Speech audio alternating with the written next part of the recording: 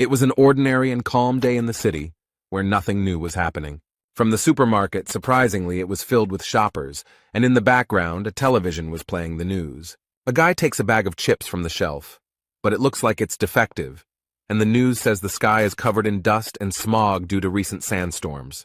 A little girl next to him says that he is a thief because he steals food that he hasn't even paid for yet, but he denies it. Suddenly, breaking news is broadcast on television that an earthquake has suddenly occurred in the vicinity, but since it was not very strong, there were no casualties. And then they add that this earthquake is starting to gain strength, so it is advisable to protect yourself. There's still something being said on TV, but no one is watching it anymore because something much more interesting is happening outside. Suddenly the ground shook violently and rose up, as if something unusual had crawled out of it. In this place, as if from under the ground, a very strange and tall tower rises at a dizzying speed. All this is very frightening for people. No one understands what is happening here, especially a frightened little child. The whole store is shaking. People around are asking if everything is okay, if no one was hurt. The guy picks up the child and protects her from falling. He asks if everything is okay with her. The two of them look around and see what is happening outside, and the frightened child asks what happened. Meanwhile, a new unknown building appeared behind the shop window, frightening in its appearance. This strange building appeared not only in one place, it is also found in others, including England. In addition, this tower has disturbed people in Japan, as well as on all continents and countries of the world. There was a lot of debate and talk about it, but few people knew what it was or where it came from, and people called it the Nightmare Tower. Suddenly, people were told that they had been chosen to save the world, and those who pressed the button to accept the challenge were immediately sent to the battlefield. They were greeted by the system. It was all like a game. You could earn things and skills. But everyone quickly realized that this was not a game at all, and that everything was happening for real. Very quickly, this tower made itself known and caused unspeakable horror among all people. It happened one day when people were actively working around her. They had some kind of plan. At first, they didn't notice anything, but one of the workers looked up and drew their attention to the tower.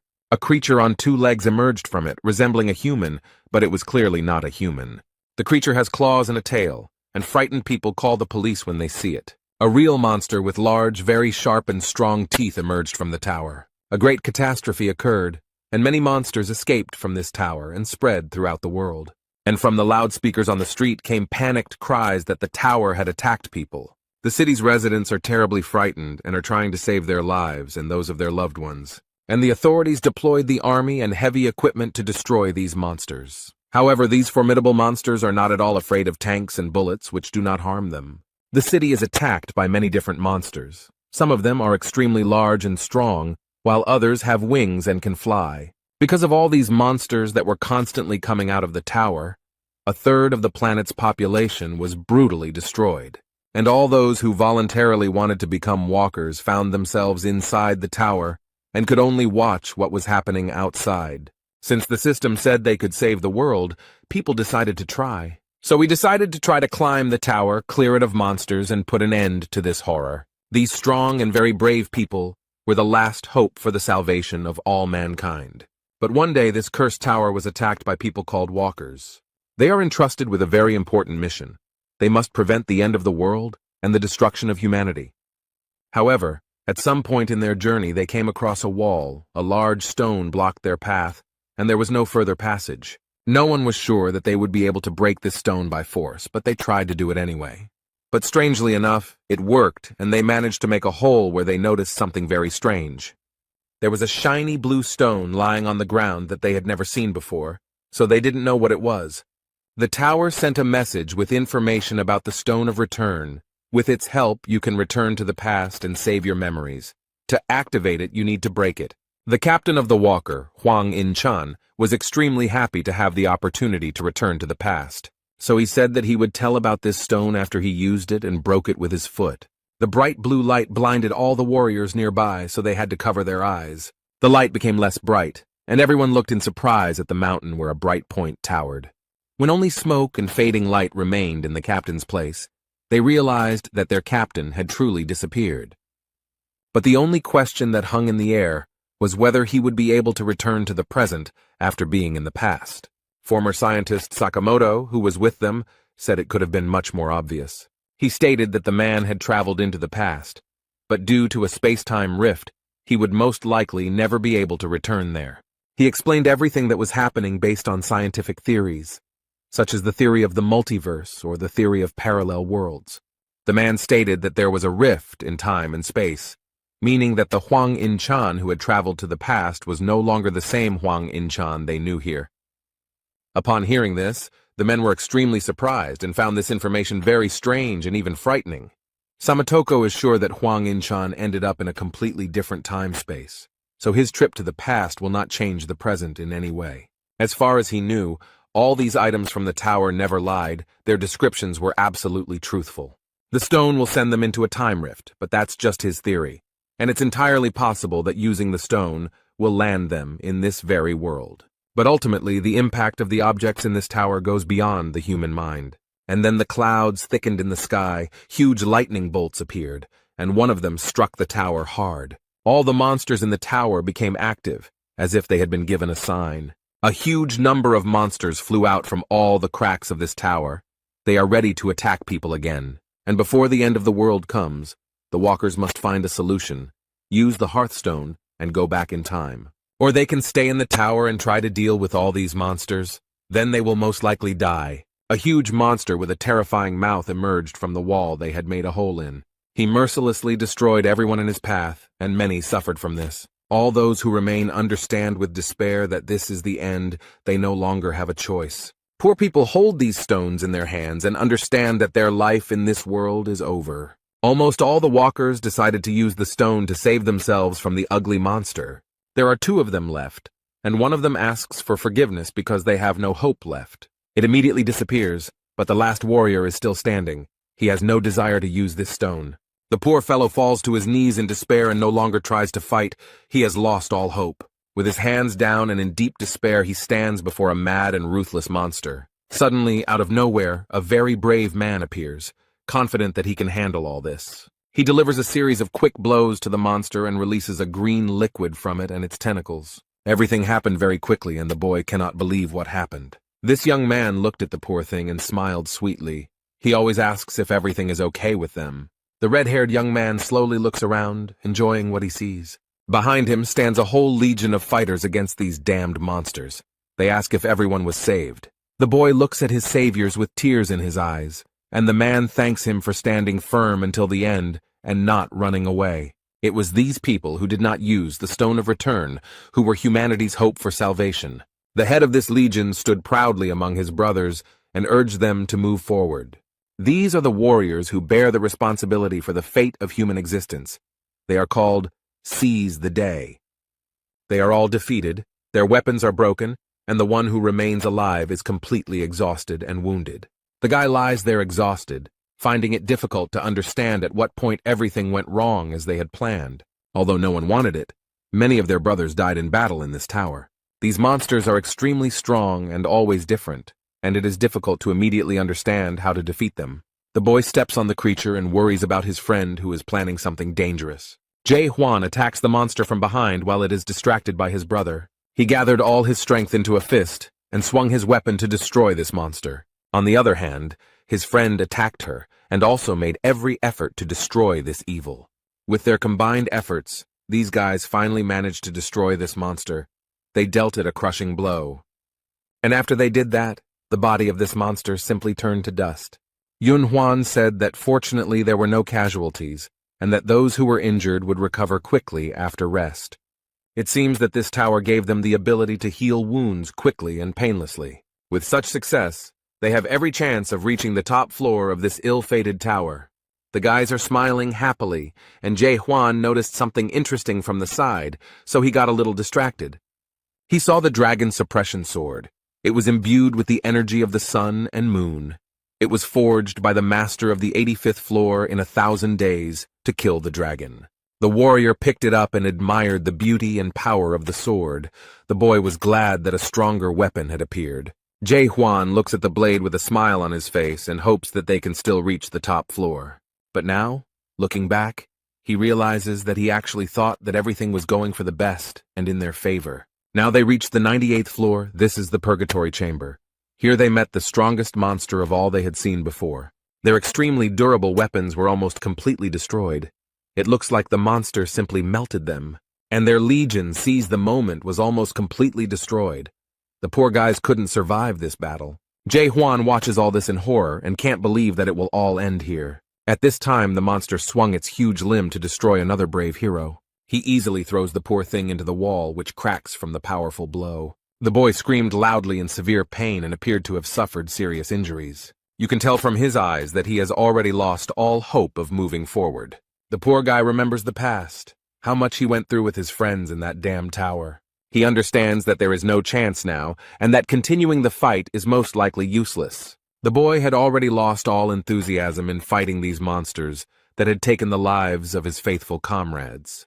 But he can't accept that they've already been through so much, and now he's just going to die one step away from victory. Jae-hwan stares at the terrifying monster he has to deal with. But suddenly he notices a brave man very close to the head of a terrible monster. This brave man, this is Yun-hwan. He gathered all his strength to finally destroy this monster. The Seize the Moment Legion warrior is very strong as he manages to pierce the monster's armor. He inflicts a lot of injuries, and does not give this creature the opportunity to destroy even one more person. Yun-hwan calls his friend and asks Jae-hwan to finally pull himself together. The guy tries to hold out as long as possible and inflict great damage on this monster that has taken many lives. He jumps high to deliver another powerful blow. This warrior is trying his best. The young man asks for help because he understands perfectly well that he cannot cope on his own. This terrible creature turned its red, burning gaze on the poor boy. Jae-hwan doesn't move. He still stands in place as if nailed to the wall. He is stunned by what he sees. His friend no longer holds his weapon as tightly as before. This terrible creature pierced a strong warrior of the Seize the Moment Legion. The young man could no longer fight. Jae-hwan screamed his friend's name in horror and despair. He couldn't believe that this actually happened. After this, for unknown reasons, the monster turned in the opposite direction from the guy. It's as if he's running away from something. Something very strange is happening to this terrible creature. The monster broke through the stone wall with its head. It destroyed it with its strength. The young man understands that all this is very strange. These creatures usually do not act like this, so it surprises him. Jae-hwan gritted his teeth and focused all his anger on the monster that took his loyal friend with him. The boy felt that he still had the strength to fight.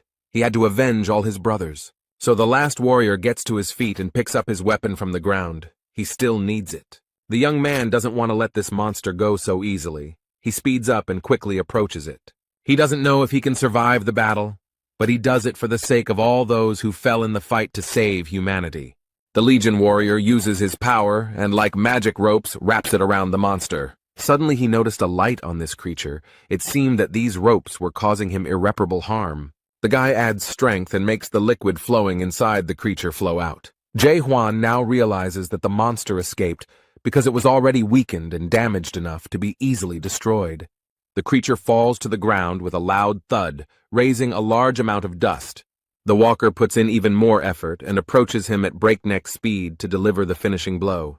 The monster could not withstand this powerful blow and suffered a crushing defeat. The creature lies in the burning liquid that recently nourished it, and now suffers from it itself. The young man sighed in relief and turned to Yun-hwan, who explained that it was time for them to leave. But the boy was in no hurry to get up from the ground. He had a large wound on his stomach. The poor guy didn't have the strength to get up. This monster seriously injured the boy. It caused him irreparable harm. Jae-hwan looked at his faithful friend and realized with horror that with such wounds he would not be able to survive. The boy smiled one last time at his brother, with whom he managed to reach the 98th floor of the tower.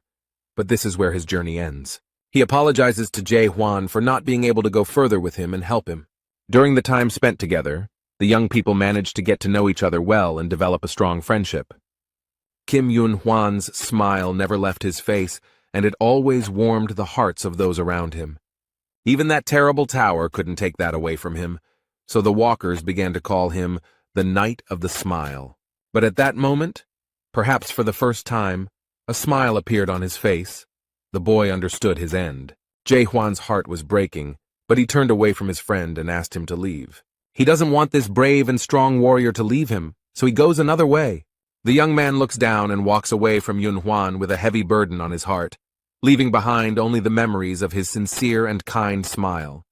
The guy stood up with difficulty. He knew that his friend had noticed everything and clearly understood what needed to be done. This stone was in too bad a condition to be used, and Jae-hwan realized this. The young man can barely move. He climbs the steps with difficulty and thinks about his friend. In fact, Jae-hwan turned out to be much stronger than he previously thought. The guy reached his goal and sat down to gather his courage and do what he had to do. He thought that it was Jae-hwan who gave him the confidence that reaching the summit was indeed possible. Yun-hwan gave this world his last smile. He is sincerely glad that his friend stayed here and will be able to finish his work. Then he pushed off the floor with his foot slightly, and what was supposed to happen happened. He disappeared from this world, and now his smile will not be able to warm the heart as before. Jae-hwan will miss him very much. This guy made this world at least a little kinder and better. He will miss Yun-hwan very much and will try to go all the way to the end for him. And his friend will continue to live in the boy's memories until he himself dies. But now he has no time to grieve for his friend. He needs to move on. He must continue on his way because now the fate of all mankind is his responsibility. The young man opened the door to the next level, and a bright blue light shone from there. It took Jae-hwan's eyes a few minutes to adjust to the bright light and figure out where he was. And the next moment the young man realized that he would now have to fight on a snowy plain. A cold wind immediately blew on him. The boy's clothes were completely unsuitable for such weather. The Seize the Day Legion warrior didn't have to wait long for a new opponent to appear. It all happened so quickly that Jae-hwan barely managed to dodge the icy blows. However, he is not an easy prey, as he managed to get here and overcome various difficulties. Suddenly a very strong and cold wind arose, which almost knocked the young man off his feet. The dragon with a huge mouth slyly asks if his new victim has already surrendered. The boy's hand was covered in ice. Apparently this creature still managed to harm the young man. But that doesn't stop him. Jae-hwan confidently declared that he will never give up, and the ice dragon took his words as a challenge and struck on the spot. The walker hid from this terrible creature to buy time and try to do something with his hand. The dragon tried his best to find his opponent. Apparently people don't come here often. The boy sits quietly in his hiding place. He can't let this creature find him any sooner than necessary. This monster has been sitting here for 10 years. He uses some kind of potion to heal his injured arm, the monster's blows causing him great pain. At level 98, Jae-hwan had faced many difficult challenges, but what awaited him here was far more difficult than what he had already experienced. The boss of the 99th floor of this cursed tower is the ice dragon Velhisus. He inspires fear with his strength. The breath of this dragon from the Forgotten Lands is difficult to withstand, even if you have a high level of cold resistance. The young man understood that if it weren't for the weapons and supplies of the dead walkers, he would have no chance of winning.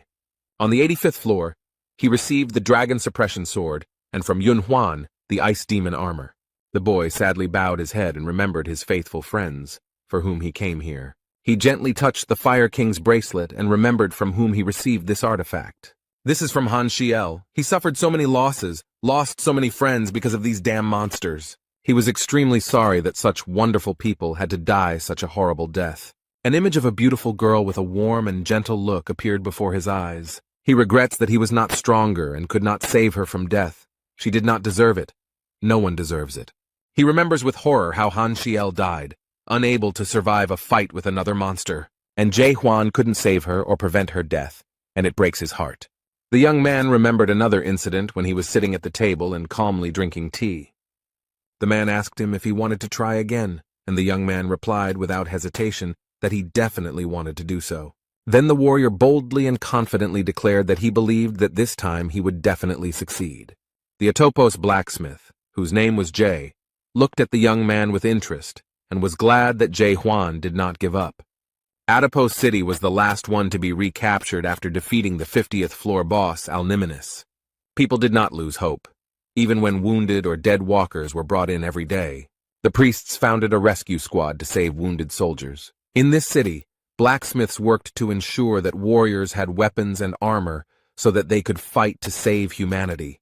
The guy thought for a moment and decided to note with sadness that Jae now seemed special to him, since he is the last blacksmith of Atopos, but the man asks not to remind him of this. However, he added that Jae-hwan was the only person he worked so hard for, and noted that weapons from the lower floors were no longer being returned. Jae explained that he had little ore left, although there was a lot of it a few months ago. The guy understood that this was to be expected, because there were almost no living people left in the village. He has lost track of time and doesn't even know what year it is. There have been more than 10 tremors since the tower was built.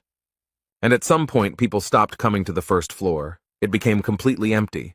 With sadness in his voice, Jae Hwan stated that, in his opinion, humanity had been destroyed after all. The last blacksmith in town looked down sadly and continued his work.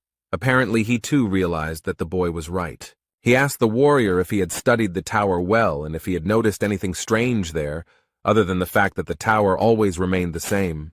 This made the young man think, and he still remembered some rather strange things. He noticed something where the wall had been broken and where the return stones had been found.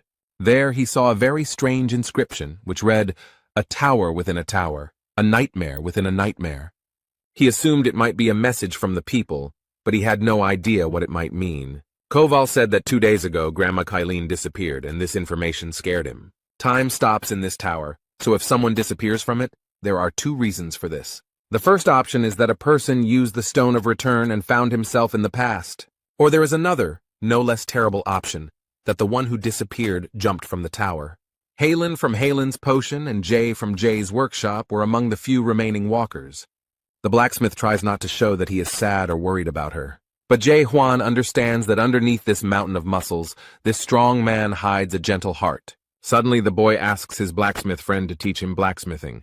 The man's hand trembled when he heard such a bold request from this young man. Jae didn't answer, apparently needing more time to think about the request. And Jae Hwan waited patiently for an answer. He sincerely wanted to master this difficult task. A seize-the-day Legion warrior emerges from his hiding place, ready to continue the fight. The dragon reported that since the tower was built, no one had climbed to the 99th floor alone.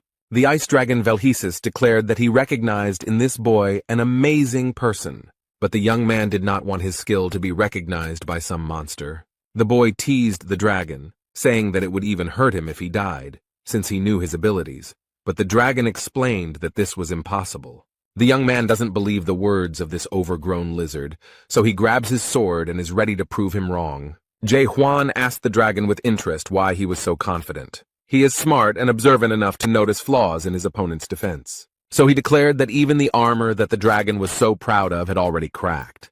The arrogance of this young man greatly irritated the overgrown ice lizard. So he aggressively declared that it was time to put an end to this senseless chatter and was ready to strike. And the next moment there was a very strong blow.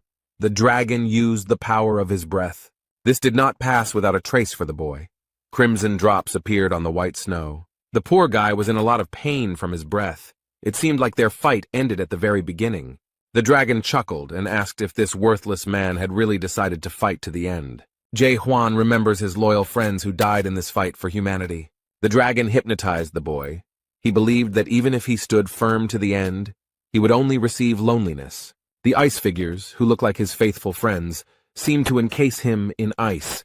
They do this at the will of the monster. This lizard-like echidna watches as the boy slowly dies in her clutches. The brave boy sighed heavily and declared that the dragon had been sticking out his tongue for too long. And then he put in a lot of effort and managed to free himself from the captivity of these ice sculptures.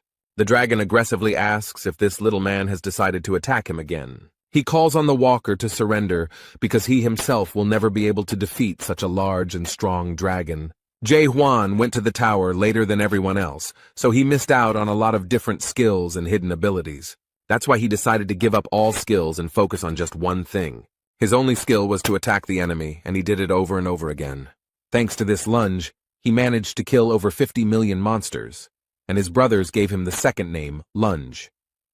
Over time, the guy realized that his skills were changing. He was becoming faster, more accurate, and stronger. And as a result, he gained such strength that he became more effective than any hidden skills. This technique was not a skill that took away strength, so the boy did not get tired in battle. But despite this, it was still difficult for him. Jae Hwan had already made 100 attacks, but he had only managed to make one small dent in this dragon's armor. It was clear that this creature would not tolerate such a thing. The dragon immediately prepared for his powerful icy breath. The walker realized with despair that he had no time to evade. But suddenly, at the last moment, he noticed something very interesting, and it gave him hope. Jae Hwan noticed a light coming from the wound on his opponent's neck. He remembered everything that happened on the 98th floor and how he defeated the previous monster. The guy realized that he had already seen this same light on another monster, and this was great news. The walker has already gripped his weapon much more boldly and tightly. He hopes that he has a chance. So without hesitation, he takes advantage of the moment and attacks the dragon with his signature attack. The warrior hit the target accurately. His sword pierced the enemy and destroyed his armor. Now Jae-hwan knows for sure that he can do it. He is full of confidence in it. The wounded monster was very angry. He did not understand how this insect dared to do such a thing. But the young man smugly declared that he had not hit hard enough and that he should have simply torn the monster's head off.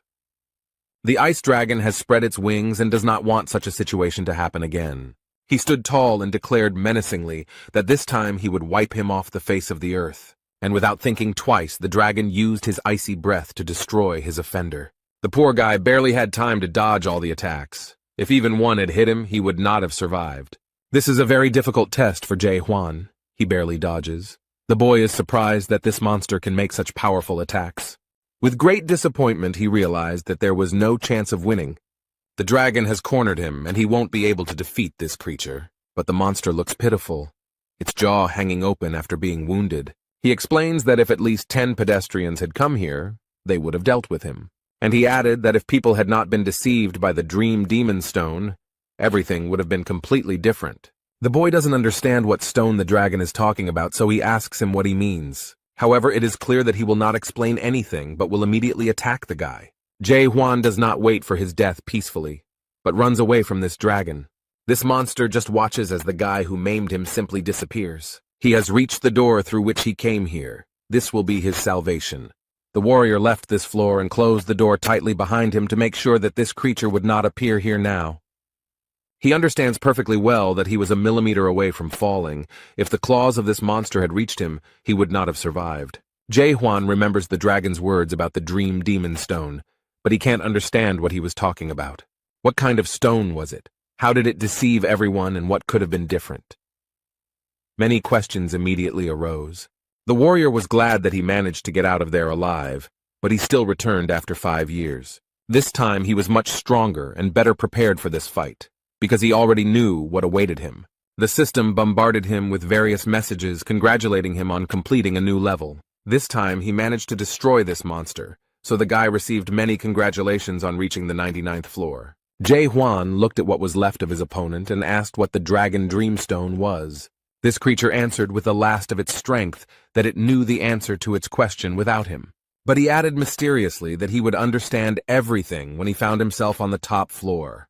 As a reward for completing the level, the young man received a new weapon, the Ice Dragon Sword.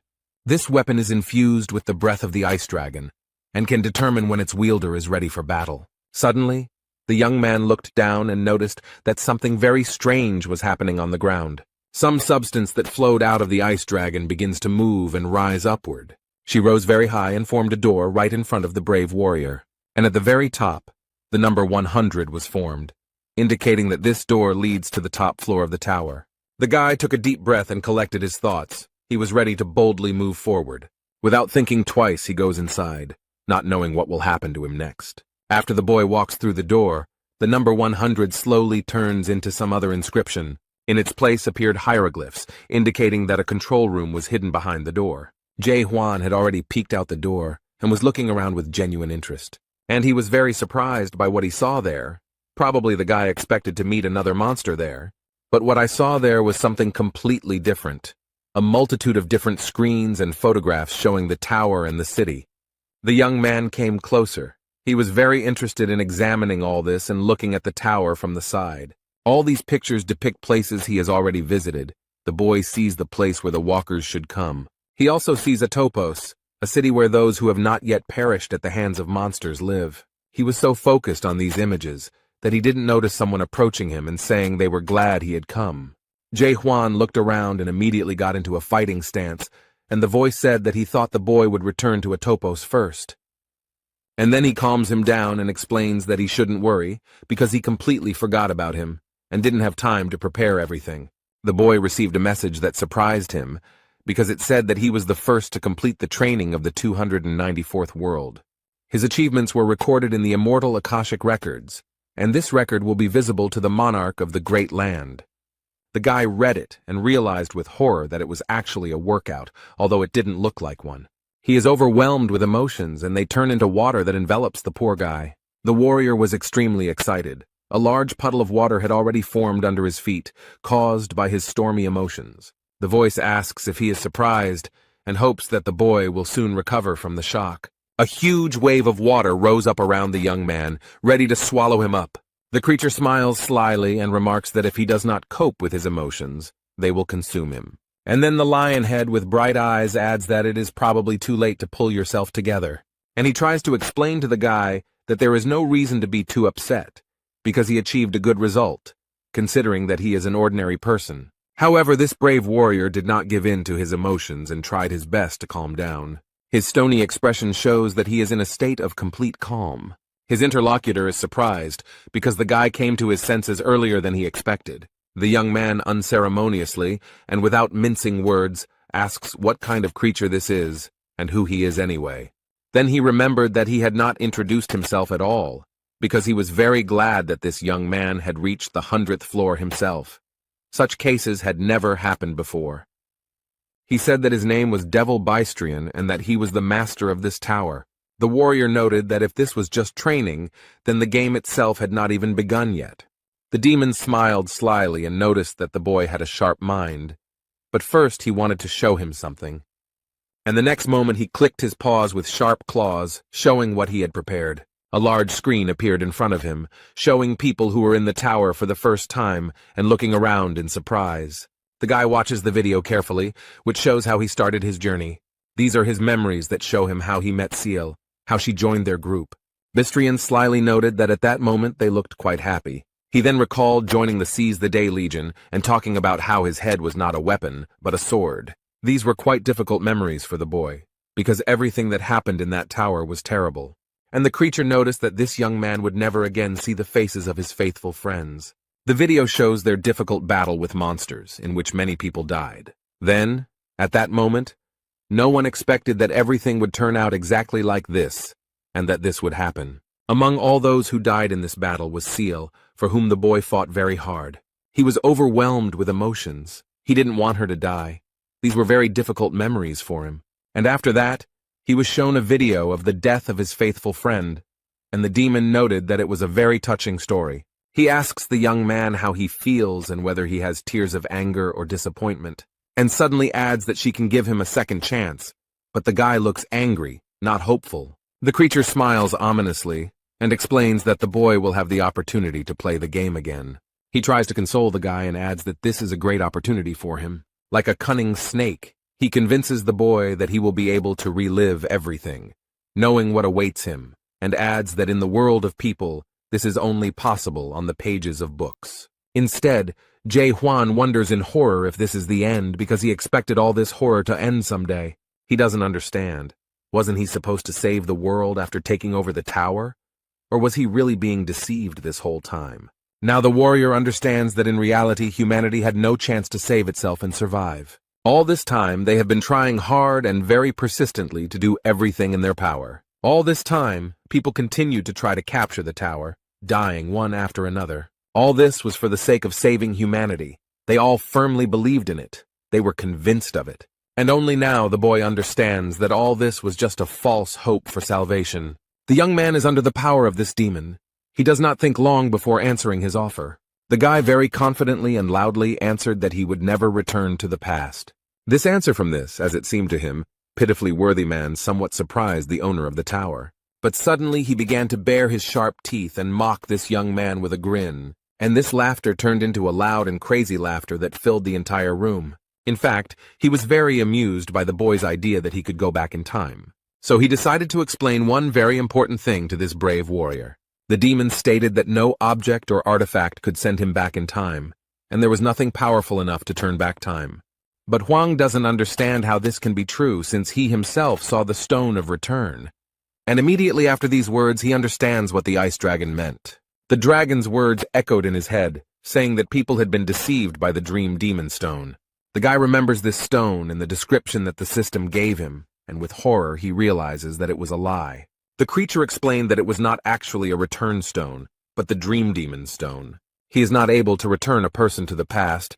he simply locks him in demonic dreams. Bystrian explained that he could not even imagine that people would want to go back to the past and fix it so much. The demon then added with great sarcasm that only humans are subject to such obsession. Jay Huan, with great sadness and memories of the people who used this stone, noted that this is true. When they had managed to resolve all these issues, the demon announced that the real game could now begin. But she explains that this is not a return to the past, but a start of this game from the very beginning. The boy was asked if he wanted to start the game, and to the demon's great surprise, he refused to play. Jay Huan didn't think twice because he knew full well that this was just a clever manipulation. The brave warrior explained that thanks to the master of the Tower of Horrors, he understood a lot. A new report has emerged that the Tower of Terror, also known as the Tower of Regret, is created by a dream demon and is placing walkers in artificially created dreams. The young man explained that he had already been in the dream demon's dream and would not return there again. And that is why the boy grabbed the weapon and boldly declared that he would kill the owner of this tower. He did not believe in the cunning and insidious plan of this monster. The warrior was going to kill him and leave. The creature took a deep breath and explained that there was nowhere else to go. This was the end of the tower, although the boy stated that he didn't trust anyone anymore. The demon asks if he is really that bothered by the existence of fake items and achievements. But the boy does not listen to what this creature is trying to tell him, and immediately strikes. This creature is left without a head, but this does not stop it from continuing to speak. The demon, thanks to his powers, tries to turn his head and asks what the warrior wants. He can give him skills or artifacts, whatever he wants. In the end, the young man had come a long way and deserved a reward, but Huang replied that he did not need anything. Bystrian slyly asks if he wants to return to his previous normal life. The demon explains that he was a prisoner in the Tower of Horror's dream, and therefore no monsters exist in reality. Huang doesn't understand how these monsters can't exist. The creature snapped its fingers and the boy saw ordinary life before he came here. People are chatting peacefully, preparing to go to the cinema and discussing films. The guy doesn't understand what's happening. How could this happen? Was he really that fooled? Suddenly there was a strong jolt and Jay Huan was suddenly moved to another place. He found himself in public transport, similar to a train. The guy was amazed by everything that was happening here. In reality, no one died, the earth did not turn into a desert, and most of humanity did not disappear. The demon noted that it must be great news for him that his friends and relatives were not killed. Bystrian snapped his fingers again to move again, and wanted to show him the most important thing. He saw many hospital beds where patients still lay, unconsciously connected to various machines. The young man moved closer to the hospital bed to get a better look at what was happening. He saw himself on the bed, connected to the machine. The guy was very impressed by this. The demon explained that decades had passed in the Tower of Terror, but not even a month had passed in the human world.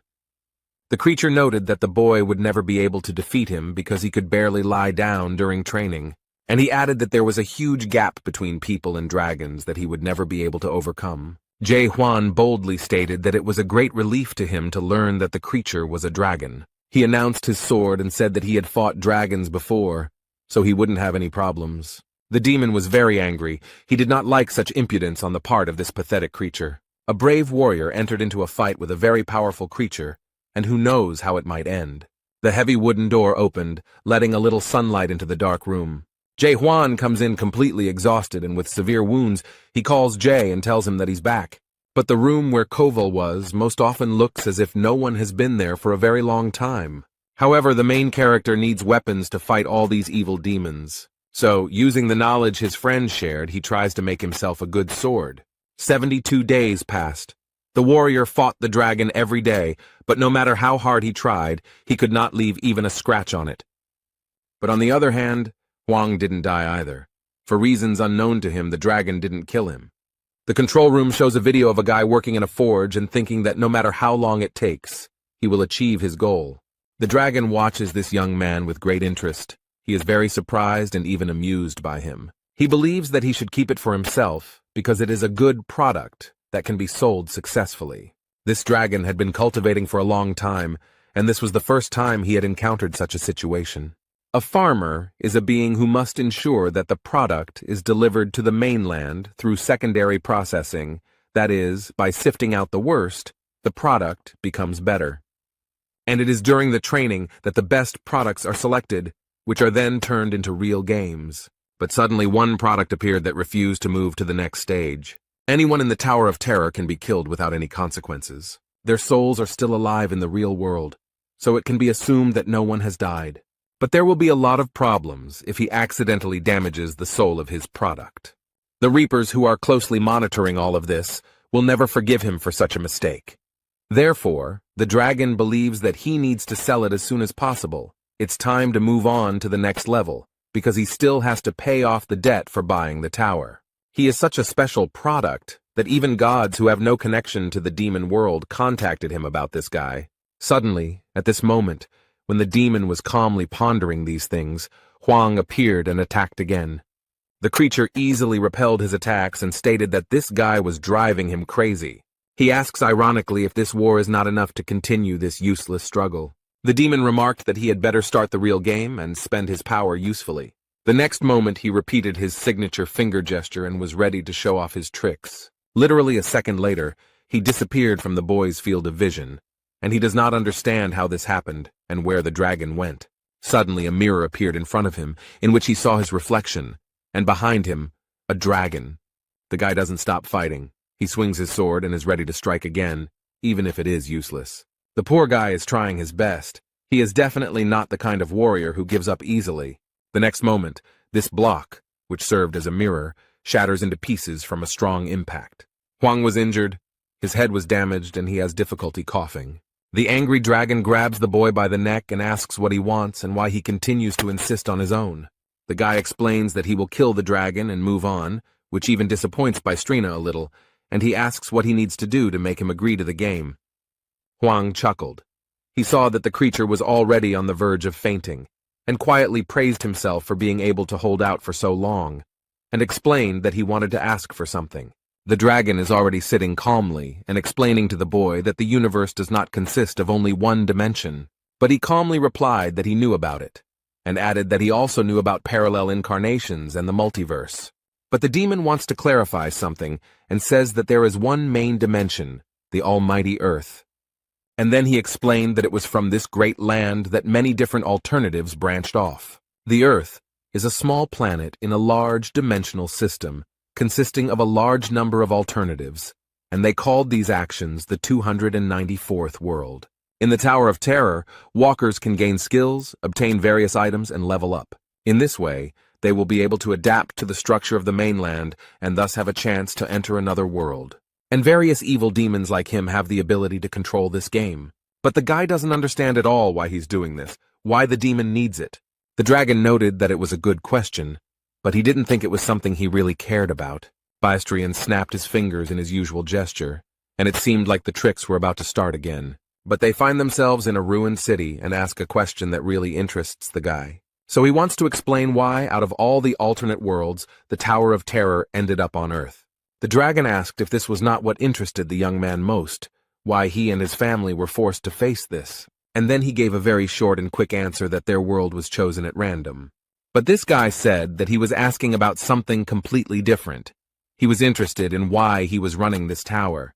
The demon was very surprised, and the young man continued to ask what benefit this tower would bring him. His interlocutor thought for a moment and explained that it was something like his passion or even hobby. And then I realized that this guy didn't seem to really believe his own words and didn't understand that demons also have hobbies. He then explained that among them, there are those who simply enjoy watching outstanding walkers, and there is also a place called Paradise where monsters and demons live alongside humans. And to make his point completely convincing, he showed the bishop's message, which said that the boy should not be killed. And then he smiles slyly and asks if he believes him now. Huang didn't answer, he just watched because he thought it was all complete nonsense. The walker found himself on the 99th floor, where he had already defeated the ice dragon and received a message that he had reached the maximum level of 100 and all his stats were at maximum. The guy was in terrible condition. He was badly injured, so he drank a potion to recover. He looks at this message with terrible despair and realizes that he now has no purpose. But he still can't tame this monster, the master of the Tower of Horrors, although he really wants to do it. The warrior lay down on the cold ground in despair, wondering what to do next and how to understand what is real and what is not. Jae-hwan ponders whether humanity can truly be destroyed and how he will know. Perhaps everything in this world is destroyed, but some alternative version continues to live peacefully. And at that moment, the boy felt something very strange. He had never experienced anything like it before. This alarmed him, and Hwang thought that something very strange had happened inside. And then his attention was drawn to some very strange yellow light, which was definitely not there before. Bright yellow substances began to appear in the air, and the main character even thought that perhaps it was a hallucination. Jae-hwan hesitated a little, but still tried to touch the strange things in the air. As he examined the substance, he squeezed it in his fist, and it seemed to crumble into small particles. These small particles were first shaped into Zycra cubes and then immediately crushed. The guy believes that these particles are the components of the world, and it doesn't matter what shape they have. Then he remembered the bishop's inscription that the demon had shown him, and he began to gradually understand what was happening. The warrior frowned, and realized that he was just entertainment for the stronger life forms in this universe. Suddenly, a demon appears in front of him, and the boy asks who the monarch is, and if he is the one in charge. And he tried to explain briefly and clearly that monarchs are observers of a large country. Those who manage to complete the game are sent to the mainland and receive the support of the monarch. Jae-hwan didn't quite understand what this meant, so he asked again to get a more precise explanation. The dragon stated that the boy's future could change dramatically depending on the monarch chosen. And then he promised that if the boy obeyed him, Bistrian would use all his strength to help him get to the great monarch. But the demon noted that this would only happen if the young man agreed to play the entire game to the end. Jae-hwan noticed that the creature now spoke like an annoying store clerk, and the next moment the guy agrees to join the game, but will do so only after 10 days. 9 days have passed, and the boy is still training with the sword to be in top shape before the game. The demon sits calmly in his control room and watches all the actions of the young man. But he is looking forward to it. There is very little time left, and he remembers that he bought this tower because he was deceived. These memories made him angry because he remembered how false they were. He was told that the tower had been built by the Lord himself, and that it was so old that its value could hardly be overestimated, so it would definitely be a good buy. But he regrets that there is no function to voluntarily exit the game while keeping all your achievements. And now he himself is trapped in the tower, unable to exit the game because Hwang refuses to move on to the next level. He sat there in despair for so long and had already resigned himself to his unhappy fate. But finally, all this will end tomorrow when Hwang starts the real game. The warrior received a message asking if he wanted to return to World 294 without losing his memory and start the game. The dragon is looking forward to the moment when the guy confirms the application. He is very excited. But completely unexpectedly, the guy attacks him. The main character still wants to kill the demon. He asked with great surprise what was going on here and why Jae-hwan was doing this. The guy had been dreaming about this for a long time and had been training for a long time. He deliberately took his time in order to prepare well. The walker holds his weapon tightly in his hands and makes a remark to the demon, which he could have guessed. The young man, with a threatening expression on his face, explained to his enemy that from now on he would hunt him. With these words, he strikes his opponent again. The guy is very confident in his abilities. He noticed that after hallucinating these gold particles, it became more difficult for him to control the sword. But he explained that every time he tries to take a shot, he gets a very strange feeling. The guy thinks it's like waking up, like he's breaking this dream. Therefore, Jae-hwan does not intend to stop and stubbornly continues to attack this creature. The main character, with a smile on his face, waves his sword and declares that this is the feeling of life. However, a magical symbol appears under his feet, which the boy does not notice at all. In place of this symbol, a huge tree immediately grew, which the boy saw on the 91st floor. It is called the Black Iron Tree. The monster regenerates his arm and explains that this should have happened a long time ago, adding that he has never seen anyone like this guy. The dragon smiles slyly and watches with pleasure as they do this to the boy, paying a huge price for it. The protagonist finds himself completely trapped in the iron roots of the breeder tree and wonders what this creature plans to do with him next. Bistrian calmly replies that this walker will not be able to finish the game without his permission. The demon finally abandoned all attempts and hopes of convincing this stubborn warrior. But I decided to try again and asked why the guy decided that his studies should be continued. However, he added that the Tower of Horrors will automatically close after 100 days of training. The dragon explained that he needed the boy to survive, so he needed to complete his training and move on to the game. The boy has no intention of staying there alone, so he calls on the demon Bystrina to stay. The protagonist stated that on this vast land he is called the Sanctuary of Irritation. The guy knows a lot about this monster. He says that it lived 784 years and visited 128 worlds, and now continues its vile selection among the walkers. The demon cannot believe what he hears and has no idea how he knows all this information. Jae-hwan boldly asks if this bastard was planning to hand over his mathematics to the Black Monarch. The monster asks in surprise where he knows all this from. How can he know all this? The boy saw golden letters, a message from the demon to the Black Monarch that the selection would soon be over if he could convince the farmer. The main character explained with a sly smile that he was the one he had been waiting for so long. Suddenly a bright light appeared and the warrior managed to free himself from the shackles of the iron tree. And freed from the roots, the boy attacks the monster that imprisoned him there. With just one blow, the demon Bystrin lost his arm, but this time he was very surprised and frightened by it. Something very strange has happened. Will this guy really be able to defeat his opponent? The protagonist uses his power again, but this time the enemy defends himself. It seems that Jae-hwan managed to injure the demon the first time, so now the demon is holding his hand. He can't believe that this idiot managed to give him such a cancerous tumor on his arm. The expression on his face reflects all his confusion and shock at what happened. The walker holds a very strange sword in his hand that emits a blue light, as if it is enveloped in something. There are some very strange things happening around. It feels like the game has started to reboot. The guy looks very confident in his abilities, so he stands proudly and stares at the demon Bystrina.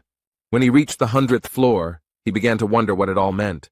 The main character began to doubt whether this was really a dream. He then wondered if the demon really could not or would not kill him.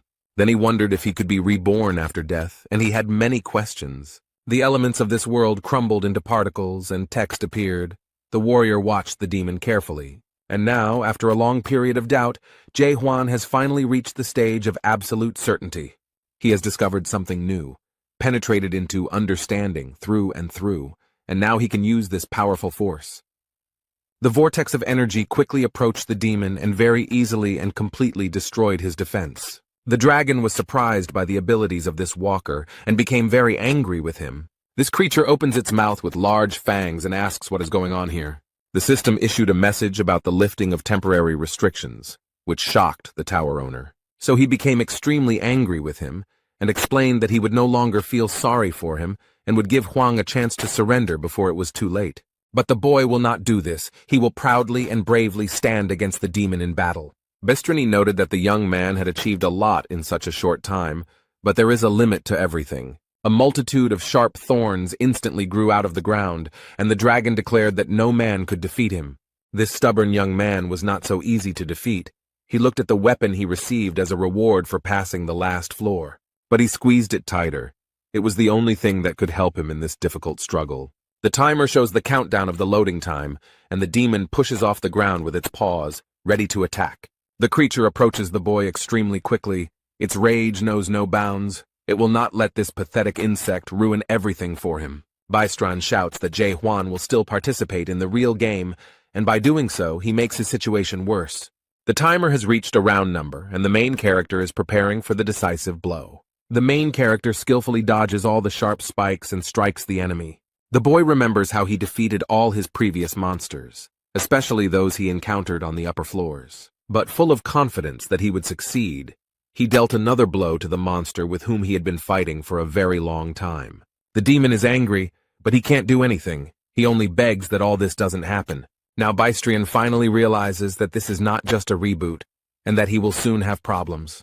He cannot comprehend with his mind how this ordinary man was able to accomplish all this. There was another blow and a bright light appeared, as if after an explosion, and the demon suffered more and more. The main character does not stop for a minute. He continues to attack to destroy the enemy. The dragon screams wildly from pity and severe pain, opening its wide mouth full of fangs. Jae-hwan stands proudly and holds his weapon at the ready, but first he wants to clear up a few things. The guy wants this unearthly being to know that people are not just a commodity to be sold. But he added that they were not so useless that they could be digitized in some game at the behest of some demon. People were not things that could be given a price tag. Bystrian turned into a small creature. Hwang poked him with his sword and explained that he would no longer obey his plan. The main character raised his head and knows perfectly well what he wants to do next. He has already thought everything through. So he says that he will completely destroy this place and move on. He will rise higher and higher. Jae-hwan confidently declared that he would destroy this terrible world, and there was not a hint of doubt in his voice. The guy is confident that he can destroy the world created by these scoundrels. Suddenly the ceiling began to crack. Fragments rained down onto the ground, and the roof of the tower collapsed. Demon Bystron ducked to avoid being hit by shrapnel and asked the boy to stop. He pitifully begs not to do this and repeats again that there is absolutely nothing higher.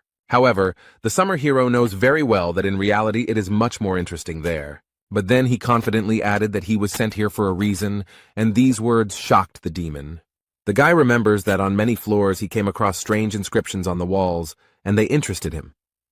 He read about the Tree of Illusion on the walls, and wondered if the Tower of Horrors was actually created by the demon sitting at the top of this tree.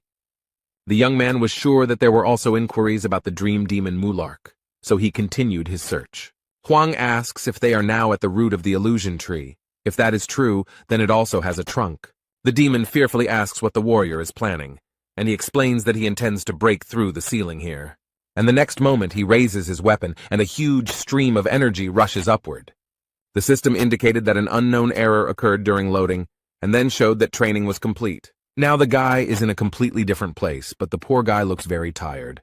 But despite this, Jae-hwan is happy that he finally found exactly what he was looking for. He wanted to be here. This place is not as quiet and calm as it seemed at first glance. It seems that scary monsters live there. The creatures with large mouths sensed the presence of strangers in their territory and were ready to attack. These giant wolves surrounded the main character, but he is not at all scared. He is alone, and there are more than 10 of them, and these creatures do not plan to leave him alive, so they immediately attack. The wolf quickly approaches the boy, his eyes blazing with fury and his huge fangs terrifying. Jae-hwan is not afraid of any of these creatures. He makes a light lunge at it and immediately inflicts serious injury on it. He then looks back and sees another evil monster approaching him.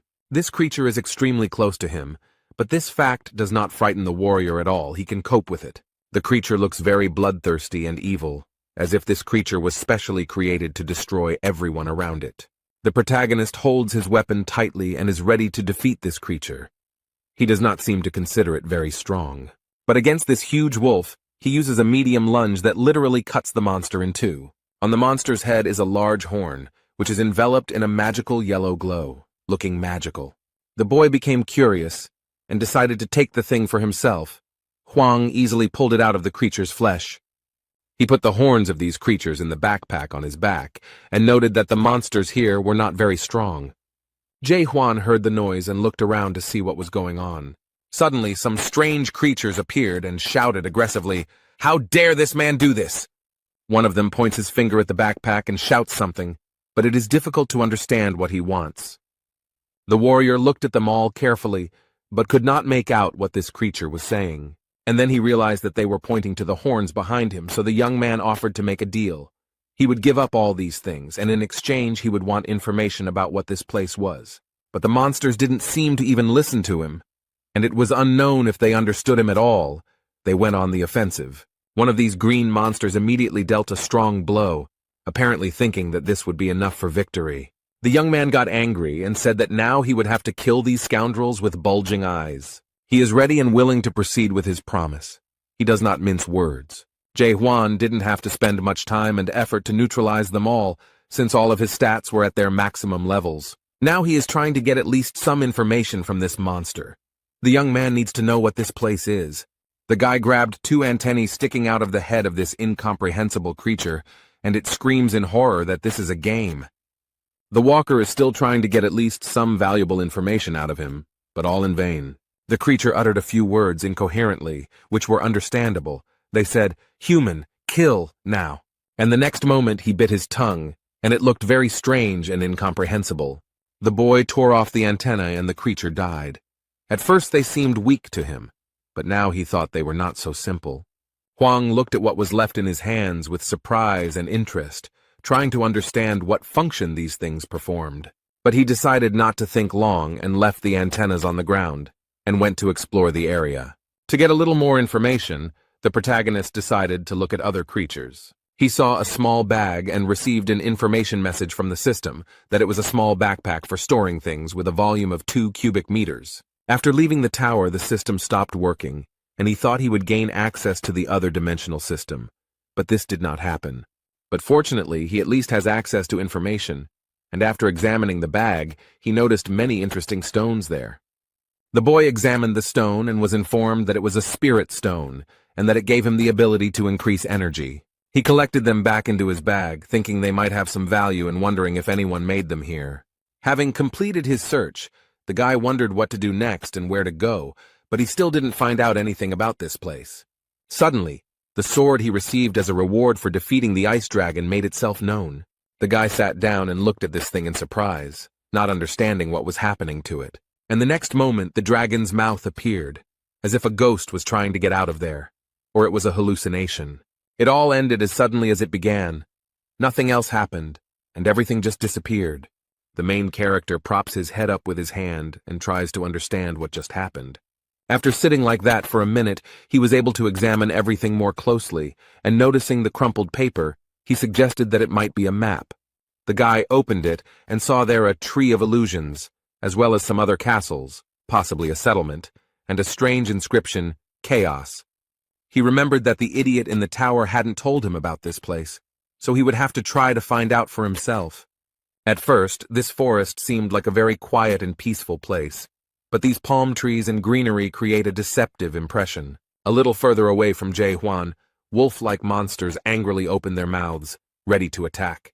Their opponents move towards these creatures fearlessly, quickly, and energetically. It is unclear what they are, but they look very human and seem to know what to do. The girl with red hair looks at the spores with confidence, but her eyes are unusually bright. She threw the blade, probably intending to hit one of the monsters, but something went wrong. Because she stepped on some guy's foot and apologizes, explains that it happened by accident, and promises to change her hunting location. He smiled at her, and when she turned around, it was clear that the man was angry, and thinking about how badly she must be handling the weapon that had accidentally hit him in the knee. The other boys looked in horror at what awaited them ahead and screamed in fear. A terribly angry bighorn, also known as a bighorn, is quickly approaching them. This terribly evil creature with huge fangs and an open mouth runs towards the girl, who does not seem to be scared at all. All this happens near a high cliff, and the people below are trying to prepare for a difficult fight. Hwang watches them from above and comes to the conclusion that this girl looks much stronger than the others, but they don't seem to be very friendly. At this rate, they'll all just die. I wonder how they even got out of the tower with those skills. The man has gathered his strength and is ready to join the battle. He uses his skill, Breath of the Fire King. The girl screams that she will help him and immediately hits him hard on the cheek. She then smiles cheerfully and apologizes again, although this time the guy calls her a whore. The red-haired girl noted that it was very rude to call her that, because she just wanted to help.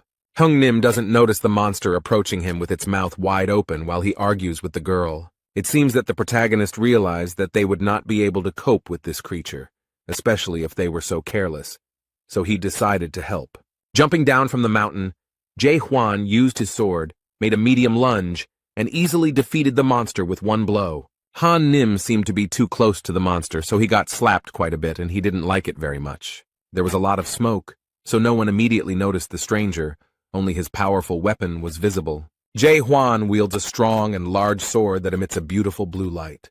The main character stands proudly on his prey and carefully looks at everyone present. He didn't seem very impressed by what he saw here. These people didn't look particularly strong or smart. They discuss whether everything that happened here was legal and whether they can take Bighorn's body.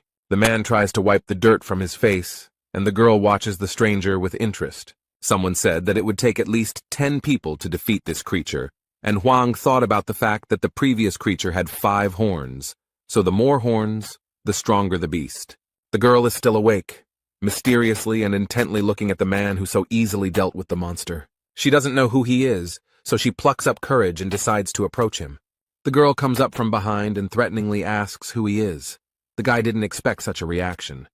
She then explained that chaos is not a simple world, and no one can defeat Bighorn with just one attack. She asks again who he is and where he is from, but the young man only looks at her with interest.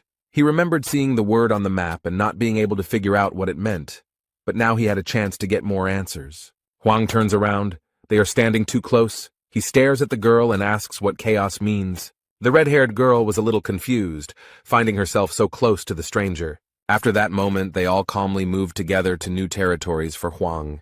Hyung Nim asks the stranger again and again. He asks if he is here for long. The guy answers in the affirmative. And then, surprised, he asks if he knows the local language, and the guy replies that he does. The man said, as if to himself, but out loud, that this kind of thing doesn't happen here often, and he found it all a little suspicious. The girl asked if they could really take the body of this monster, and the boy calmly replied that he had no rights to it. She finds him very suspicious because the whole situation is extremely strange. Even though he says he came here through the passage, he killed that monster himself without using any skills. The girl tried to use her abilities on him, but the system gave her an error and indicated that the skill could not be used. She was a little surprised that even her strength couldn't help her stop this guy somehow. The system noted that verification was impossible, and the girl assumed that the guy was probably outside the system. She is very concerned about who this man is and why he came here, so she has several questions for him. So I decided to explain that chaos is not such a simple place, and no one can kill this monster with a simple attack. Then she bombarded the guy with questions, and he looked around with surprise and great interest. But of all these questions and explanations from the girl, only one word, chaos, interested the creator. However, this made the girl very angry, and she asked if he was serious or just joking. And then she decided that maybe he didn't understand what she was saying because she asked who he was. Was it really that hard for him to understand? But the main character explains that he understands everything perfectly and hears perfectly well what she asks him about.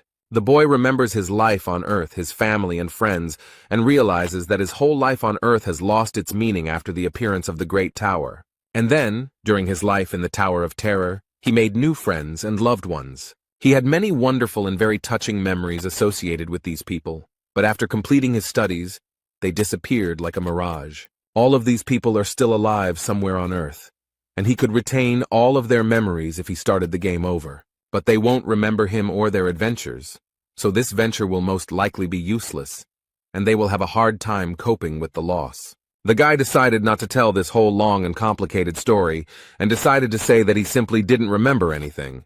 The girl looked at the boy with affection and asked sympathetically if he really had amnesia, and then she aggressively asked if he really thought she would react that way, and if he could at least try to convince her that he had amnesia. The protagonist noted that he did not say that he had amnesia, and the girl was convinced that it was the same thing, but suddenly, someone asked if he was from the mighty abyss. Just as he was thinking about what they meant, his ice sword suddenly reminded him of itself. His weapon grew considerably larger and opened its dragon mouth as the boy rummaged through his bag. The girl looked at the sword in surprise and realized that this guy had a super weapon. So she comes to the conclusion that it's all about the super weapon and not its mighty power, while the guy is feeding the sword with iron blades. The men nearby look at the super weapon with great interest, as it is a very valuable artifact. The main character is fiddling with his weapon. He doesn't even notice that hungry eyes are watching him. Red is mad at Huang for ruining her assignment. She had a great plan, and she would have done a great job with it. As she thought about this, an idea came to her mind on how to turn this situation to her advantage. Now she talks to the guy differently, explains that she will no longer ask him questions and wants to offer him something. But with a sly expression on her face, she mysteriously asks if he wants to listen to her proposal. The girl introduced herself as Mino and told me in detail about chaos and how everything works here. And then they moved on to discussing the people around her, this suspicious crew of guys called the Red Fox. From her story and transparent hints, the protagonist understood that Mino wanted him to kill them. The girl noted that they would soon get to him, so there was no point in looking so closely at these scoundrels. One of the men noticed that it was getting dark, so it was not worth going further, so as not to disturb the monsters. So they decided to stay where they were and spend the night in the open air in the middle of the forest. Jae Hwan lies under a tree and looks at the map. According to the map, there is a settlement not far from here. The card magically turned into gold particles and disappeared. This is the advantage of the game. The boy lies quietly and plays with these particles. He sharply clenches his fist, trying to catch something. Through the system, the men saw that their guest was in the second stage of awakening, called knowledge, and his energy level was very low. They calculated that his energy level was much lower than their leaders, so they realized that he had defeated the monster only thanks to his weapon. But they know that super weapons can only be obtained in the abyss. These are the branches of the Tree of Illusions. Huang heard everything and realized that these scoundrels were up to something. They would be surprised when they found out that this was where he got this weapon. The tower owner said it wasn't a very impressive weapon, so they probably wouldn't want to hunt for it. The protagonist looks at the stars in the cloudless sky and thinks about how to get to the almighty Earth. The Red Fox Legion fighters were already confidently moving towards the boy. Huang realizes that they have already started to implement their plan, and soon everyone will be here. Mino is shocked and asks the guy why he is lying there so calmly, because those bastards are going to come for him now. The girl tries to convince the young man to use his powerful weapon against them. But Jae Hwan calmly turned to Mino and explained that he did not have any weapons with him. He explained that he had lent his sword to someone on the night shift, but the girl was furious and couldn't believe he had done that. He was surrounded by many people. The leader stated that he would find a better way to use his weapon, although the girl noted that even with this weapon, he was a complete zero. Mino is not as simple and sweet as she seems at first glance. She asks these idiots if they really want bloodshed. The main character looked at the girl with genuine interest, and now saw her true nature, and it seemed that he liked it. Instead, all these people follow the orders of their leader, who threatens to kill them. The redhead doesn't wait for Huang to do something. She knows how to stand up for herself. She uses her skills skillfully. The girl throws blades well, and the first two were all convinced of this. And the girl doesn't even think about stopping after them, and immediately finds a new victim. Mino is actually a very skilled and intelligent girl. She holds her weapon tightly and is ready to use it again. The dagger flies towards one of these villains with insane speed and force. The protagonist stands proudly next to her and does nothing, apparently believing that she can handle it herself. And that's true, Mino can definitely handle this bunch of losers on his own. They seem to already realize what they've gotten themselves into and probably regret their decision, but it's too late because they've already made her angry. She smiled sarcastically and stated that by their decision, they had doomed themselves to a terrible fate. Their leader stands behind the rest of the Legion and admits that he knew she was a witch from the start. This became obvious when she unceremoniously set the monster on them. The man frowned and asked aggressively through clenched teeth who had approached the ghost warrior. Mino smiled cheerfully and sincerely and playfully asked what difference it made to him who did it. But she added that these bastards had killed so many newcomers who didn't understand anything that many of the Chaos inhabitants probably wanted them dead. Instead, Heng Nim noted that the ghost warriors would not help these unfortunate people. And then, with one movement, he repelled all the sharp daggers that were rapidly approaching him. The man pulled out a weapon that belonged to Jae Hwan and threatened that this witch would die right there. Although it didn't particularly frighten her, Mino muttered hesitantly, "Was he really counting on just a super weapon?" But the cunning man smiled slyly and explained that he had an ulterior motive. The girl looked around and was a little surprised by what she saw, although she noted that they were all at least level 1 in strength. Now I could see even more people around, hiding behind trees and bushes, waiting for the right moment. The girl explained that she immediately felt that there were many more of them than it seemed at first glance. The leader asked if she really thought he would go into battle unprepared, especially if he had to fight a witch's ghost and a boy who had killed that monster with one blow. But he would have acted differently if he had known that he would get this amazing superweapon so easily. He wouldn't have gone that far or called so many people for help, but it's already been done. The girl asks in surprise if Black Fox is really here too. It seems like nothing interesting is happening in his life right now. This man, who just now stood out in no way, has now turned into a real monster. He declared with his huge tongue and fangs that she could consider this an honor. Black Fox Clan, who is the head of the Red Fox Clan and holds the 3rd degree, explained that more than half of the clan was gathered here. She is not very pleased with the honor done to her and asks them to wait a little, as they still have so much time to gather here. Mino feels that she can't handle this monster alone, so she turns to Jae Hwan. She doesn't want to admit it, but she has to admit that she can't protect him. So she throws a stone to the boy and tells him to grab it and run, and the boy realizes that it is a terrible stone. The girl explained that it was a return stone, and if you used it, you could move to the nearest fortification or fortress. But she added that she only has it, so he can use it without any problem, although the guy is a little confused. Now he realized that this stone does not return you to the past, it saves you in the present. He immediately remembered his friend from the Tower of Horrors, who did not use this thing. Jae-hwan thinks that he should have given Yoon-hwan that stone, and maybe then he would have survived. A guy asks his new friend if she had the opportunity to go back in time. Would she do it? At first, she was angry because now was not the time to ask such questions, since their lives were literally hanging by a thread. And then she still answered that, of course, she would not return, and this greatly surprised the main character. The witch turned around and smiled cheerfully, noting that she had worked hard all her life. She has nothing to regret, and she will never return to the past, even if she dies in this battle today. This answer seemed to surprise Jae-hwan because he moved closer to Mino and placed his hand on her shoulder. The guy stood next to her and declared that she would not die today, and reached for his weapon. His reaction surprised the girl. She did not expect him to protect her or take part in the fight.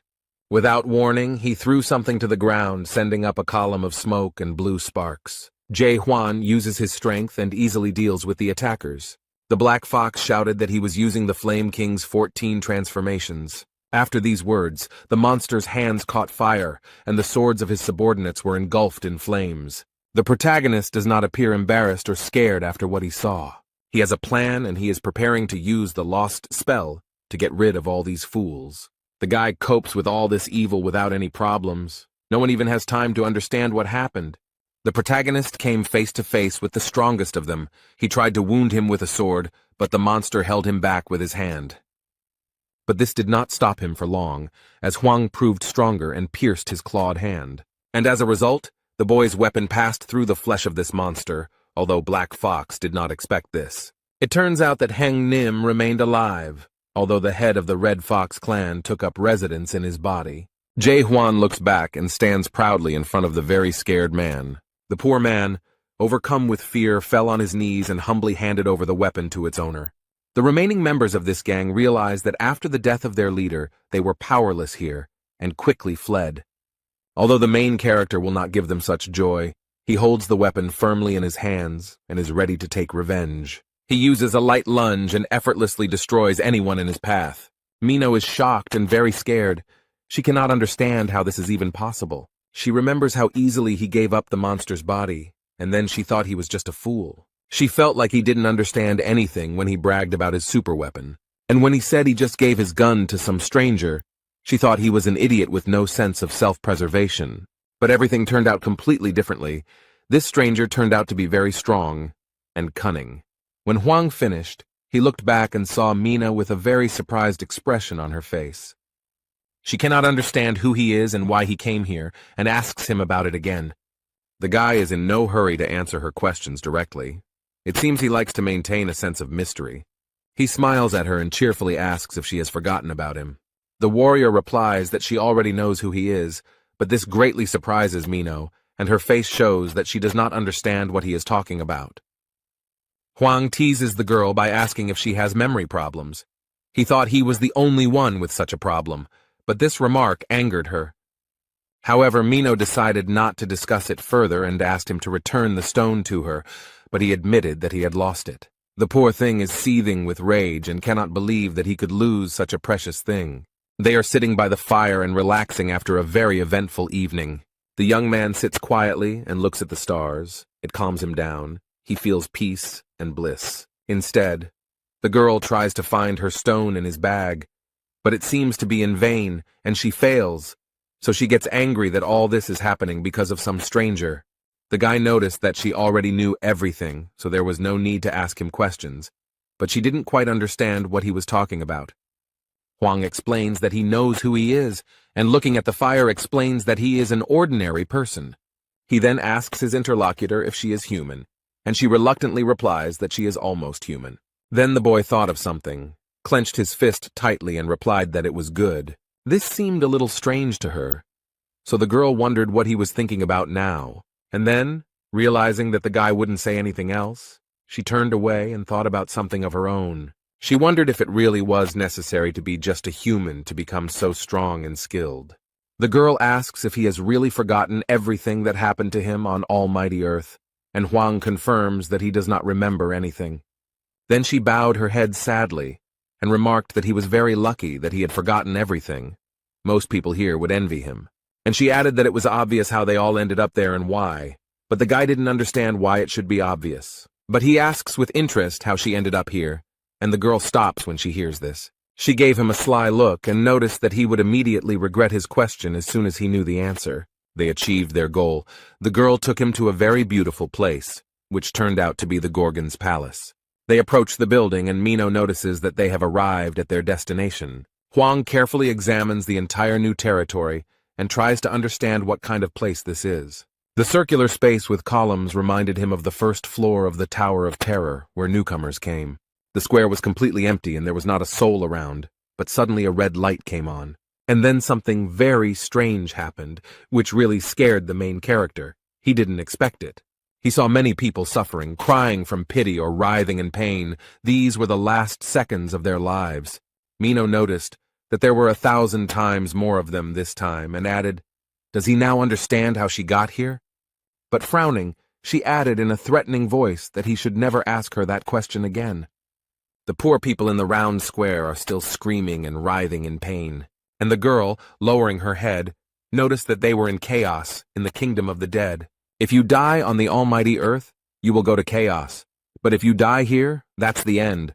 The soul will turn into nutrients for the illusion tree. At this moment, men in white boots appear and rush to do their job. Their uniforms are white with gold trim, and the captain orders them to line up and escort. They rush to meet people who have just arrived. Their job is to welcome them.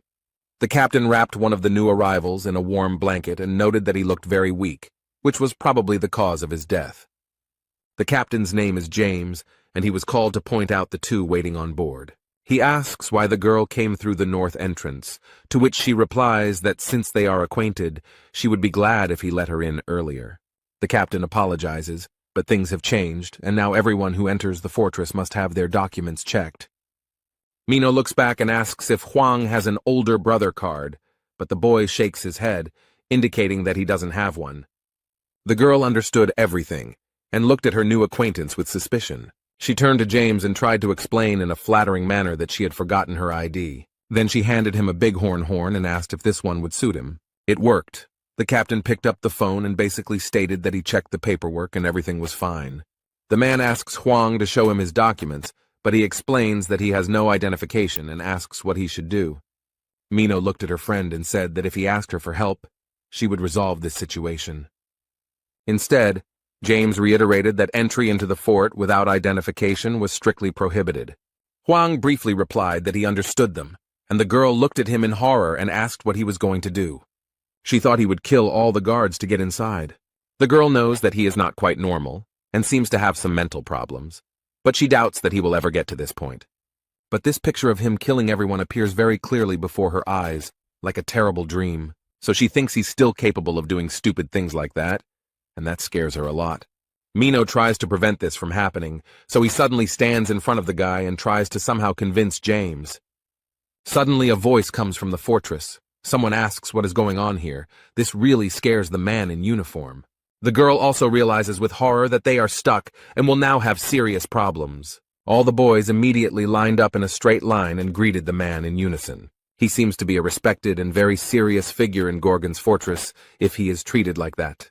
Approaching them is the most famous checkpoint captain in Chaos, North Entrance Captain Carlton the Stubborn. He approaches James and asks him sharply what is going on, and James meekly tells him. The captain rubs his beard and thinks about what to do if this man wants to enter without permission. And then he categorically states that it is impossible. Hwang asks why, but the man does not understand why he is asking this.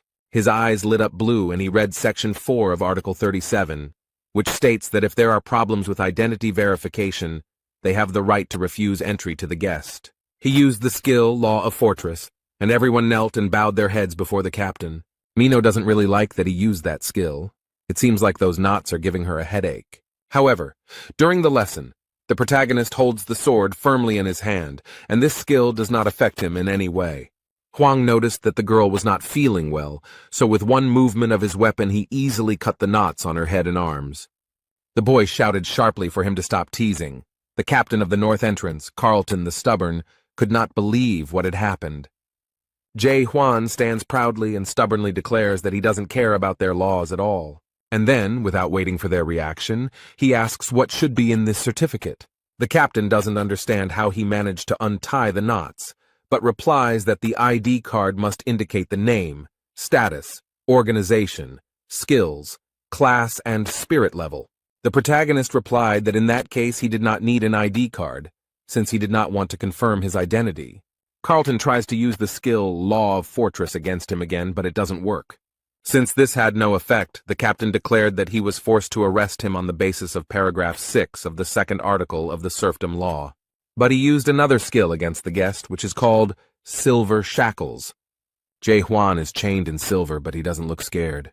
The guy dealt with them surprisingly easily. The chains broke and fell apart. The captain's subordinates are shocked that this guy managed to free himself from the shackles of their respected captain so easily.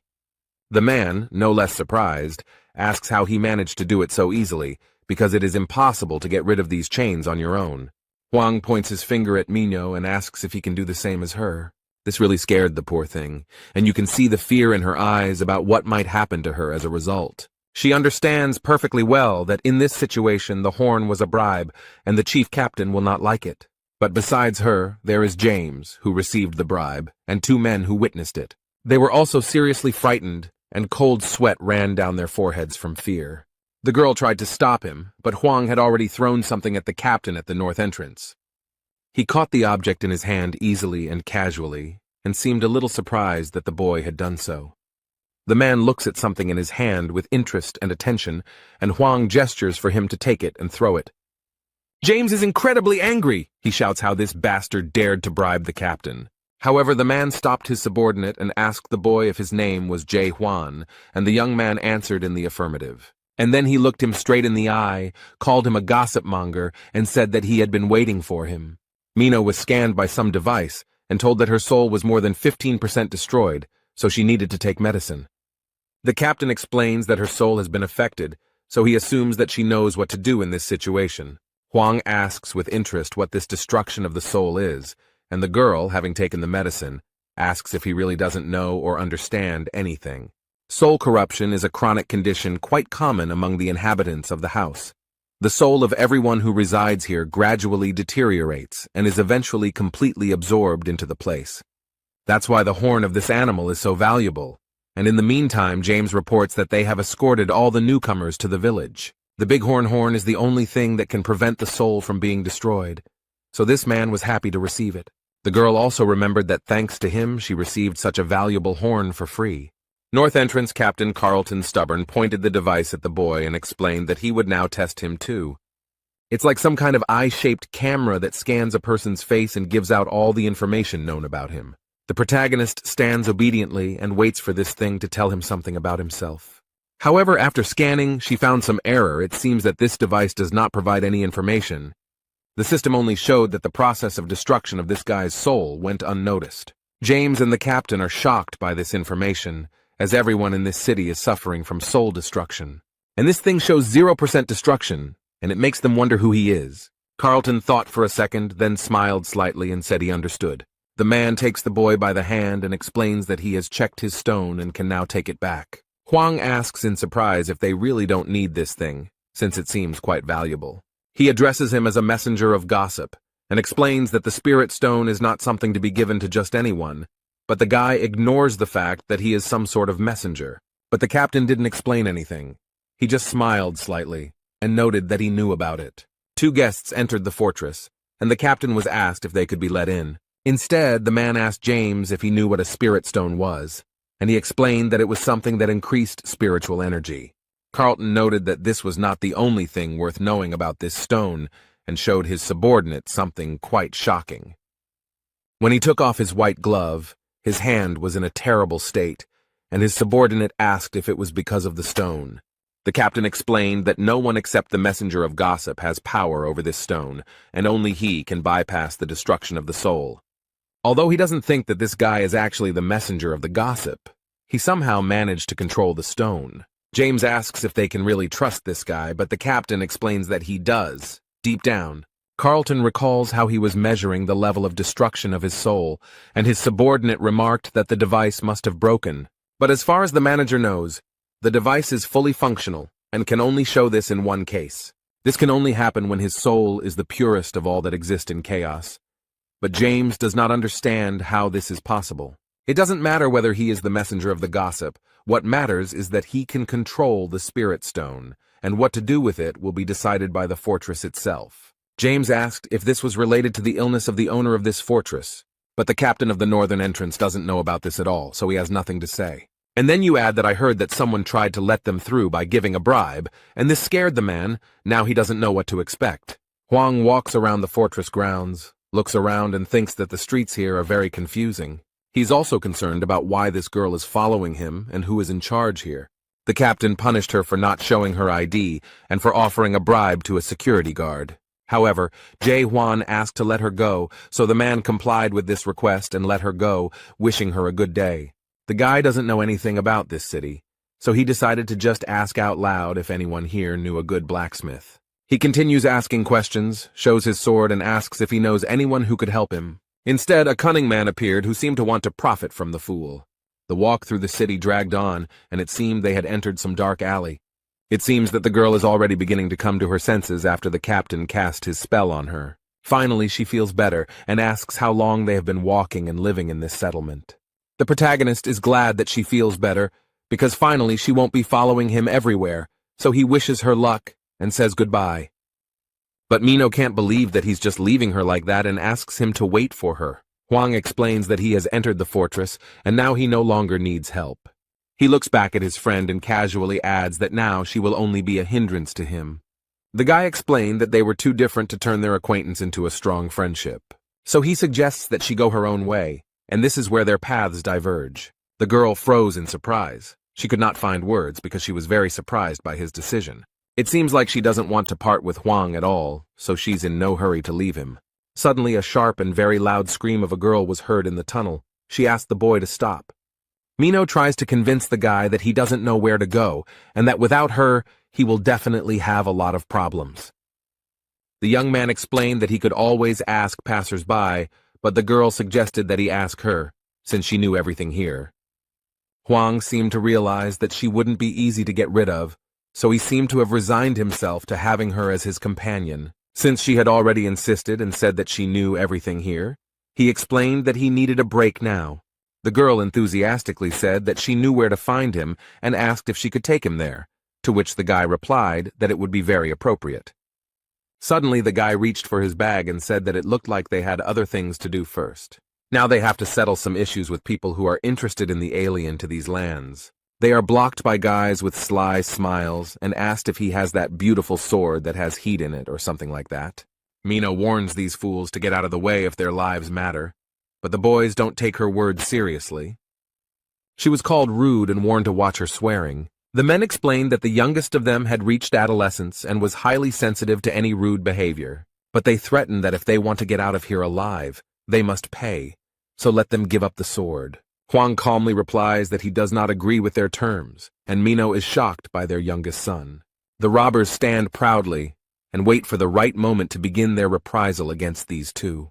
But the girl is still under the impression of this overgrown man and claims that he cannot be the youngest and accuses them of lying. The Mountain of Muscles no longer waits for a command from his minions. He quickly approaches them.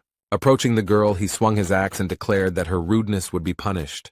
But suddenly a sword appeared right in front of her. It seemed that her new friend decided to save her. Huang took away both of the emotionally unstable man's arms in one motion. This shocked and frightened the other robbers, and they froze in their places for a second. The bushes fell at Huang's feet, and he noticed that everything here was very noisy, something he was not used to. The guy holds his weapon tightly at the ready. He knows perfectly well that this fight will not end here. Jae Hwan seems to be confident in his abilities and is not at all afraid of scammers who enjoy profiting from others.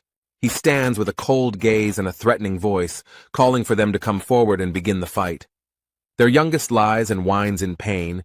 He no longer poses any threat. The others scream in rage. How dare he raise his hand against their little brother? They are bombarded with threats and curses and promise that they will never forgive him for this. But everyone comes forward and shouts that they will show them what true friendship and support are. Instead, the protagonist stands calmly and waits for them to approach. He has no doubt that he will easily cope. It didn't last long. His sword was already dirty, and finally there was peace and quiet around him. The girl is delighted with how easily the guy dealt with the attackers. She is impressed and thinks about how strong his other skills are. but he explained that he only knows how to lunge. Mino was surprised at first, but then she remembered that her other friend also only used one skill, but in his case, it was defense. And then she asked why he blew off the roof of the house, because she thought that this blow was unnecessary. The protagonist recalls all these events and tries to collect his thoughts in order to try to explain them clearly. Hwang recalls that during the fight, he realized that one of the attackers was using an invisibility skill, and so he just wanted to scare him because he really irritated him.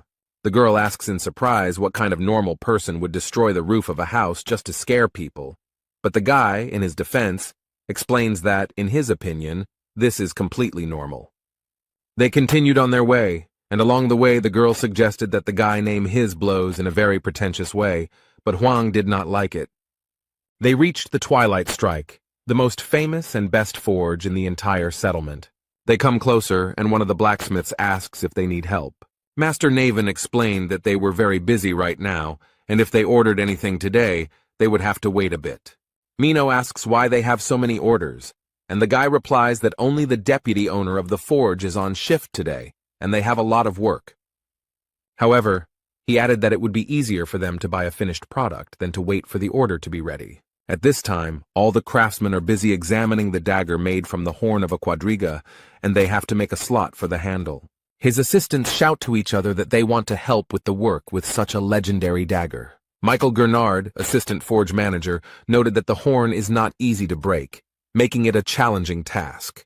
But he decides to play a game with them, and makes a bet that whoever of them can make a hole for the handle in this dagger will become the owner of the forge's assistant for the whole day. The first volunteer is actively trying to do this. He has made every effort, but he is not succeeding. The assistants take turns trying to make a hole, but they can't do it. The horn is very strong. The deputy is angry that these guys are so weak and can't even scratch him. Hwang saw all this and decided to try his hand too, although Naven tried to stop him. He tried to convince the guy that he shouldn't go there, and Michael heard him. The main character boldly enters the forge and asks to be allowed to try his hand. The blacksmith thinks that the boy might think this is an easy task because his assistants failed to do it, but Hwang knows full well that this horn is made of materials that are difficult to work with. He added that it was not that they were losers, but that he was extremely experienced and had his finger on the pulse. What happened next left the deputy blacksmith completely stunned, and he was so shocked that he couldn't even move. The man can't figure out how this guy did it and what tricks he has. Jae Hwan didn't use any tools, but simply made a hole in the corner with his finger. The boy proudly asks if he can now become the deputy head of the forge for one day. But suddenly cracks appear around the finger on the precious and rare horn. The blacksmiths watch in shock, wondering if he could really destroy such a strong material with just one finger. Michael Gernard is furious. He can't believe this idiot broke this thing. He is ready to tear the guy to pieces and shouts that this is a very expensive thing, and how dare he break it. The protagonist justifies himself by saying that he thought he had calculated his strength, and Mino seems to be getting great pleasure from watching all of this. Now the guy understands that it is easy to break it, but difficult to make a hole in a certain part, and he replies that he is sorry. The blacksmith was still terribly angry. He asked if he really thought his apology would help them in any way. He tries to explain that it is a very expensive thing, and now he doesn't know what to tell his client. Hwang promised to compensate for his loss with an even better horn, but Michael finds it hard to believe. The guy put his hand in his bag and tries to find exactly what he needs now. He pulled out the real horn and handed it to the blacksmith, who was shocked to see it. But he explained that it was a horn with 5 horns, and as far as he knew, it was a little better than what they had. The man holds this amazing thing in his hands and realizes that it is a real horn of the 5-horned Harnack. The protagonist asks if this is enough and explains that he doesn't have another horn right now. The blacksmith is shocked by all this and remarks that this would be quite suitable. The boy sighed with relief and asked if he could stay in their forge for a while. Blacksmith Michael looked at him menacingly and ordered his assistants to close the front door. The young men, still shocked by what they saw, unanimously declare that they will immediately fulfill his request. Jae Hwan continues on his way, where he is led by the deputy head of the Twilight Attack Forge.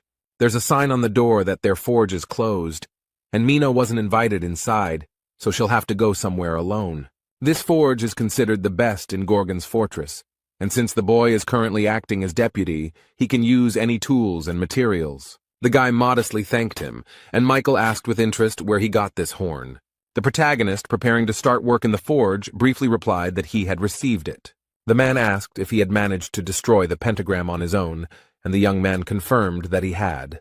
Huang asked for help, and explained that he needed a sheath for his sword, while the blacksmith thought about how rare it was to meet such a young man. The blacksmith very carefully placed the extremely rare and expensive horn on the table, but he was shocked, and asked if this guy was really going to use Harnack's horn for his vagina. The protagonist pulled a sword out of his bag, and the blacksmith, at first surprised, exclaimed that this was such a weapon.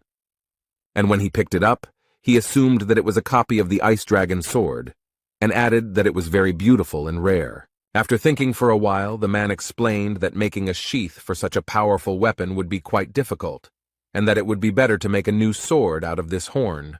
Suddenly, completely unexpectedly for Michael, the sword opened its mouth and swallowed the very precious and rare five-horned horn. This is the second time today that such a horn is destroyed before his eyes, and he justifies himself because he did not think it was a spiritual weapon.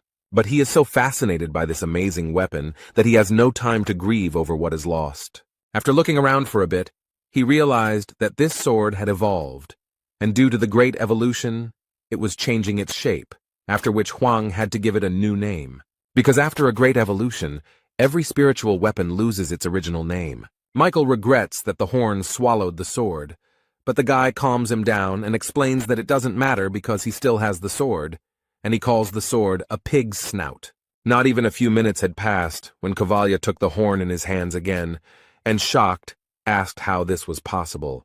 But the guy noticed that this monster had 5 horns and added that it was obvious. Having come to his senses a little, Koval asked how he could help, and the main character explained that he wanted to see how he worked on this material. He was ready to start work, and asked if his client had already thought about the form. Huang explained that since Michael is the best master here, he can solve this problem himself. He trusts him.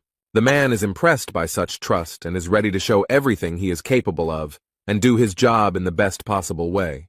The action takes place in the main building of this place, in the powerful and very beautiful Gorgon fountain. There is a very calm atmosphere. The man is enjoying warm and aromatic tea. As he sipped his drink, his subordinate told him regretfully that he was very sorry. The man knelt down in front of the owner and told him that they had beaten up all the bandits, and then he lost sight of his target. Gorgon Fortress Minister Yurkin Yeber thought for a moment about this guy's words, but he is interested in how he lost them. The man replies that it is difficult for him to say specifically. He only knows that he lost consciousness, and when he came to, he found himself on the roof. The minister asked in surprise if the target had been able to detect or somehow sense his presence. The man thought for a moment, since he was able to experience a high-level 3 invisibility skill, then he himself must be at least level 5. Yurshin Saber ordered his subordinate to gather as many people as possible and search the entire territory of the fortress. The man left the office, leaving the minister alone with his thoughts. Suddenly he felt a severe headache, frowned, and clenched his teeth. A strange sensation permeates his entire body. He feels every muscle tense. The table he was sitting at swayed and the tea almost spilled out of the beautiful porcelain cup. His legs felt like cotton wool. They didn't obey him at all, but on the contrary, they pressed tightly against the chair. The minister, exhausted, banged his fist on the wooden table and tried with all his might to pull himself together. Overcoming the unbearable pain, he asked the owner of the fortress to be patient and wait a little longer. Meanwhile, at the local bar, as usual, alcohol was flowing and people were drinking no matter what. People sit quietly at tables, eat their ordered dishes, and watch TV. The program Top 10 of this week is coming to an end, and the presenter is a little sad about it. But she still has the latest videos, and the girl assures that each of them has already heard about it. He became very popular in Little Brother, and this video is now being talked about by everyone. It talks about the lonely hero of the 99th floor. People are watching this guy on video and wondering where he is now because the Lord seemed to really like him. There are rumors in the bar that the tower has stopped growing plants, and it is assumed that this happened because the tower's owner was trying to cheat. It is said that the tower was completely destroyed, and its owner fled, although for the demons, this tower was worth a lot of money. The bar's patrons think it would be better to sell it at the market rather than destroy it, and in between conversations they order more drinks. Suddenly the door opens wide and Mino appears, looking very unhappy about something. She walks past all these drunk men. What an impression such a beauty makes here. The girl boldly walks past them and sits down at the bar counter with other visitors sitting nearby. One of them is already quite drunk and tries to flirt with her. He asks if she is alone here. The girl addresses him in a very threatening and aggressive manner, making it clear that she does not want to date anyone. The man immediately realized that it was better not to disturb this sweet girl now, so he moved away. Mino is in a very bad mood right now and can't understand why she is so sad. She takes out the money, gives it to the bartender, and orders herself a liqueur, hoping that it will lift her spirits and make her feel a little better. The girl asks the bartender for more. She wants to drown in alcohol and forget. Not much time has passed, and the girl is already quite drunk and tells the bartender what is bothering her. She drunkenly says that this guy is a terrible weirdo and is making a big deal out of himself. The owner of this tavern, Claire, exhales heavily and notices that the girl hasn't even had time to get drunk yet, and she's already talking nonsense. The woman explained that there were many good men around and asked why she was so attached to him. The girl lowered her head, but the only explanation she had was that he was starting to really irritate her. She remembered him from fights and explained that this guy destroys absolutely everything in his path. It irritates her that he walks around swinging his sword as if he doesn't care about anything at all. Mino tilted her head and remembered how he spoke and what he said, and it all sounded very strange. The trouble is that he speaks to her very poorly and completely incomprehensibly. She was angry with him because he did whatever he wanted, even knowing that he was in the world of chaos. Huang responded that people usually think it's the end, and then added that she is no longer human, and they are very different.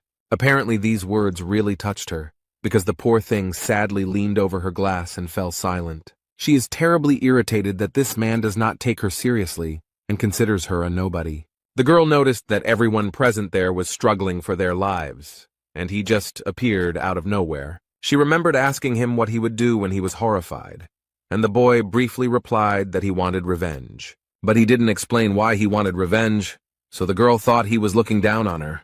Mino is terribly irritated by his behavior. Next to him, she feels inferior and worthless. Claire noted that she was still just a child and asked her not to go near the man again. But she doesn't understand at all why she needs this, and asks the bartender to explain it to her. The woman looked at the girl with compassion and noted that if she stayed with him, she might die. But Mino asked why she became so serious and thought she might die, and at that moment the door of the bar opened. The golden glow stretched in a beautiful path from the very door to the red head. A golden messenger bird flew in and brought the girl an important letter with a seal. This letter from Captain Carlton Xavier is addressed to the terror of the dark forests of Mino. The girl wondered with surprise why he had written to her and felt some anxiety as she unpacked the letter. As she read this letter, the girl heard someone behind her asking if she really was the witch who had carried out the massacre. Mino didn't think long and, drawing her blade, replied that it was okay to say that. But at that moment some man grabbed her hand and squeezed it tightly, and the poor thing had to drop the weapon. He explained that he didn't like such rudeness, but he didn't have time for explanations now, and said that she had to help him. Meanwhile in the forge, the men are trying to carry out their plans, but it seems that everything is not so simple. The blacksmith struck the horn, and it was immediately thrown back with great force. He had not expected this at all. Completely unexpectedly and as if out of nowhere, a huge monster appeared. It was that very pentagram. The man is terribly frightened. He cannot take lessons and asks where they can get his horn. The poor guy doesn't understand at all how to do this because the monster is huge and scary. The protagonist noticed this, lifted the man to his feet and asked him to pull himself together. Jae Hwan asked threateningly if he had forgotten that they were already halfway there, and he added that since this man promised to help, then let him fulfill his promise properly. All this happened because the blacksmith persistently tried to break the horn with his tools. But for a long time he couldn't do anything. He was very tired and said that this was too high-level material for him. Huang covered his eyes with his hand and explained that the situation was unequal, noting that the first stage of rebirth is the stage of doubt, which can destroy the essence of the world. The second stage of rebirth is the stage of understanding, that is, the ability to recognize and accept the destroyed world. The blacksmith seemed to discover a strange, secret vision within himself, and looked in amazement at the horn on the table. The thing began to move and seemed to change its structure and shape without any apparent reason. A large black substance begins to rise and form something completely unlike itself, which seriously frightens the man. There was a strong, bright flash that made blacksmith Michael Garnard close his eyes. And when she opened them again, he couldn't believe that what he saw was actually happening. From this strange black matter emerged a huge and terribly evil monster. The man seems to freeze in place from horror and complete incomprehension, and Huang asks him to come to his senses. But he added that since the blacksmith promised to help, he must do it now. Michael is horrified and cannot understand if this monster is really Harnick's horn, and that he used his pathetic skills against it. Suddenly, in the middle of this space, he saw a door.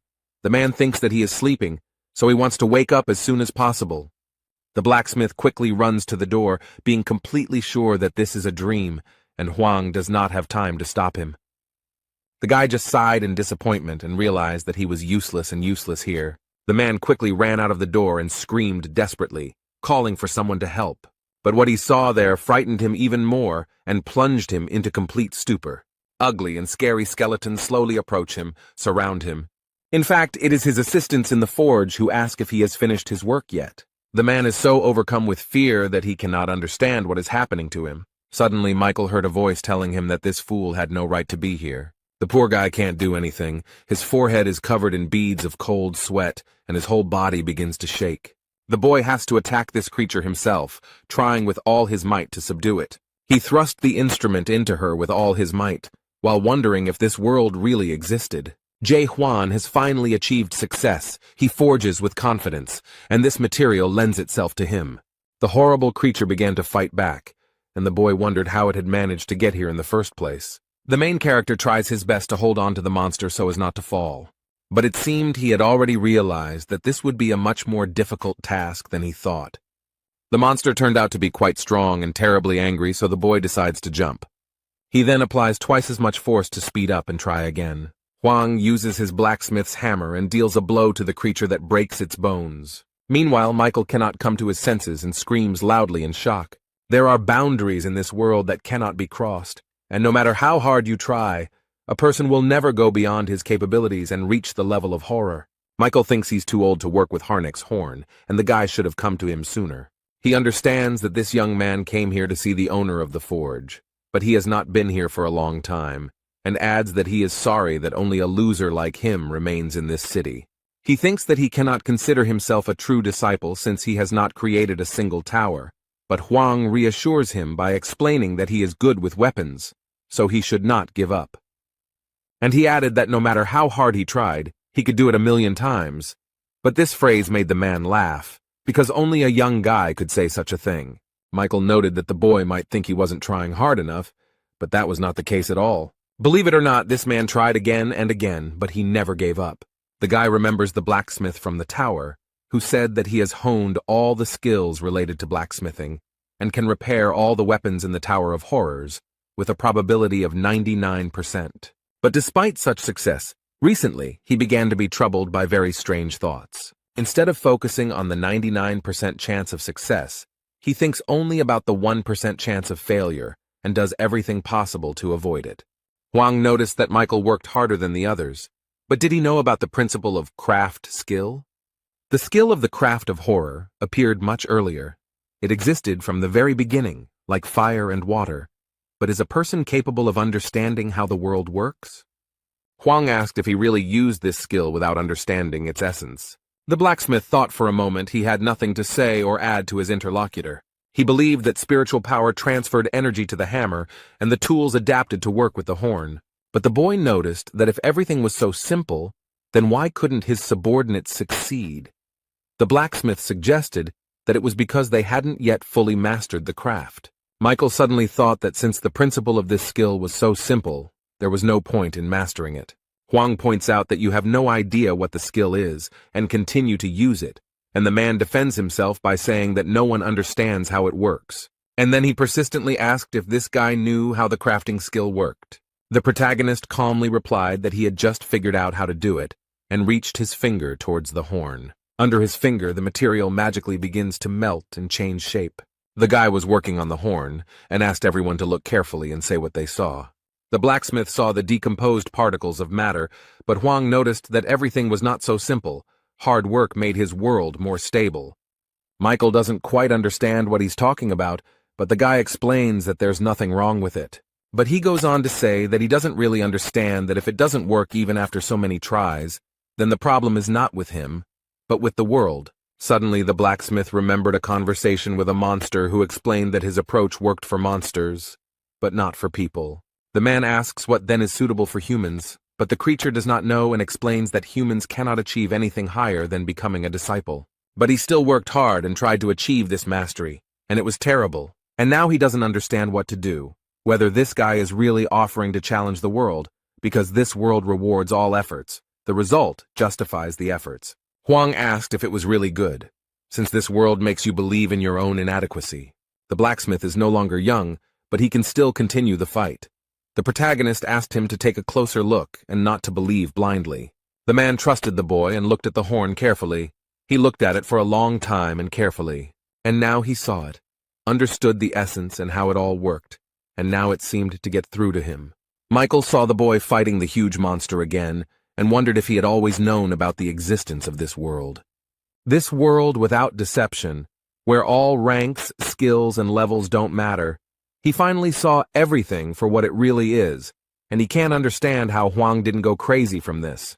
And then he thought that maybe the blacksmith had gone crazy after all, and he set to work with wild enthusiasm. It looked very inspiring and at the same time frightening.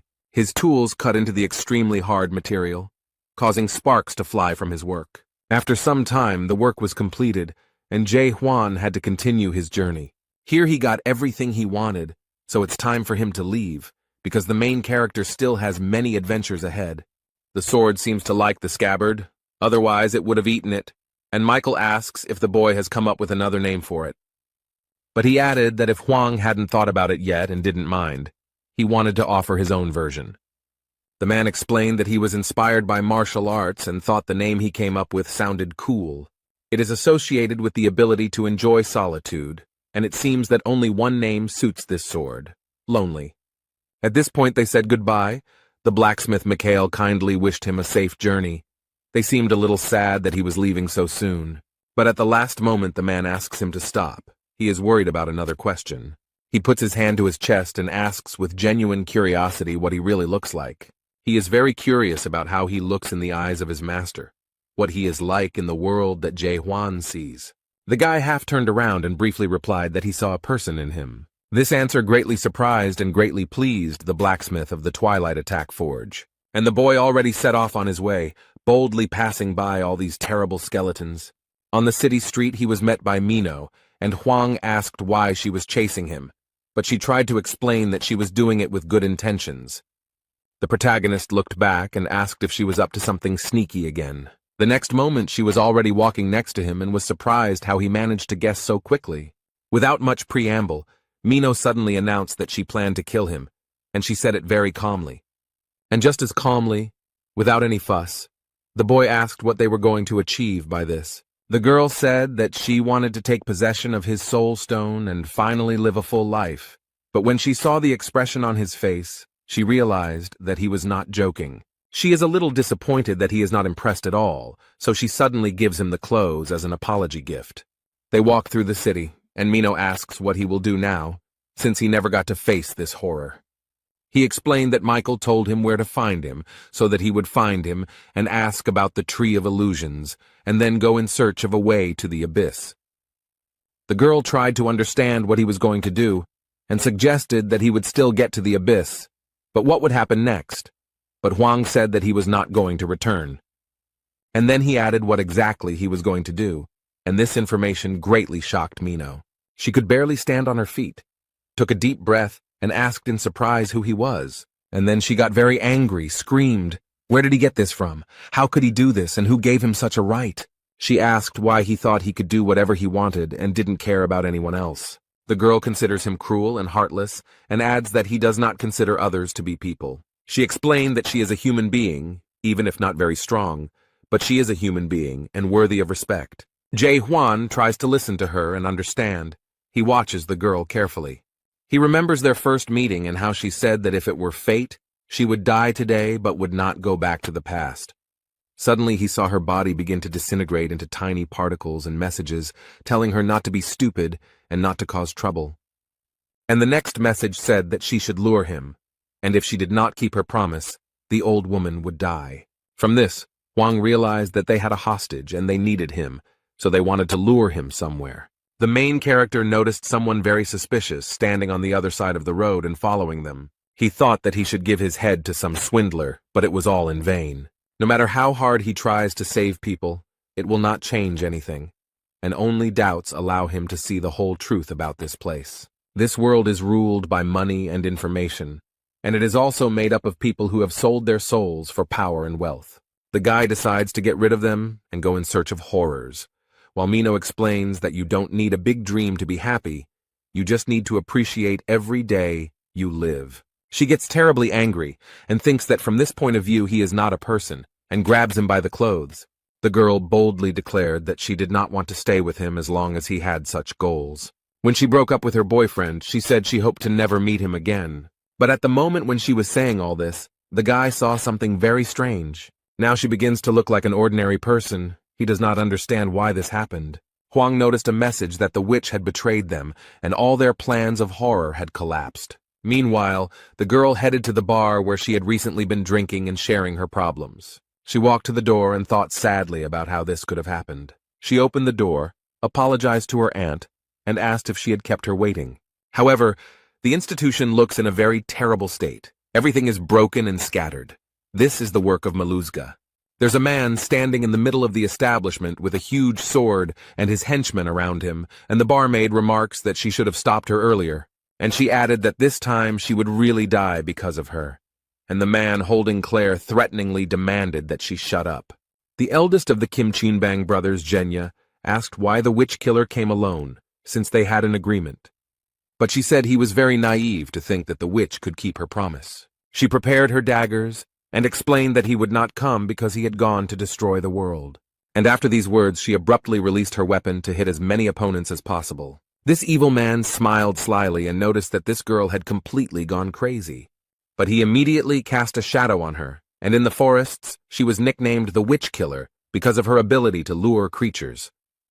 Jenny is very curious to see how she will cope with these shadows he casts on her.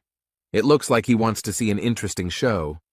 Meanwhile, Mino is doing well. She has learned to avoid the shadows and not give in to any of these creatures. These creatures are no match for such a strong witch. The girl does a somersault and throws her daggers. The man realized that if he wanted to win her over, he would have to put in some effort. So he decided to use his powerful weapon and made several powerful attacks with it. His movements formed a powerful cross, which was now rapidly approaching the poor girl. It's as if he has Mino chained up and she's trying her best to break free.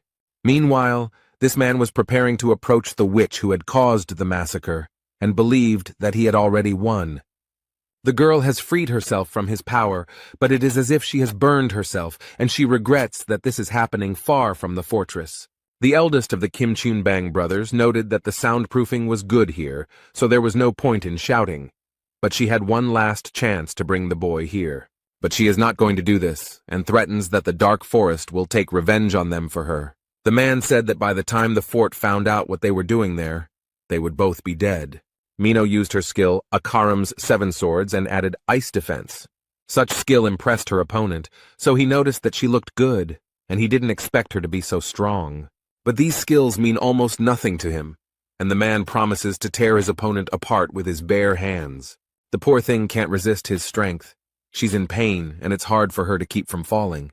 The girl holds on with all her might, her eyes almost closing. She wants this to be the end. And the last thought that came to her mind was the question of whether she would go back in time if she had the opportunity. And only now did she realize that she wanted to return so as not to leave Huang again. She stood before her assailant, who was ready to take her life, and wondered if she would witness the decline of this world. As soon as the man raised his weapon, his sword was reflected in the blue light of the ice sword. Jenny's followers are surprised by what happened and did not expect anyone to stop them from doing their dirty work. But a guy walks into the bar with confident steps.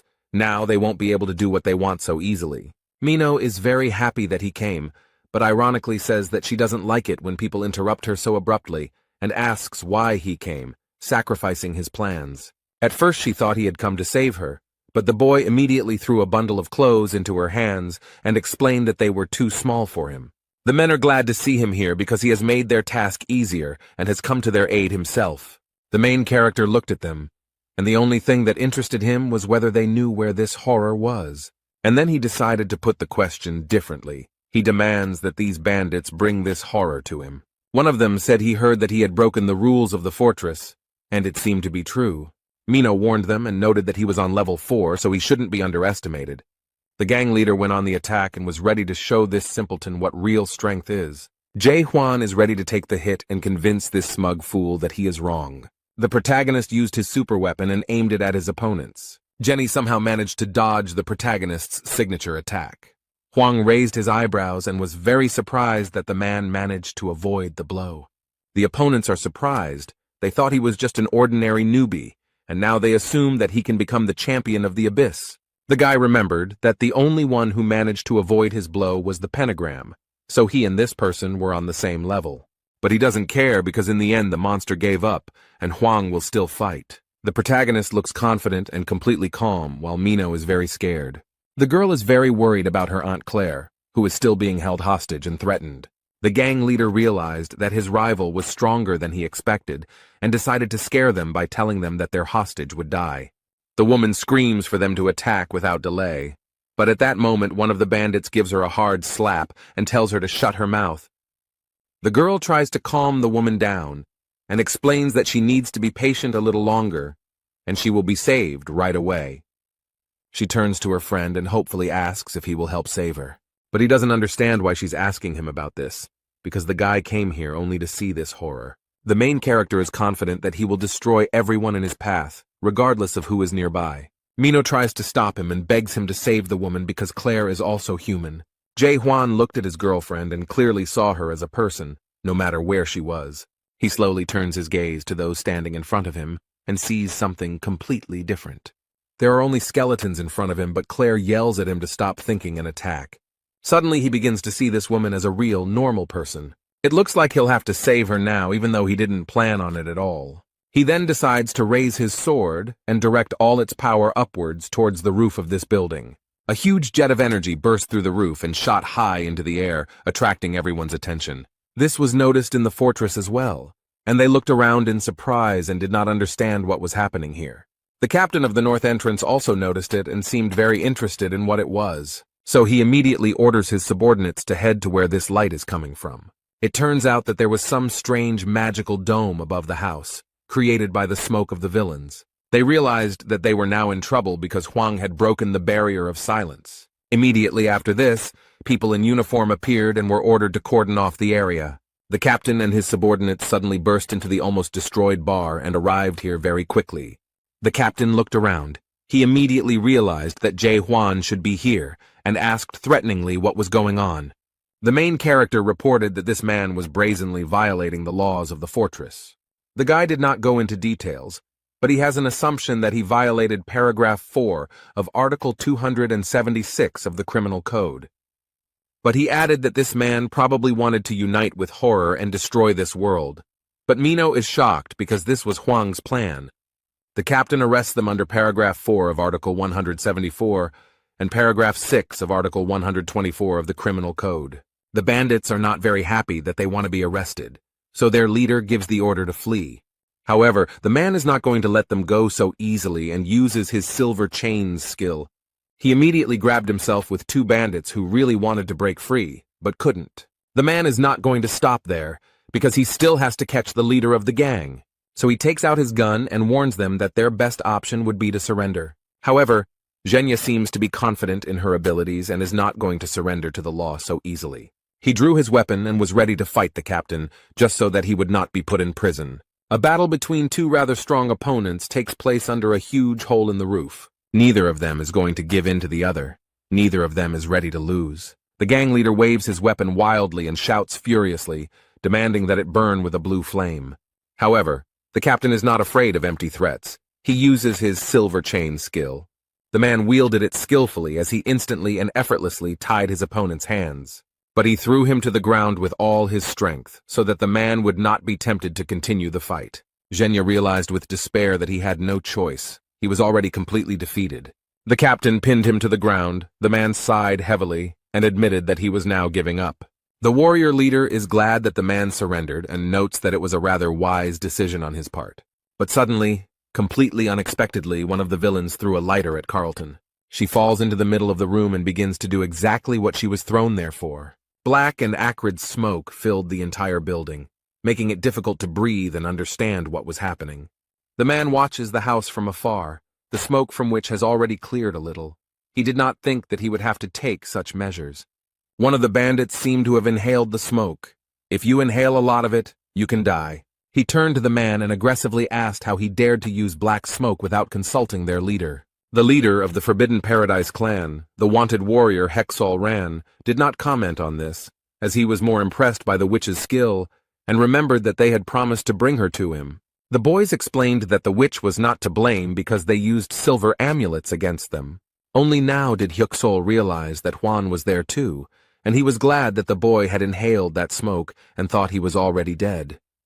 However, as soon as he thought about it, he noticed something near the building that surprised him. Jae Hwan emerges from the building unharmed with his friend, the witch Mino.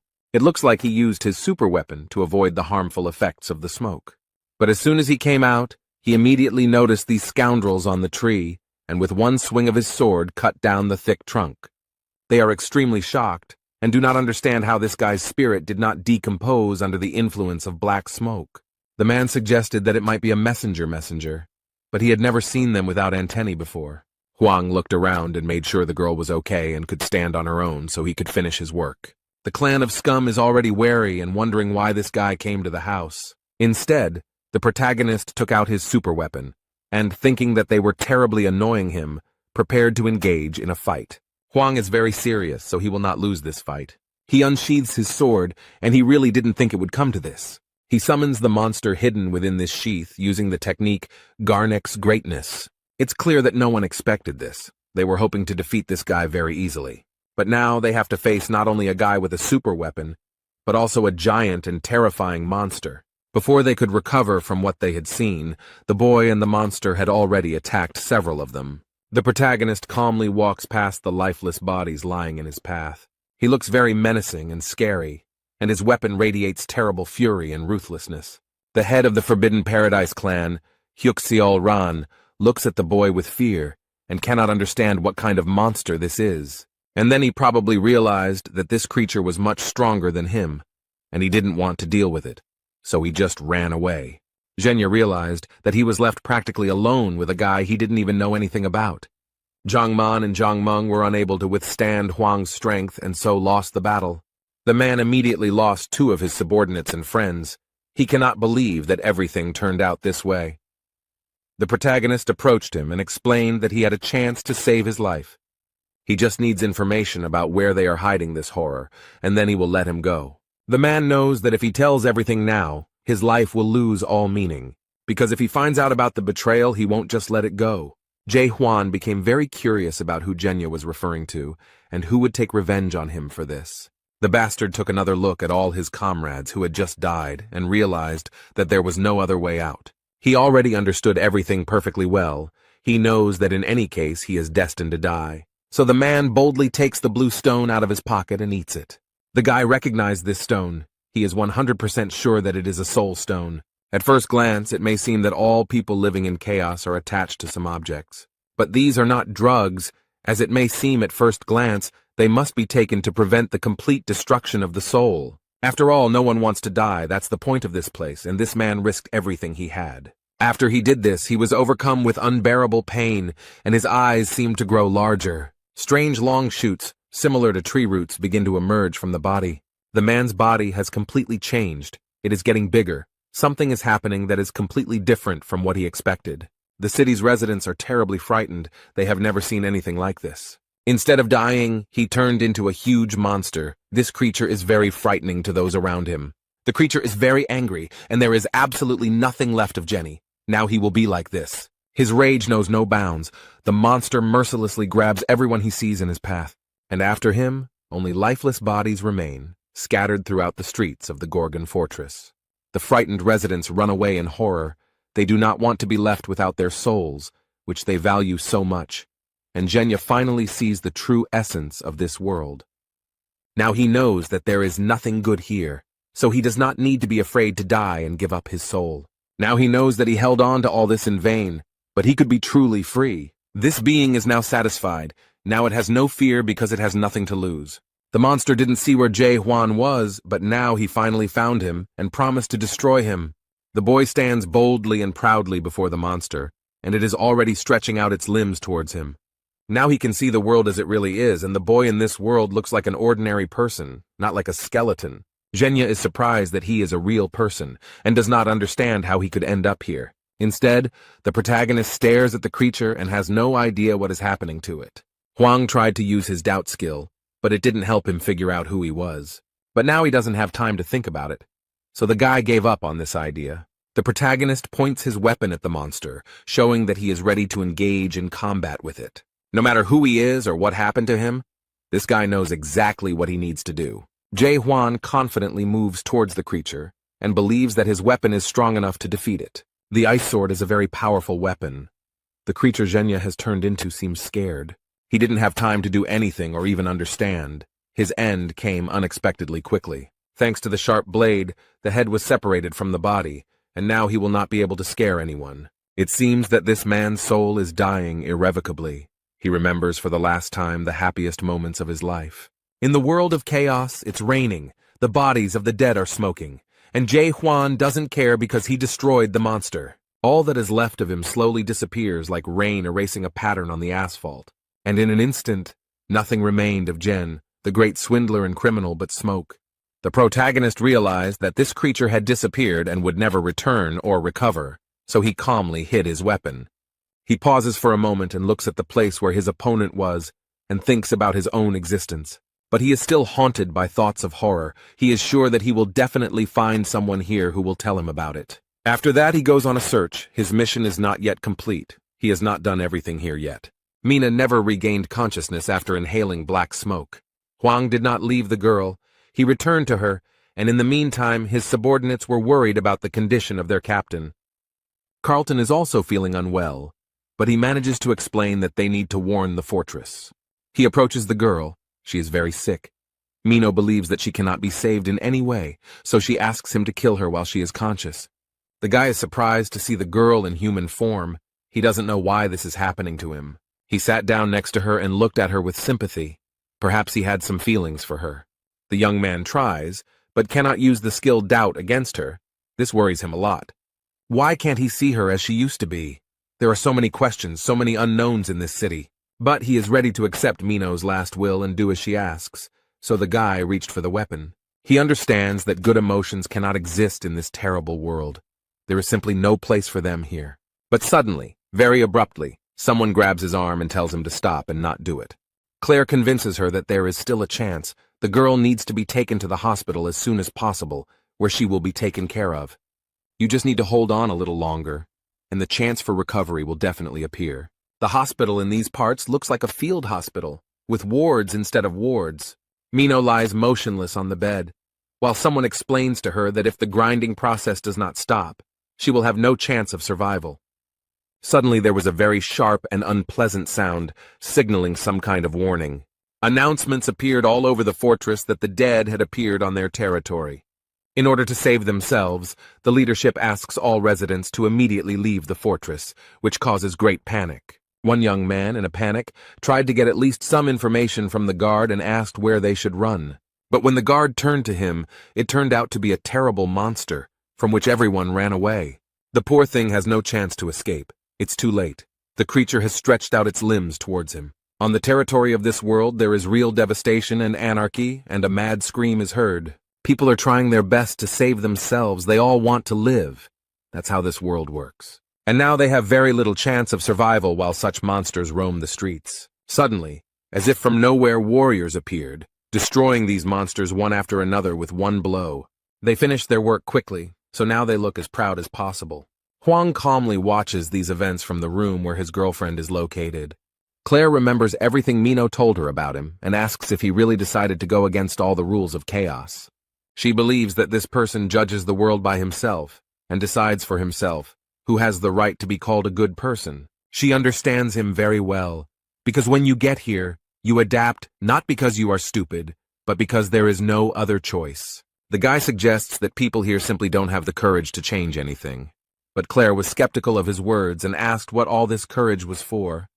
Huang tries to convince the boy that it takes courage to step outside the box. Only with courage can one break accepted laws and rules to see a new path.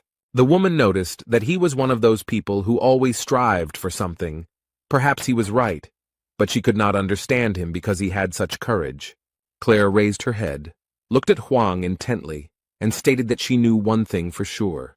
She understands perfectly well that this guy is dangerous, so it is better to stay away from such people. Mino hopes he won't leave now, but Claire has made it clear that she wants him to leave. And this is not because of her personal dislike or desire, but because he gives people hope.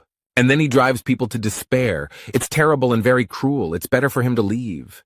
The woman is angry with him. Before his arrival, everything was relatively fine, but now everything is going wrong. Instead, Mino asks Huang not to give up with a sweet smile on his face. The main character is lost in his thoughts. He looks at the poor girl and feels sorry for her. Most of the doctors and guards surrounded the captain. They found that most of the medicine had been used for the master of the fortress, so now they had little left.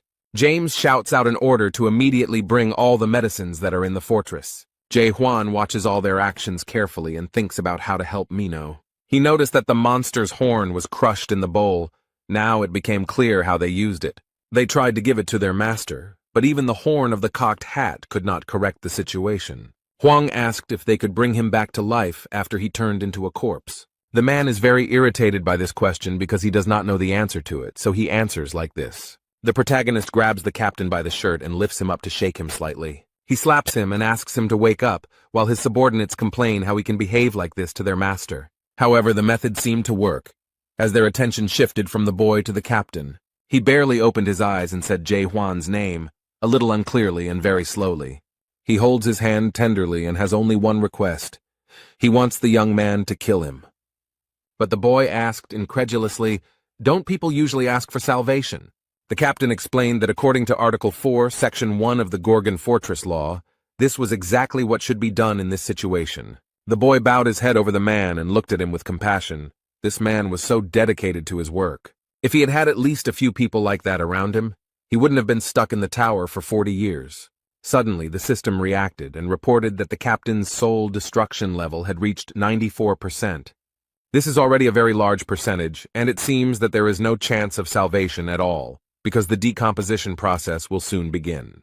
There is some noise in the street, and all the guards are ordered to step aside and make way for him. The same man who, a few minutes ago, destroyed the dead monster that was wandering the city streets, enters the tent. James realizes with fear that this is the captain of the demonic extermination squad, Jahir, who has the 5th degree. He drew his sharp sword and declared that he must do his job in accordance with Article 4, Section 1 of the Gorgon Fortress Law. He has to kill the captain of the northern gate of Carlton and a girl he still does not know. This man waves a gun and doesn't ask if anyone is against his decision. But Huang doesn't hesitate to stop his weapon with his bare hands. It seems he has other plans. This action greatly surprised the captain of the demonic squad, because no one had ever done anything like this. The protagonist explains that he will not allow this man to be killed because he still has a few questions for him. Jahir frowned and couldn't understand how this guy managed to stop his blade with his bare hands. He tries to calmly explain that very soon Captain Carlton will cease to be human and will turn into a dead man, and this will lead to terrible consequences.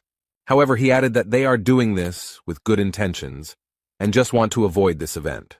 Huang pulled out Harnek's horn and asked if it could help him, and from the doctor's expression it was clear that it was exactly what he needed. Therefore, the guy, without thinking twice, crushes such a valuable item right in his hands. He did it to separate two sick people. The guy tries to save them both. Jaime sat down next to his captain and explained with relief that his numbers had stopped deteriorating, so there was hope. However, the result of Mino's treatment was completely different. These drugs did not help her as much. Its endurance level is very low, so the decomposition process does not stop, but on the contrary, accelerates. The level of destruction of her soul has reached 90%. It seems that they can no longer help her. However, Claire is still trying to save the girl. She asks to call Chan Ho, because he knows how to do dead man's strike. She insisted for a long time and explained that this blow could stop the destruction of the soul. The captain explained that they could not call upon the divine physician for such trivial matters. But after that, he calmly approaches the bed where the girl lies to finally do what he came for. However, Huang blocked his way. The captain politely explained that he did not want any arguments and asked him to disperse peacefully. The main character doesn't seem to be planning to do this. He has a very confident expression on his face. The guy has something in mind. His hand reaches for the sword, which is already ready to do its job. And then he explained that he would kill this girl because she asked him to do it. Jae-hwan approached the girl and tried to use the doubt skill on her again, after which he saw the world as it really is. Claire is still screaming at him to stop and not do anything stupid, but the guards are holding her back. And the skill of doubt never worked on the girl. He could not see her in a different light. The main character, with great sadness in his eyes, fulfills Mino's last request, to which he is not indifferent. He holds his sword tightly and after a split second of hesitation does it anyway. However, instead of what usually flows through the veins, silver drops drip onto the ground. Suddenly, very strange things happen, and Hwang himself does not understand what is happening here. He is blinded by a bright white light. The guy was trying to understand what had happened to him. His expression was very confused.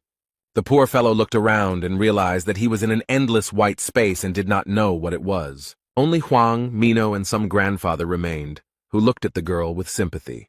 He very kindly asks how Mino was able to bring herself to such a state with her methods. And then this man raised his head and realized with surprise that there was someone else here. He looks at the guy and screams how he ended up in his world and who he even is. The old man looked at the boy carefully and frowned. It was a very strange situation. He noticed how such a big soul could fit into such a small brain, like that of a 5-year-old child. The protagonist tried to use his doubt skill, but it had no effect on him. Hwang thought for a moment and guessed that this old man was the reason for the destruction of her soul. The boy thought that she might survive if he killed the man, so he attacked. Hwang is surprised that his grandfather was able to stop his punch, and his grandfather doesn't understand how the boy blocked his punch. Then he looked at his weapon in horror and realized that the entire blade was covered in cracks. Captain Jaher and the doctor watched them through the porthole in space with very surprised expressions on their faces. The old man was furious and shouted that the boy had no right to behave like that in his world. And the next moment, his weapon completely shattered into small pieces. His weapon was destroyed. He suffers. For him, it was a very important weapon, his favorite cocked hat. The main character didn't seem to do it on purpose. He didn't expect it to happen. In fact, this old man is a divine physician named Chang-ho, but he seems to be offended. The captain asked what he was doing there, if he needed to treat the owner of the fortress. But the man made an excuse, saying that a beautiful girl would soon die and she needed to be saved. But he adds that he doesn't care who owns the fortress, and these words really surprised the man. But Hwang prevented him from performing the dead man's strike and broke his sword, so now he can't do it. And then he looked at the sword that the boy was holding. It seemed to beckon him with its beauty. The old woman squealed with joy when she saw this unique and very rare weapon. He already reaches for the weapon and asks where the guy got it from, but Hwang stops him. But he asks if this old man can save the girl if you lend him your sword. Chang-ho smiled contentedly and promised that with such a weapon he would definitely succeed. The main character, without thinking, gives his unique weapon to almost the first person he meets. Now he slowly watches what the old man will do, and it seems that this grandfather is confident in his abilities. The doctor examined the weapon and noticed that the sword had exactly the same aura as its owner. Meanwhile, everyone in the room watches what is happening with surprise and fear. The divine doctor is preparing to perform his signature dead man's punch and looks very stern. He smiles with satisfaction and declares that he is ready to see what this weapon is capable of. Jae-hwan looked around and didn't understand what he was seeing, or if it was some kind of hallucination. He thinks it's a bit like the effect of the doubt skill, and in the meantime, Grandpa is doing his job. Now the boy understands a little better what world this old man belongs to. The doctor tried to perform a dead man's strike, but suddenly something went wrong, and the sword fell out. Suddenly the old man fell, exhausted, and now lies on the ground near his weapon, unable to rise. The main character is wary. He does not understand what is happening and is worried that the ritual is not complete. Chang-ho had exhausted almost all of his magical power, as he had previously healed the master of the fortress. The guy can't believe that it's all over, but the girl still couldn't be saved. He realizes with horror that this world is collapsing and soon he will have no chance. The old man was drawing a girl with a sword, but he couldn't finish it, and now everything is crumbling and disappearing. He apologizes profusely and explains that he is very sorry that this happened. The protagonist quietly approaches the man and, without saying anything, takes the weapon from him. He has a very concentrated look on his face, and his grandfather says that this is a stupid idea because he doesn't know this world and won't be able to repeat his hit. Jae Hwan gave the man an angry look and explained that he didn't know how to punch. The guy holds the gun with both hands and wants to do it, although he won't be able to do it exactly the same way as the doctor. Chan Ho, horrified, asks him to stop because the dead man's kick is not that easy to perform. They think he is being stupid and wrong to think he can do this. But Hwang puts an end to all their conversations with just one word. He aggressively asks them to shut up. Now he begins to do what the old divine doctor did not have the strength to do. And it's unclear how he does it, but his sword emits something similar to ink. And the boy uses the sword for the first time to save a person, not to kill. The old man looks at the boy with wide eyes and cannot believe that he can do this. Instead, the protagonist concentrates and tries to remember what his girlfriend looks like. He thought for a moment, and the next moment he began to actively draw her as he saw her. The guy knows that the life of an innocent girl now depends on his actions. He remembers everything he knew about her, how sharp and stubborn she was, but too sensitive to be a killer. He also knows 100% that she will never betray her neighbor. This is a very noble trait. Hwang actively tries to impersonate a girl and looks like he's doing it while dancing. The guy looked closely at the portrait and realized that he had forgotten one important detail. He added the final touch by remembering how they met and how she protected him, so he added that she was very trusting. The main character completed work on the portrait and managed to make it very accurate and beautiful. Words of gratitude could be heard from the patient's bed. Mino thanked her for remembering something good about her. The young man looked at the bed with hope and realized that his friend was finally feeling better. They began to look much better, and now the girl smiles sincerely at her savior. The destruction of the soul is on the decline, and the process of decay has stopped. The captain does not understand how this is possible. The guy is surprised that he was able to look at the girl during the examination and ask how she feels. The old man noticed that the young man no longer looked so limited and asked who he was. And then he adds where he learned to perform the dead man's strike, or, more accurately, the lunge. Captain Jaher asked the doctor if the guy had actually managed to perform the dead man's kick. The old man frowned and said that he didn't want to admit it, but he did it. Dead man's kick is not a skill, so no one can replicate it. So the doctor concludes that Hwang is the same as him. Chang Ho means that this boy who strangely appeared in their world is an awakened one. These are creatures that have gone beyond the system. There are few of them. They refuse to adapt to the system and gained incredible power. These people possess a power that far exceeds chaos, and there are only a few awakened people in all the great lands. The captain has some plans, but the doctor says it is too early to draw any conclusions and it is better to wait. But he continued and blew. Because there was another person who could deliver a dead man's blow, there was a chance to save the master of the fortress. But he turns to the divine physician, declaring that there is nothing more important than the master of the fortress. Someone tries to enter the cell and explains to the guards that he received permission from the fortress. Several people enter wearing long cloaks, and with their faces covered. This is a squad of shadows. They are responsible for internal security and are led by a 5th-rank captain. Although they do not understand what these people have forgotten, because the Shadow Squad has nothing to do with the dead. The captain approached Jae Hwan, knelt down before him and expressed his respects to the envoy. But they politely ask him to go with them to the fortress, and only then do they notice the divine doctor and the destruction squad. They are surprised and ask if this is true, and if he is really the messenger of the messenger, but Hwang also doesn't seem to quite understand what they are talking about. But I still came with them to the fortress, and many issues will be resolved there. The office is quiet and calm, the sun's rays pleasantly illuminate the room, and it's time to drink some warm tea. Jae Hwan and all the important people who were with him in the hall were also invited there. The man offers to introduce himself before getting down to business, so that he can understand who is in front of him. This is Jürgen Cheever. He handles the internal affairs of Gorgon Fortress, and the man said this with a very wide smile. The man remarks that this is exactly how the divine physician described him, and then asks him directly if he is the messenger of the messenger. Hwang replies that he is not a messenger. The shadow captain is surprised by this, but Jürgen guessed. The elder explained that the soul stone is capable of not only increasing spiritual energy, but also establishing affiliation with the clan of messengers. He added that if he didn't belong to that clan, then where did he get that stone and why didn't his soul break when he held it? But Hwang briefly replied that he found it. He was asked what happened to the owner of the stone, and he replied that he died. But the captain asked who dared to kill one of the 5 squads of the Great Land. The main character does not hide anything and calmly admits that he did it.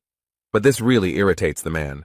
Jurgen asks him to calm down and explains that the guy probably had a good reason for doing what he did. Huang said that they attacked him first and wanted to steal the horns he had gotten himself, so he simply gave up.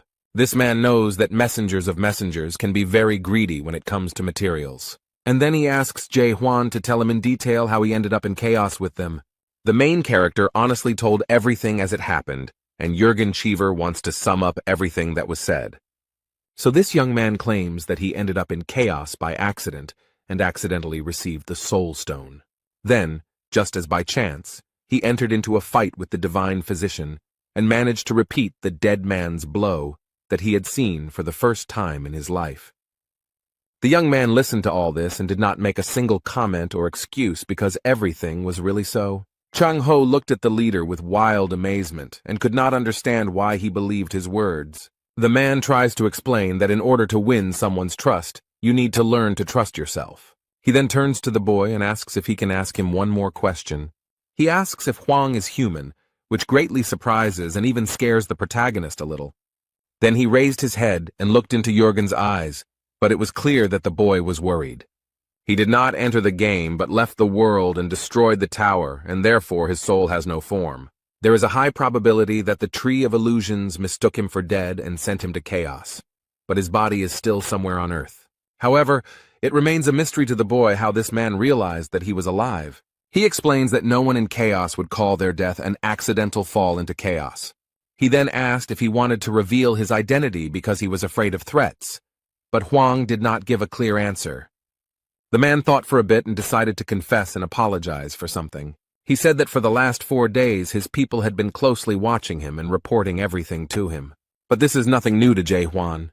He knows all about it and easily exposed that guy on the roof. He explained that the young man was much stronger than they thought, so it was very difficult to keep track of him. Despite everything, they managed to obtain some information and open the data files. It reads, Danger level 55, power level not determined, damage caused is approximately 380 million horns. He managed to do all this here in just a few days, and Jurgen Cheever is extremely unhappy about it. This greatly surprised the divine physician. It was impossible to determine whether he was a hero or a villain. They shout into the room that he is simply crazy, and Jurgen calmly replies that they can call him different things. But he explains that it is precisely people like this young man that he calls the main hero, who will have to overcome a large number of obstacles. Such heroes have special values, so they are usually famous.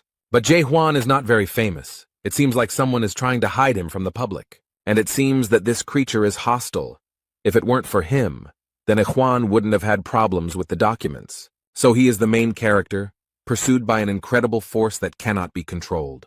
That's why he accidentally ended up in chaos. And all this made him think. He is not 100% sure, but it is safe to assume that the monarch is behind all this. One of the 12 monarchs of the Great Lands, a young man ponders how powerful this creature could be. The man in the chair explained that he would not ask who he was or demand compensation for damages, and promised that he would be protected. Is the Gorgon fortress so strong that it can withstand the onslaught of 12 monarchs of the Great Lands?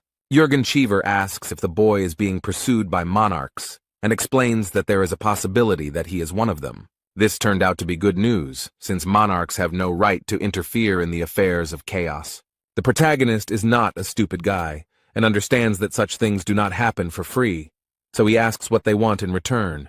Everything happened exactly as he suspected. They wanted Jae Hwan to do them one favor, save the owner of the fortress. 2 hours later, the boy is led through dark corridors without windows or lighting. Meanwhile, the North Gate captain and the girl are still recovering in the hospital. He is being taken to the training field, instead of being able to rest peacefully in the guest room. Old Jong Ho noticed that he had a lunge and a punch, so he wanted to test his strength. And then he adds that this guy also cleaned the master's tower, and these words really surprise the guy. He asks what this old man knows, but he calmly replies that he knows a lot. They walked along long corridors, went down the stairs, and found themselves in front of a large and strong door. They enter the room and the man explains that if Jae Hwan wins, he will answer any questions. And then he adds threateningly that it is impossible to defeat him. But such words only fuel the boy's desire to fight. Some time had passed since their fight, and some things in the training room had gotten a little damaged. The protagonist looks down in surprise to see where the shorty is hiding. From the hole in the ground comes the voice of the divine medic Jung Ho, who barely survived Huang's blow. But he is very persistent. The old man has not yet managed to climb out of the hole, and he is already demanding revenge. The guy looks around the almost completely destroyed room and explains that the old man has already lost. But he justifies himself by saying that he didn't have time to use his most powerful move, and he didn't use it earlier because he was afraid that Huang would die from it. The guy remembered that his opponent had already said this, and then he was asked how old he was. Huang thought for a moment, and then said that he was about 60 years old, but oddly enough, he did not know the exact number. And the old man boasts that he has 1,000 of them, and 60 seem like a pitiful little thing compared to his 1,000. The protagonist wondered if this man had really only been doing this for 1,000 years. He replied that it was true, and the young man remarked that it did not seem true, but rather that he had been doing this for about 10 years. This certainly hurt his opponent's immense pride, so he became very angry. That's why he immediately and very abruptly climbed out of the hole into which Jay Huan had shamelessly pushed him. It turns out that he still has the strength to fight and call the boy a fool. He is ready to give him the strongest blow, and the old man wonders what this guy will say about it. The old man had lived in the afterlife for so long, but he had never been defeated like this. He doesn't want to give up because he can't believe that anyone can be stronger. Jay Huan has no choice but to enter the battle and try to defeat Jung Ho again. Their struggle continued, and who knows how much time they spent in the training hall. But they continue to fight with stubbornness and stupid obstinacy, and it seems that it will never stop. His opponent used all his strength, so it was a little difficult for the young man to resist him. The boy was thrown back by the impact and barely managed to keep himself from falling with a dull thud. The medic is on the other side of the room and seems to enjoy competing with Huang. Instead, the protagonist thinks he was thrown too far by a normal blow. The old man finds his technique very interesting, so he asks what the boy calls it. He replied that it was a normal punch, but Jung Ho thought it was a terrible punch, then added that with a name like that, no one would think it could be any kind of threat. While this is not all that Huang can do, he promises that he will now show something much stronger. Everything around him has changed.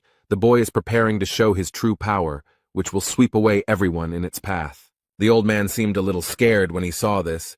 He definitely didn't expect to see such a simple-minded scoundrel. The young man had hidden his true strength for so long that the old man seemed to have underestimated him. Instead, Jay Huan remembered all the previous battles he had fought in, and all the years he had spent in the tower. Therefore, now he has no equal in battle, because hundreds of different monsters have been destroyed with these hands. The main character no longer holds back and uses the skill King of Chaos, an extremely powerful blow. Just the thought of the Chaos King terrifies the divine medic, so whether he can repel this attack, it may be different from the king's strikes, but it will definitely not be less powerful.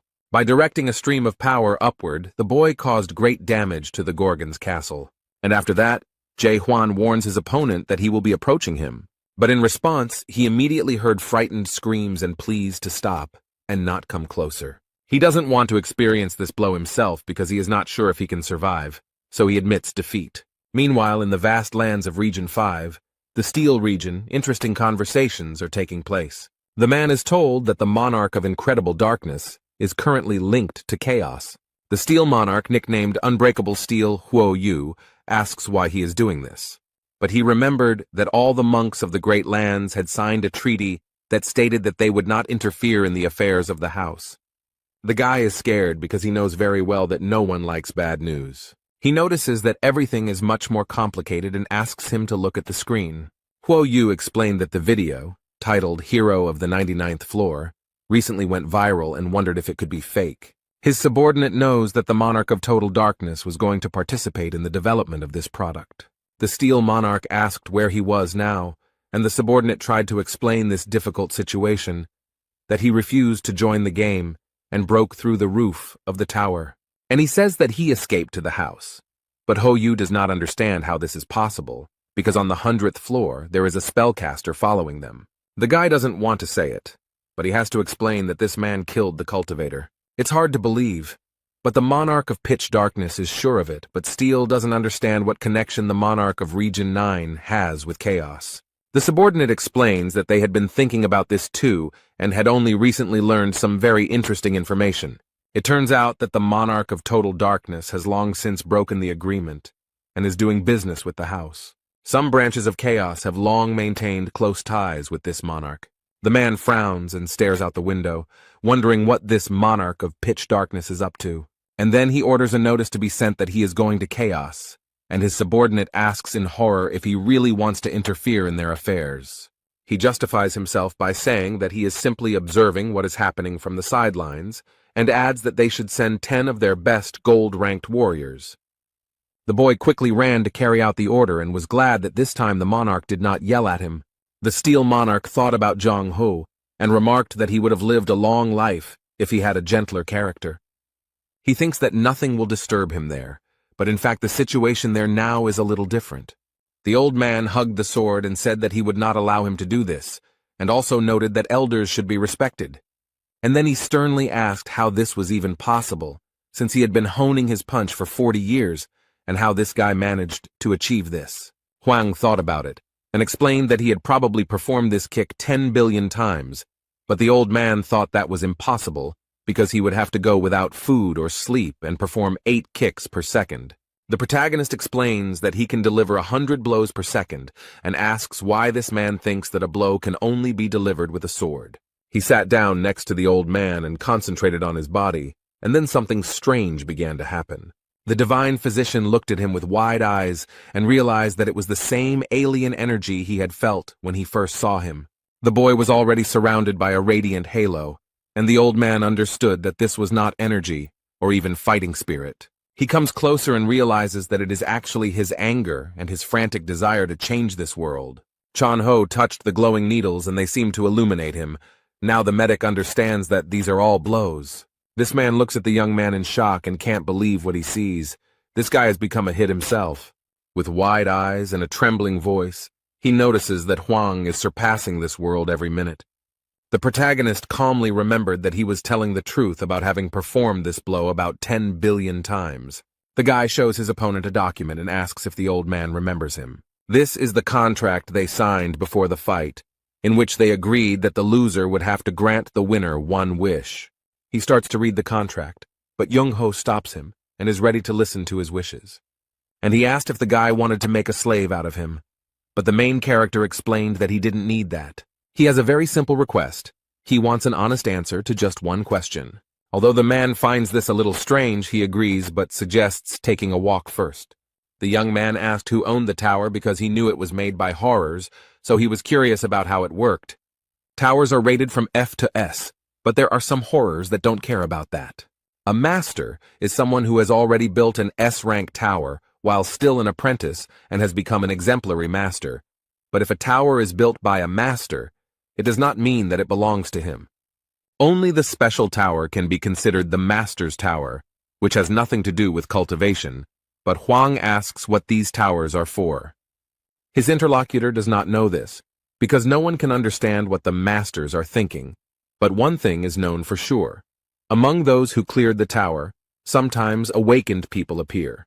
The protagonist asked if this was the tower that Jung-ho was from, and he replied that he was from the 4th Melville Tower. This tower is also called the White Whale, because on the first floor, where newcomers arrive, a white whale suddenly appears. He turns everything into sheer horror and begins to hunt for frightened and defenseless people. Now this may seem like something frivolous and trivial, but at the time it was a real disaster. The man remembers with horror his past and how many soldiers died in this tower. He thinks it's some kind of miracle that he managed to reach the 100th floor and leave the tower. These creatures are extremely scary. If they don't kill you, they will leave a scar for life. Jung-ho realized that the young man was also from the master's tower and asked whose tower he had cleared. Huang remembered that his name was Mularka. This greatly surprised the divine physician, and it seemed that he knew something about him. However, he noted that it was difficult to believe that there was an awakened one who cleared Mulark's tower. The boy asked if this grandfather knew Mulark, and he replied that he knew him well because he had traveled with him. The main character did not expect to hear this at all, so this information surprised him very much. He stopped and couldn't believe it was true, so he asked if he was really traveling with him. Young-ho probably decided not to go into details, so he briefly replied that it was a long story. And then, realizing that he was standing, he looked back at the guy and invited him to walk a little further. They reached a place that was very beautifully decorated with flags and lanterns with a warm yellow light. People sit at tables, drink cold beer, and noisily discuss their affairs. A fragrant and very appetizing-looking plate of meat and vegetable kebabs was served on the table. The old man sarcastically asks Claire if she will sell on the street like this from now on. She abruptly put the beer down on the table and responded aggressively that some guy had completely destroyed her building, hinting at Huang. The man noted that after everything that had happened, she had finally found the strength to open the bar again, so she really needed the money. The main character looks worried about something. He lowered his head and stared at the table. He looks closely at the plate and everything on it, and various thoughts come to his mind. And despite it, the inhabitants of the house walk back and forth, thoughtful and perhaps a little sad. He seemed to sense that something was wrong with the place and that everything around him looked very strange. The old man drinks beer and says that everything here looks somehow bland, and why eat in a city where you don't feel hungry? The man also thought for a moment and looked at the contents of his kitchen, at what he was drinking. The divine physician considers chaos to be a blessed world for the souls of all these people. In this place, souls tired of wars in the great lands will finally have the opportunity to rest and live in a completely different way. It was here that the warriors were finally able to lay down their arms, and the musicians were able to sing not about war, but about peace. Suddenly, the main character is distracted by some kind of argument on the side. Someone calls him names and demands that this person watch where he is going. Two men are angry at each other, and it looks like a street fight is about to break out. The protagonist realizes that this is just a drunken brawl and returns to his drinking. But having tried the beer, he is surprised to realize that it is not alcohol at all, but ordinary water. The old man explains that this is not a drunken brawl because no one here can get drunk, hungry, or grow old over time. They are just pretending to be drunk. Despite everything, people on this blessed land miss their old life and try to behave as before. You can't eat or drink here, but you still have a body and a heart beating in it. However, there were people who went against all the rules, a team of madmen who dreamed of the impossible. Gathering together to return to life, these people called themselves a group of deep explorers. However, the main character does not understand why they needed to explore the depths. Young-ho calmed down a bit and replied that they wanted to find the fruit of reincarnation. This magical fruit only grows on the Tree of Illusions, so they set out to find it. The protagonist looked at the man in surprise and asked if the dead could somehow come back to life. The old man, with a suspiciously sly smile, replies that this is possible and explains further. The only way to return to your old life is to taste the fruit of rebirth. A team of deep explorers was created specifically to search for this fruit. Around this time, Chung-ho awakened and had nothing to fear. At that time, he was only 150 years old. Huang asked with surprise and interest whether Mulark had really taken part in this expedition. The old man explained that this is exactly what happened, and added that Mulark was the leader of this group. The divine physician recalls the events of that day and notes that Mulark was special. Then they approached the river, and Horror noticed that the awakening process was quite interesting. But he added that since Jong-ho had not fully manifested, the awakening process was not complete. He remarked that it must have been difficult, since the man had gone his own way, although the old man tried to deny it. Mularka continued to irritate him with his questions and suggestions that the man must be feeling unwell after cultivating the land. And because of this, he threw his sword and almost hit the body of the horror that created the towers. But he asked why the horrors go deep, since that is precisely why towers are built, which are afraid of enclosed spaces. With his purple hands, he pulls out the sword stuck in the tree and explains that he has nothing to say because his apologies won't fix anything. He justifies it by saying that it is simply his job, which he will have to do for the rest of his life, but despite this, he deeply regrets creating the tower. It was at this moment that Mularka confessed to Young-ho that he had plans to find the Tree of Illusion. It's hard to believe, but he wants to explore the depths, only because he created the tower. He slowly walked up to the old man and sincerely admitted that he wanted to stop cultivating. This is the main reason why he wants to take part in this expedition and why he needs this tree. The protagonist asks in surprise if he really wanted to stop cultivating, wondering if Mulark succeeded. The doctor explained that he had not reached the end of the expedition and was only at the entrance to the depths. but it seemed to him that Mularka had reached the Tree of Illusions. The fruits of the illusion tree began to fall from the branches, and the squad was able to return not empty-handed. However, Huang is thinking that if this old man managed to obtain the fruit of revival, then why is he still here? And at that moment, Claire comes over and tells the man not to lie. She looked at him with disapproval and noted that he knew that this expedition had failed. However, the old man insisted and pointed out that she was not even there then, so she could not have known everything. They received the fruits, but on the way to the house of fortress, some people were already waiting for them. All the lords and chieftains of the great lands gathered and cunningly set an ambush for them. They did this because they themselves were afraid to go down into the depths and get these fruits. Unfortunately, even the owners of all the fortresses and legions that took part in the expedition were unable to offer resistance. The difference in strength was colossal. These attackers were from another dimension, and they still managed to take the fruit from them. After each death, they ate the fruit and were reborn again, and this continued for 900 years. They even had a whole rebirth castle, and any lord could be reborn after waiting their turn. Now Huang understands why all the people in this place look so sad and unhappy. They all know very well that they will never have the life they strive for, and will never receive their fruits. The main character wanted to continue the conversation and ask more questions, but the old man suddenly fell asleep. Claire explained that there was no use waking him up, as he was already drunk, and that he must be tired after all his 1,000 years of life. The woman explained that after this expedition, no one saw Mulark again. He said his last words and disappeared. Suddenly, someone from the outside responded that his last words were, "I lost and I won." James said this, and he also thanked the guy for his help, because if it weren't for him, the captain would have died yesterday. And then he added that if the boy ever wanted to come to the house again, he should come to the south door. Jae-hwan won't need to show his ID since James already knows him. And then he decided to make a joke and asked the guy to keep it a secret from the captain and continue doing his business. The main character didn't answer, but suddenly he heard some noise nearby and looked around. The man runs very fast and calls for the divine doctor and the boy who is with him. He runs up to the table where a young man is calmly talking to Claire and asking her about various things. Their conversation was unceremoniously interrupted by the captain of the fighter squad, who seemed to be frightened by something. Jaher can't get his thoughts together, so the only thing he says is that they're in trouble now. The full moon is shining brightly outside, but it is barely visible because of the thick, dark clouds. It seems that these are not clouds, but energy that comes from the owner of the fortress, the main character, and rushes towards him. Huang thought that the owner of the Gorgon fortress seemed to be dead. The spiritual pressure is 10 times stronger than what he had heard from the dead before, and is felt most strongly in the fortress, or rather, under it.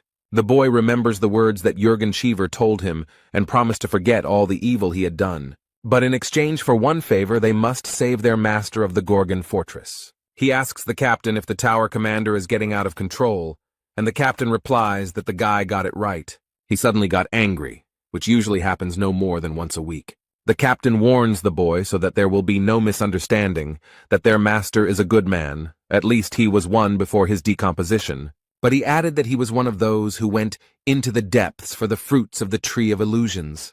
He suggested that Huang could also perform the dead man's strike, since he had already done so, as the divine physician would not be able to do so. The boy explains that he was just repeating the movements, but the old man could teach him. They reached the fortress very quickly, but felt tremors. The men are surprised that there is an earthquake now. It could mean something bad. Everything around is moving dangerously, and the fortress itself is barely holding on. It seems like it will soon collapse. The captain of the destruction squad is worried about his master. He wants to save him with all his might. The captain of the Tower of Destruction and the captain of the Tower of Despair suddenly appeared in front of them and greeted the boys cheerfully. Jahir insisted that they retreat immediately because they had urgent matters to attend to, and they knew it very well. But the men say that no matter what problems arise, they have orders and will not back down. The man frowned sternly and asked if they were really going to go against the rules of heaven. But this phrase seemed very funny to one of the new arrivals and uninvited guests. And then they very confidently explained that their paradise was a forbidden paradise. The next moment where they stood, there was no one left. They were very fast. The warriors, without any warning, immediately went on the attack and found themselves on the man. He reacted quickly and pushed Huang and Jung-ho away sharply so as not to hurt them. And a second later, an explosion was heard at this place. The floor collapsed, and pieces of stone flew in all directions. Despite the fact that the blow was extremely strong, the captain of the fighter squadron put up resistance. He was attacked by two super strong opponents at once, but so far he is coping well with them. Jae-hwan appreciated his abilities and mentally praised him for doing such a good job. Instead, the man struggles and thinks about how he didn't expect that the fortress would have its own people from the Forbidden Paradise. The captain noticed that these guys had changed a lot during this time, but one shouldn't think that he too stood still. But he asks them to think carefully about their actions, because if they retreat now, the master of the tower will grant them forgiveness. But these people are not seduced by such a vain hope. They do not seem to take the owner of the fortress seriously. The tower captain asks contemptuously if he is talking about this coil that is underground. This man cannot control his powers, and has long since completely lost the ability to distinguish between good and evil. This man makes a great claim that they were not serving the heaven they had served before, and that much had changed. But he asks the squad captain if he really remains loyal, despite what is happening around him. But man is confident in what he believes in, and his faith is unshakable. He knows that the master will return. One of them said that this is why they do not waste time on unnecessary conversations and attack the man again. He didn't even notice the attack, which is why he was hit in the face with a huge hammer. There was another loud bang. The captain fell to the ground and stones and dust rose high into the air. They smile sarcastically and say that if he had been a little smarter, he wouldn't have had to fight. With these conversations and their actions, they only irritate the captain more, but so far they have not caused him any harm. He knows that they are on the 4th level and won't be able to defeat him even if it's 2 against 1. But he doesn't understand how they can be so fast and strong. It doesn't look like reinforcements at all. It looks more like decomposition. He suspects that something is wrong here and it could be very dangerous. That's why he turns to Jae-hwan and asks him to escape from here as soon as possible. But it seems that the main character has completely different plans. He hands over the divine doctor to other hands. Now the captain of the extermination squad will take care of him, and he is a little surprised by the actions of this guy. It seems that the protagonist realized that his friend was having a hard time dealing with these scoundrels, so they decided to take matters into their own hands. They repeat their question and wonder if this guy can really do a deadlift, and the young man replies that he can. They know this guy is not like them, so it's hard to tell if he's telling the truth or lying, but for some reason they feel like he's nowhere near their level, so he won't be able to land a proper punch. However, while this man was thinking, the main character did not waste time and was ready to attack. He quickly got behind his opponents and asked them what they thought of the blow, whether it was strong enough. They completely underestimated their opponent, so now they have no chance of avoiding the blow.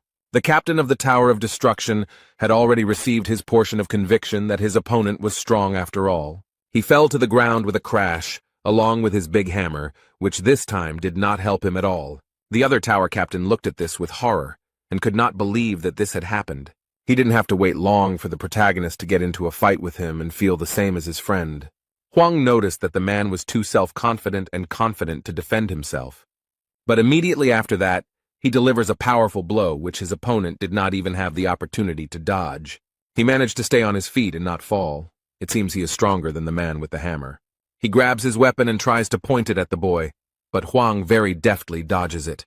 Instead of hitting the enemy, his weapon hits the soulless stone. But he does not give up and does not stop trying to take the life of the main character, although he does not succeed. The boy dodges his large spear and now feels a much stronger energy. He looks at the man and tries to understand what this energy is, and realizes that it does not look like revenge. His opponent's mask was broken, and he asked if Hwang really hoped to save the tower's owner. And at that moment the boy understood what kind of energy it was, the energy of fear. He wondered why they, with such weak abilities, came here to fight. He explains that he cannot save their master because the job belongs to the old man. The young man stops his opponent's spear with a light movement of his foot and wants to finally finish the fight with him. The captain of the demonic extermination squad, Jahair, is extremely surprised by this boy's abilities, and it seems he also underestimated his strength. He jumps high and is ready to deliver the finishing blow without wasting any more precious time. He is confident. His stern gaze is intimidating, and he claims that it will not be difficult for him to destroy the two of them. There is complete darkness all around, and the only source of light is the burning torches on the walls. Dark energy is spreading through the dungeons of Gorgon's fortress, and the walls seem unable to withstand it. Important figures from the fortress arrived there and are strictly observing what is happening. It hasn't been a day since the dead strike, and the situation doesn't seem to be improving. The owner of the fortress is cruelly chained hand and foot to the columns, and these people do not understand how he brought himself to such a state. Only recently a doctor came to him, performed procedures, and prescribed medication. The owner seemed to be getting better and the decomposition process was slowing down. It is unclear why he lost control again, and when there was even the slightest hope of saving him, he could have been helped if he had held out for at least a month. The medic explained that now the dead man's strike that Huang would use would only be a poor imitation, and that the master of the fortress was now in a more serious situation than Mino. But an ordinary person would have been dead long ago. Young-ho assured that they could expect his dead man's punch in just a month. Although he has never tried it before, he believes that 2 people could help the master, but only if one of those people is Jae Hwan. Jurgen Cheever has thought carefully about the whole situation and seems to suspect something. He glances around out of the corner of his eye and is convinced that one of them definitely knows about Jae Hwan, which means there is a traitor among them. Jurgena remembers how the master told her that people have come who can control the decay of the soul, but they are not the messengers of the messenger. With good intentions, he wanted to meet them and see for himself the strength of these people. The man warned him that it was a risky undertaking, since the business of decomposing the soul was quite dangerous. He insisted on sending the captain, since the owner of the tower was quite an important figure. But this man was very confident in his abilities, and stated that he had survived the hell of war, and would not sit idly by when it came to the people of Gorgon. Unfortunately, this venture turned into a terrible tragedy, and this stubborn man now sits with his hands folded. He went into development and no one knows what happened to him there and what led to this. However, in the end he returned from there with a broken soul. But there were witnesses to this event, and one of those who knows what happened then was Mena. Now he stands nearby and warns everyone to be vigilant because the situation is very serious. Jurgen Cheever suggests calling a doctor, but he explains that the Gorgon fortress will collapse if they wait any longer. However, he knows that they cannot carry out a dead execution without a doctor, and asks if he really wants the warden to die. But Mena is convinced that they won't be able to deal with him even if they join forces. And then, completely unexpectedly, he offers his help and says that he himself can do the dead man's blow. Jurgen seems to be against this because it is a last resort, and during this attack they must preserve the host's spiritual energy.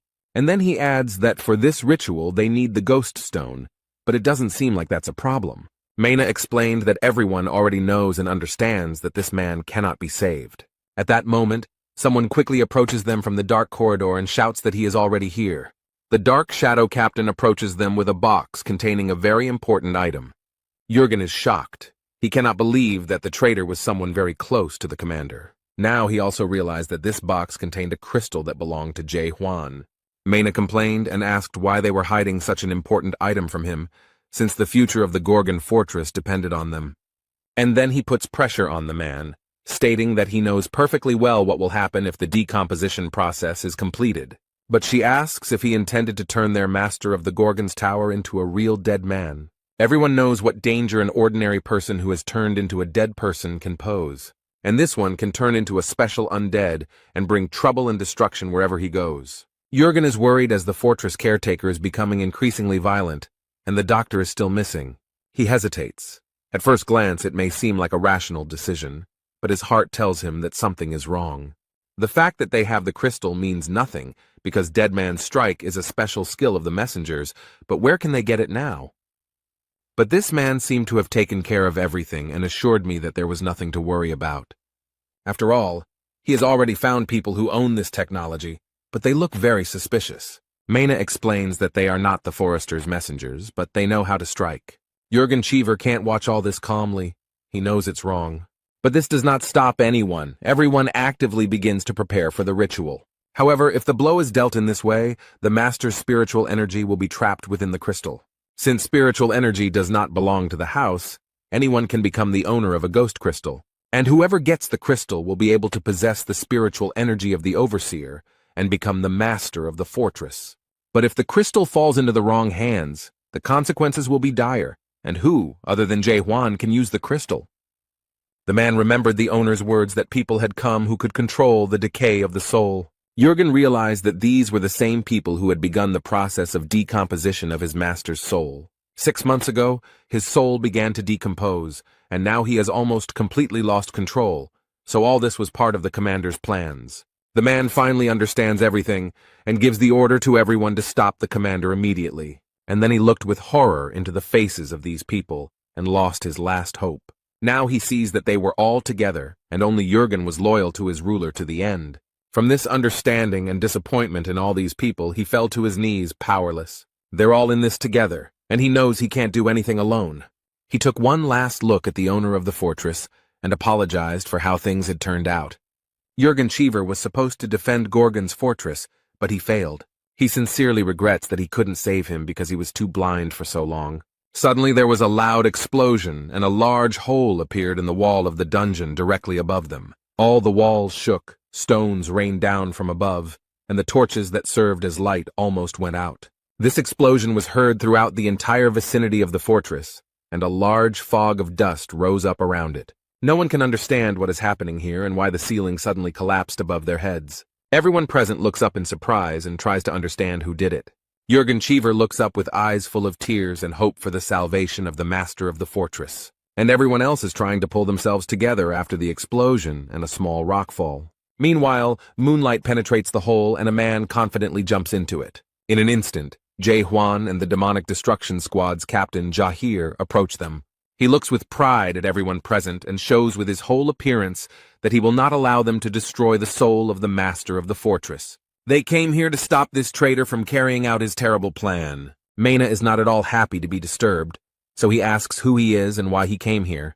However, Captain Jahir demands that the steward stop and not do something he will regret. The captains fall at his feet, and the man explains that news of his terrible plans has already spread throughout the heavens. But he adds with irony that his traitorous accomplices have long since told everyone everything. The manager looked at them with a cruel gaze. He would not allow there to be traitors in his ranks. One of the beaten men understood this look and apologized, explaining that he was sorry. But this did not help him at all, because Mena mercilessly and with one movement destroyed him.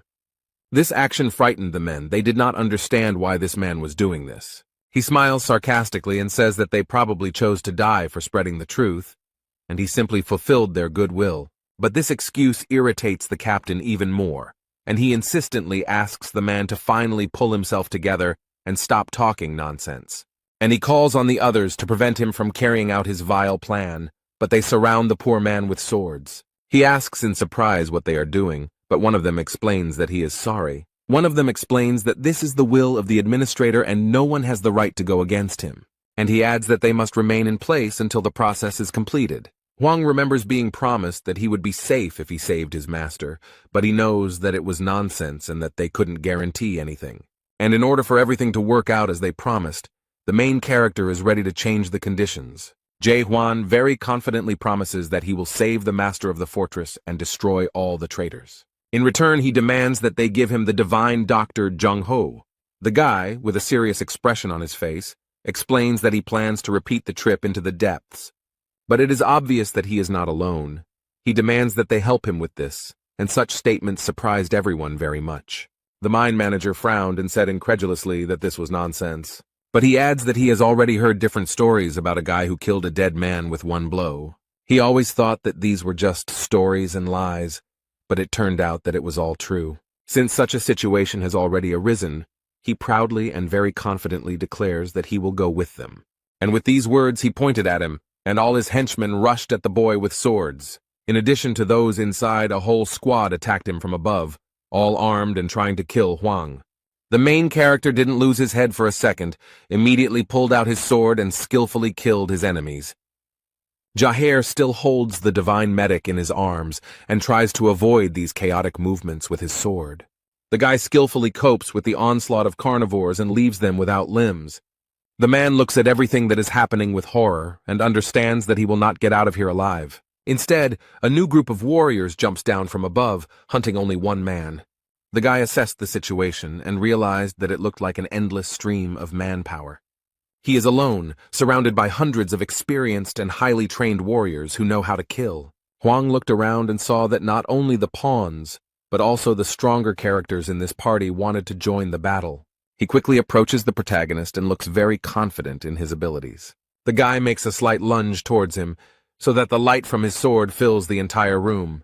This man has no chance of blocking the punch because it is simply impossible. The force of this attack surprised the commander. Now he realizes that he was wrong about this guy. So he didn't even try to stand in the way of this energy and quickly dodged, barely surviving. Huang crashed into the wall next to the fortress owner, who was still chained up and waiting to be rescued. This traitor Moy is surprised by such power. He did not know who he was dealing with. Now he is scared. He realizes with horror that he will certainly die if he tries to repel this blow. The captains couldn't even imagine that Huang possessed such destructive power. The warriors don't understand what to do because continuing to follow the plan is useless, so they should move on to point B. They plan to use dark smoke, and they don't care that it might cause the fortress to collapse completely. The boy looked sternly at Mian Keldergran and clearly saw how bad and cruel this man was. He approaches him and states that this man is the manager of internal affairs of the Gorgon fortress and the foreman of the Forbidden Paradise squad. He does not understand why this man is engaged in the destruction of souls, why he needs it, what he achieves by this. The guy takes his gun in both hands and says that he knows one thing for sure. He likes people like him. His opponent decides not to listen to this speech anymore and shouts that they must do everything possible to destroy Huang. At his command, all the warriors quickly approach the enemy, despite the fact that they have already seen what he is capable of.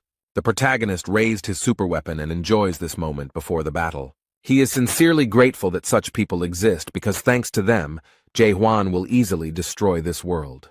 And after these words, he releases a powerful beam of energy into the sky, which creates a strong whirlwind. This energy extended far beyond the territory of the Gorgon fortress. If he had directed this beam at the people, all of chaos would have been destroyed. The beam broke away and flew high into the sky like a comet, destroying everything in its path. And then it seemed to explode and scatter its particles all over the territory of this world. The captain stood next to Yungen and asked him to stand up and look up, and he realized that it was all-consuming hope. These particles reflect back and break rocks and people in their path. He remembers the words of the owner of the fortress, who explained that there was no hope for the people here. The master explained that strong hope will become a good support that will not be destroyed by any difficulties. The man cannot believe that the boy, in a world of destruction, sees this unshakable hope. Mine didn't survive after such a prank by the main character. He lies motionless, mortally wounded. But he still has the strength to say that Huang is a complete idiot, and perhaps it is the desire to say this that keeps him alive. And then he smiles slyly and declares that it is too late, and the Gorgon's fortress is almost destroyed. The protagonist did not plan to listen to these farewell speeches and mysterious words, so he sped up the process. Captain Jaher runs up to him with the old man on his shoulder, and strangely, he is still asleep. How much he has missed. The man is sure that nothing will be able to wake him up, since everything that just happened here could not cope with him. But Huang doesn't have time to fuss around the old man to wake him up, so he simply throws him to the ground. He immediately screamed that his back hurt, but the boy noted that he could have woken up on his own. Meanwhile, the owner of the Gorgon fortress still sits motionless in his usual place. His hand lies on the ground, covered in signs of decay and transformation. But suddenly she moved, and the system showed that the destruction of the soul had reached 99.9%, and oppression began.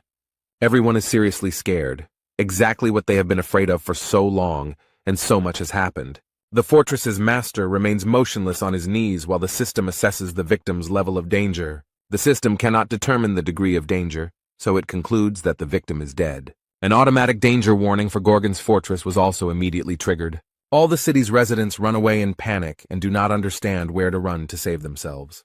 The soldiers were ordered to evacuate everyone immediately to avoid creating further problems. James looked at the fortress with huge eyes and didn't understand what the hell was going on. What he saw could not help but frighten him, because it looked terrible, and it was scary to think what was happening in the fortress. Someone runs up to them and asks the captain of the destruction squad and the fortress caretaker to evacuate immediately. The old man takes out his new sword and asks the boy to help him escape. The guy noticed the new weapon and asked when he managed to get it, but the medic noted that they did not have time to talk. The divine physician set to work, and in the meantime the fortress in which they were located was almost destroyed. He actively does the same thing as last time. The man draws his sword. He tries to do everything right and as quickly as possible to avoid major disasters. The man is lost in his thoughts and sees his vivid memories behind the back of the owner of the fortress. Chung-ho remembered how good and fun it was for them in the bars with the owner of the fortress, and how sincere he was. Dead Man's Strike helps to bring back all the long-forgotten memories, and Grandpa noticed that Hwang did the same thing when he saved Mino. But he added that such vivid memories could help avoid a bad outcome. But the next moment, Jung-ho heard a strange voice that made him very worried, and the picture before his eyes changed dramatically. He no longer saw the cheerful and smiling owner of the fortress. He sees horrific images of carnage and brutal battles, all accompanied by excruciating pain. And then there are the creature's eerie eyes, which inspire awe even to think about them, let alone see them. A man with frightened eyes and a trembling voice declares that this is not the owner of the fortress. But it was too late to do anything because the creature had come to its senses and opened its glowing eyes. Jae-hwan asked what happened, but the old man didn't explain anything, only said that something was wrong. But he repeated his words again that this was not the master of the fortress, and these words frightened the young man a little.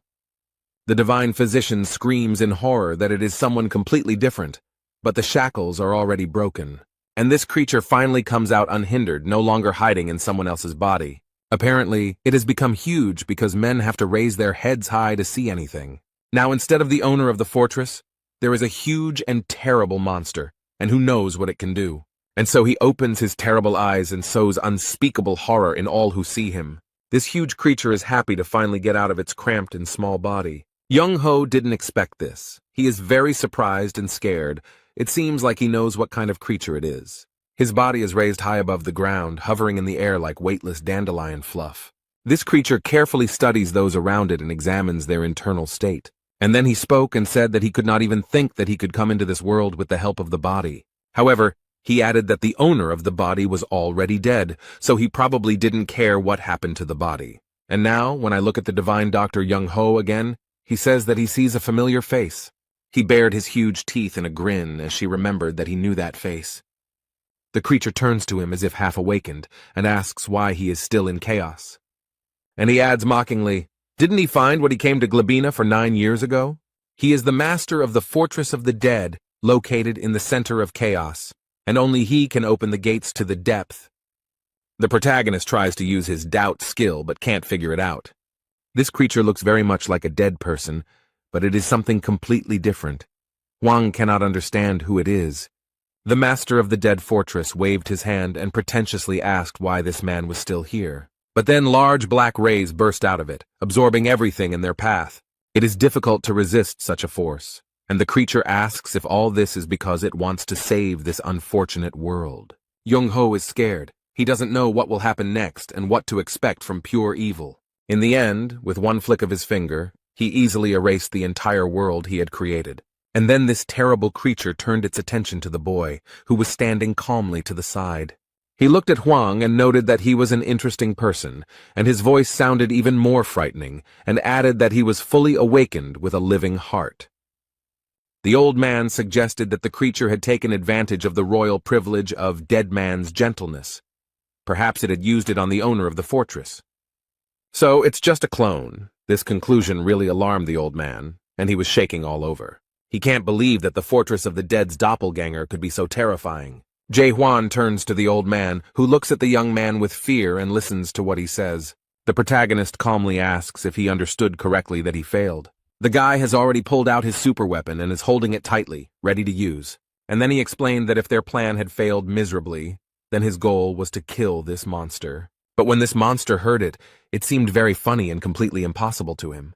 He asks again what the man is going to do and starts laughing even louder. King Catastrophe laughs madly, his voice penetrating your skin and making you tremble. Chung-ho tried to convince the young man not to do this, since he would not be able to do anything against such an opponent. But he added that even Mulark would not be able to go against him, despite the fact that he was just a brawler. It might be unrealistic. However, the protagonist is very confident in his abilities, so he insists that the old man not be afraid and convinces him that he can fight him. The old man was shocked to notice that this boy was too calm in the face of real death. And this monster laughs louder and louder, trying to scare his opponent. Jae-hwan didn't move for a moment. He had already seen many potions in his life. The Tower of Terror had hardened him greatly. The monster opened its mouth wide and the hilt of a deadly black sword protruded from it. He grabbed it with both hands and pulled it out of his throat, then demanded that he show him his best punch. He calls the boy a stupid awakened being with a living heart, but Huang doesn't respond. The creature smiles slyly, holding a giant sword in its hands, and eagerly awaits the boy's first movements. This weapon that the King of Catastrophe wields is called the Void Sword. It is a terrifying weapon. Chung Ho recalls that it was this sword that turned the entire expeditionary force into dead men. It was the most incredible combat experience for him, and now he can't believe he's seeing it again. He moved closer to the boy and seemed to grab him, but Huang restrained himself. He looks intently at the young man and declares that this look is familiar to him.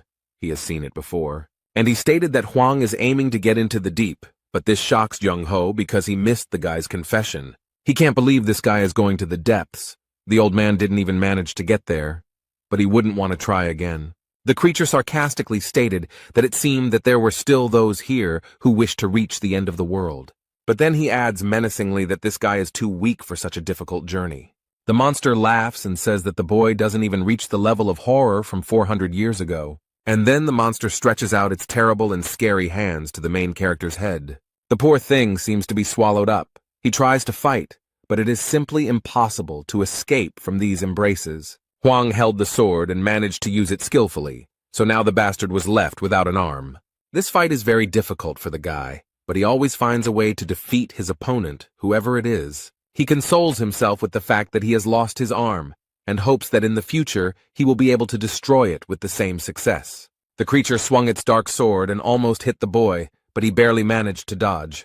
Immediately after this, the monster repeated its attack, and this time wounded Huang's hand. The guy is not distracted by this and lunges, hitting right in the chest.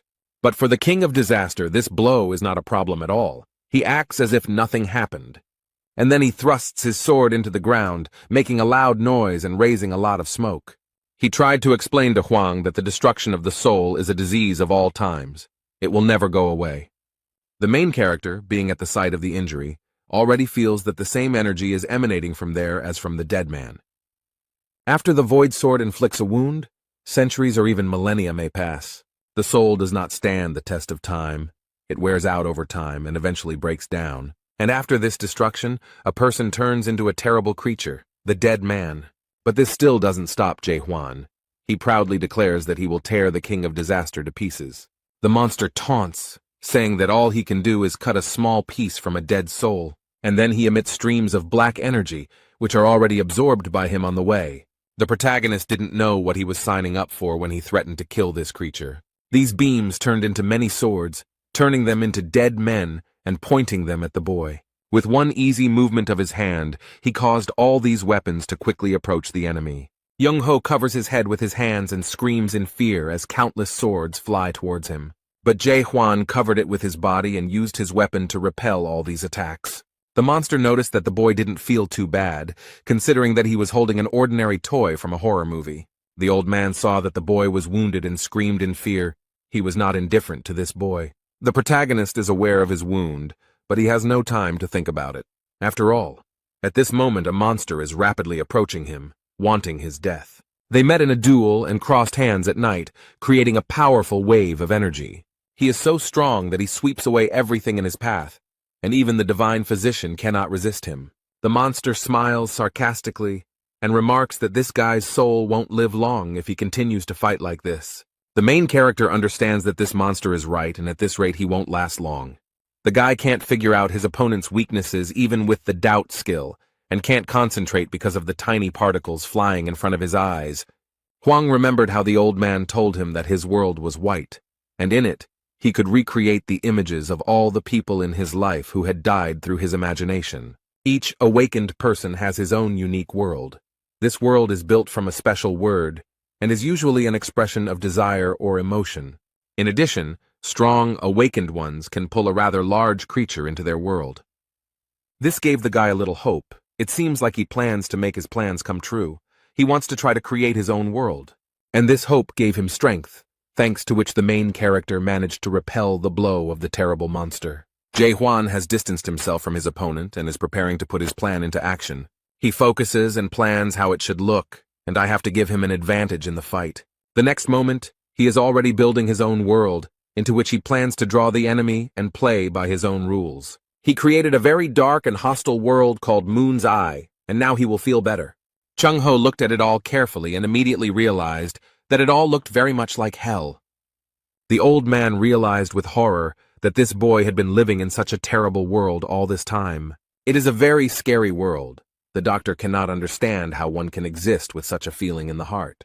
After all of this is built on hatred and disgust, and he cultivates and nurtures all of this within himself. The King of Horrors asked in surprise if this was really his ideal world, if this was what fed him. All this seems very interesting to this potion, and he begins to laugh madly. Jae-hwan doesn't waste time on all this unnecessary talk, but immediately goes on the attack and plunges his sword into the enemy. He is full of strength and hope that now everything will work out for him, because the scars on his eyes have finally disappeared. This creature is not as simple as it may seem, and defeating it with such methods seems impossible. The monster's limbs rise up around the boy, but he doesn't retreat. These things wrap around his arms and block any movement, leaving him powerless. And then they wrap it around his neck. This creature claims that it is attacking him and does not even understand what to do next. After this, the King of Calamity extended his bony hand to the poor fellow. He grabs him and throws him hard to the ground. The protagonist can do nothing about it. The boy feels severe pain from the blow and is unable to use the sword to save himself. This creature repeats this movement once more. It again throws the boy as if he were a doll belonging to it. Chung-ho realized with horror that his friend's affairs were going very badly, although there was little hope of victory. The monster places his foot on Jae-hwan's chest and believes that people like him will never give up their feelings of hatred. Another sword bursts out of his body with which he plans to finally finish off the boy. He pointed a gun at him and admitted that he hadn't met such interesting characters in a long time. He smiled slyly and added that he had a great time and a good time. But everything comes to an end, and now it's time for them to end it because it's starting to get boring. The main character thought with horror that these were his last minutes of life, but he didn't want this. He still had many plans. He is not ready to give up so easily and does not want to die, so he uses a sword. With his blow, the boy cuts the creature in half and prevents it from doing what it had planned. The monster did not expect such a turn of events. He thought that his opponent was already completely broken. But now, as the monster's head falls to the ground, the boy asks if he likes this ending. He stands up proudly and boldly declares that he has only just begun the fight and will not die so easily. However, it's much more complicated than that, and the monster's head laughs, saying that this guy is a complete fool. He reaches his head with his work and explains that no one will be able to make a single scratch on his body. The King of Calamity caused a storm with his mighty power, and Hwang had to cover his face. The monster got angry and decided to show all his strength, so long spikes appeared on his forehead. The main character did not expect this. He hoped to finish the fight. This opponent is very strong. He looks at the creature in front of him and does not understand what kind of monster it is and how to fight it. The young man realized that this monster was very strong, so he needed to be faster and more cunning. In a fit of rage, he throws his black, all-consuming sword, and the protagonist barely manages to avoid the blow. Nothing stops the monster. It wants only one thing: a cruel death for its rival. The creature stretches out its arms to catch and destroy the boy who angered it so much. And then he throws him with all his might against the wall. Few people could survive such a blow.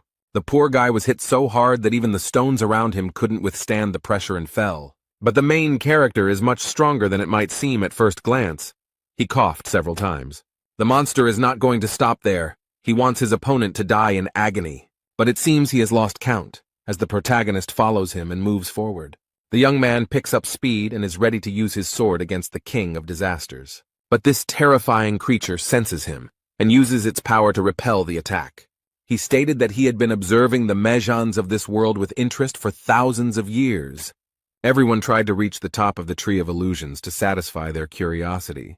The monster noticed that the boy doubted everything and asked if he was trying to find answers to questions in his world. He strikes with his black sword with all his might and asks what exactly is bothering Jae-hwan. The monster tries to solve it like a riddle and with crazy eyes screams that he understood something. The guy bravely withstands the sword attack and stands firmly on his feet. It is not so easy to defeat him. He grits his teeth and refuses to give in, but the monster taunts him and declares that Hwang's world is a matter of doubt. He wonders what his world really is and suggests that it might be destruction. Options such as destruction or complete extermination are also offered, which for the monster looks like a game. And then he bared his terrible, sharp teeth and added in a terrifying voice that this world was coming to an end. He feels like this is the only word that suits him best. This world feeds on arrogance. The monster wonders if this ordinary man would dare to question the value of the Tree of Illusion. The King of Calamity has turned into a mad and very scary monster, and asks if the boy is turning to his world to find out his destiny.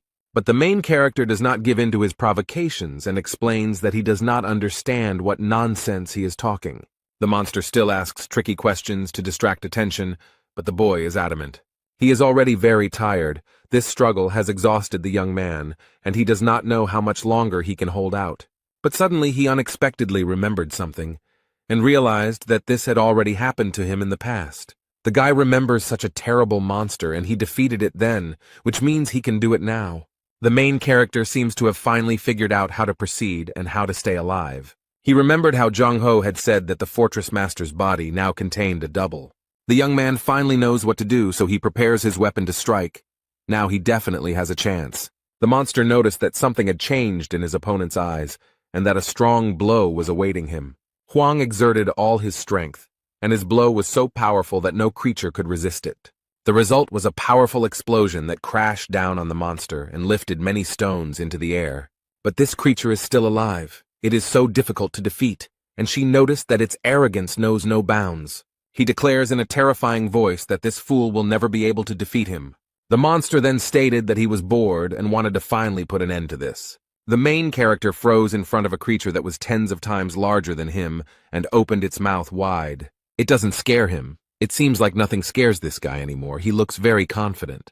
Instead, this creepy monster grins angrily and rejoices that he will soon swallow his stubborn rival. But Hwang won't let that happen. He's preparing to deliver another powerful blow. He uses his doubt technique again, and this time it worked, and the protagonist saw it. He saw a long and bright thread connecting the double with his physical body. Now he knows where to aim, so he grips his weapon tighter and prepares to strike. Jae-hwan quickly approaches the monster, completely ignoring all of its wounds. He doesn't have the opportunity to think about it because the only thing he needs right now is to defeat the King of Calamity. The last blow caused damage to the double, as the young man used the decomposition technique. The main character does not stop fighting and increases his attacks in order to eventually win. The monster stated that the boy lived for the end and added that he would wait for him in the depths. This was his defeat. This was the last straw. The monster disappeared and Jae-hwan remained alive. Hwang, completely exhausted, leaned against the stone. It was even difficult for him to hold his head up. All this struggle had a big impact on his physical condition. His body was ready at 101%. But now he has had the opportunity to analyze the fight, and he realizes that he needs to become stronger. He understands that his lunge is not enough, despite the fact that it is a very powerful weapon. Strong Strike does a good job of crowd control. However, when it comes to one extremely strong opponent, this is not enough. The attack radius is too small to deal enough damage to win the fight. This time he used the lunge to distract the monster and buy time, but now he knows he needs to master the skills to fight especially strong opponents. The poor old man is lying on the ground. He has lost consciousness and is slightly crushed by stones. As soon as it was all over, the captain and commandant of the fortress came running to his aid.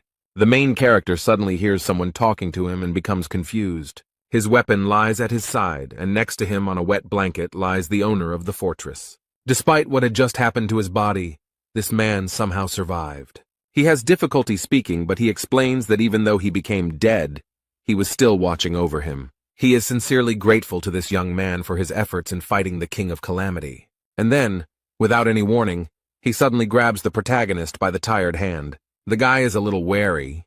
It seems he doesn't like this kind of contact. It scares him a little. Instead, the owner of the fortress suggests that perhaps it is time for a change in Gorgon's fortress. He asks Hwang to accept him, and then a bright yellow light spreads across his hand. The owner of the fortress sighed with relief and noticed that the young man reminded him of someone.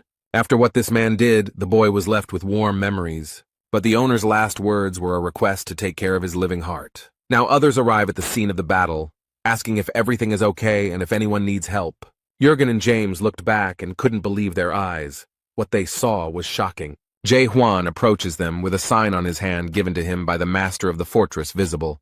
All those present, without hesitation, immediately fell to their knees to pay their respects to him. Jürgen Cheever looked at the young man with tears in his eyes. He realized that the overseer had died, handing over his power.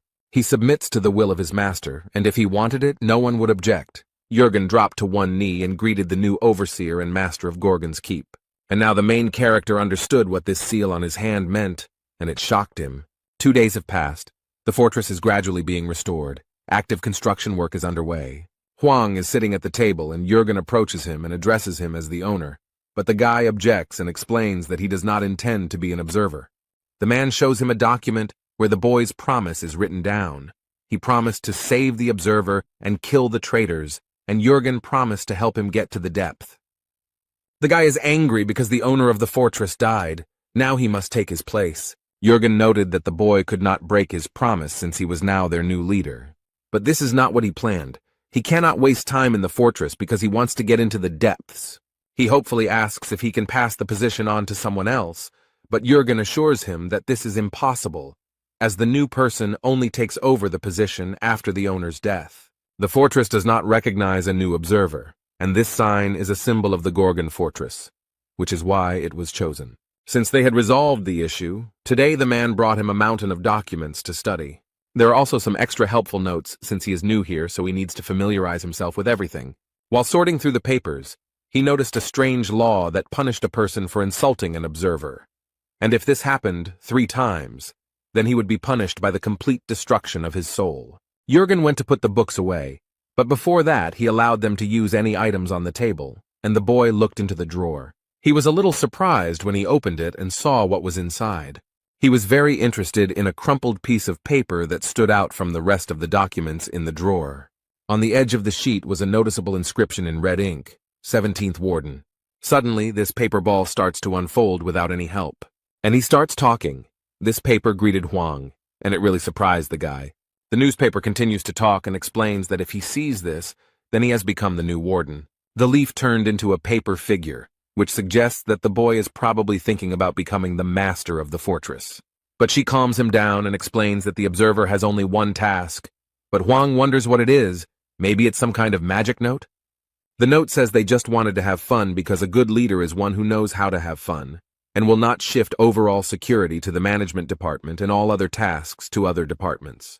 According to Big Brother statistics, many Gashladaks overworked themselves, which accelerated the decomposition of the soul and ultimately led to death. This advice is important not only for him as an observer, but also for the inhabitants of Gorgon. The previous leader hopes that his successor will be able to find a balance and not try to change something that does not exist. Don't overload yourself. Everyone in this world already knows that nothing can be changed. The inhabitants of chaos do not need change, but a long and peaceful life, so there is no point in inventing anything. And so saving the many without changing the lives of the few would make more sense. Therefore, the former warden has only one request for his successor, not to be insatiable. After all, a good leader is one who does nothing, the note ended. And then he curled up into a ball again and fit into the box, and the boy thought about these words. After this note, he seems to begin to understand what kind of life the caretaker of the Gorgon fortress lives. If the existence of the overseer is limited only to the preservation of life, then he thereby deprives the world of the possibility of any changes for the benefit of the majority. Jürgen approached and found the boy very thoughtful, so he asked him what he was thinking about so persistently. The young man seems to have come up with something and wants to tell this person about his plans. He confidently states that he will abolish the position of the caretaker of the Gorgon's fortress, although this will be an ambitious request. Jürgen Cheever doesn't understand how this is even possible, so he asks what it is supposed to mean. The guy decided to start over and asked what a lock was. The man thought the question was strange. A castle is a fortress, and a fortress is a military structure designed to protect against enemies. And suddenly the guy makes a very bold assumption. There are no more enemies. But he asked the man what would happen if there were no more people willing to attack the castle. In this case, the existence of the fortress would lose its meaning, and the guard would no longer be needed. However, this all sounds very false. Jürgen is convinced that it is simply impossible. But the main character is firmly convinced of the opposite, and insists that this is quite real and possible. Jae Hwan proudly and very confidently states that this will happen because he is going to unite chaos. In chaos, people are not buried, but a soul flight ceremony is held to mourn the soul lost forever. During the ceremony, the soul is forgotten. During the ceremony, the life of the deceased is spoken over and over again until it is completely erased from the memory of chaos. This is the last thing the world of chaos can give to those who leave it, recalls Jürgen Emil Groschek. He is no longer there, so eternal memories will become fertilizer for the tree of illusions. This whole ceremony will last a whole week, and sooner or later everyone will forget about him. And during this week they will remember him and share their memories. They will talk about the dead man non-stop until there is nothing left. Huang stands there frowning, and now he knows the name of the one who so shamelessly handed him the position of fortress overseer. The protagonist overhears them discussing him. They are amazed that such a young man became a warden. Someone noticed that he was not even 100 years old, and suggested that Jürgen was up to something. And one of these gossips expressed a desire to gain power over their new overseer. The guy noticed a girl who looked at him very strangely and sometimes even angrily. She looks at the guy with interest and intently, trying to understand what kind of person he is. The man boldly approaches the protagonist and attracts Jae Hwan's attention. He has a smile on his face, and at first glance he seems quite nice. The man asked if this was their new boss. Jung Ho turned to the leader of the Holy Maiden Guild and noticed that she was one step behind Old Raccoon of the Lhasa Scholars Guild. She agreed that it was very interesting and asked what bets the doctor was making, who he was betting on in this competition. But the man was very skeptical about her words, since there was nothing to bet on. Here, even without competition, everything is clear. You don't need to think long to guess which of them is stronger. The man asked the new warden how old he was, and he replied that he was about 60. I thought for a moment and wondered if something had really changed in Gorgon Fortress, or if this guy was the son of the former overseer. Everyone around thought that this man was rude, and that age didn't matter at all, and that it was stupid to call him a son. Didn't he know how people got into the house? However, the leader of the Forest Guild believes that there is nothing wrong with his words and extends his hand to introduce himself. His smile doesn't look sincere, but rather mischievous, and the man says that his name is Jang Il-han.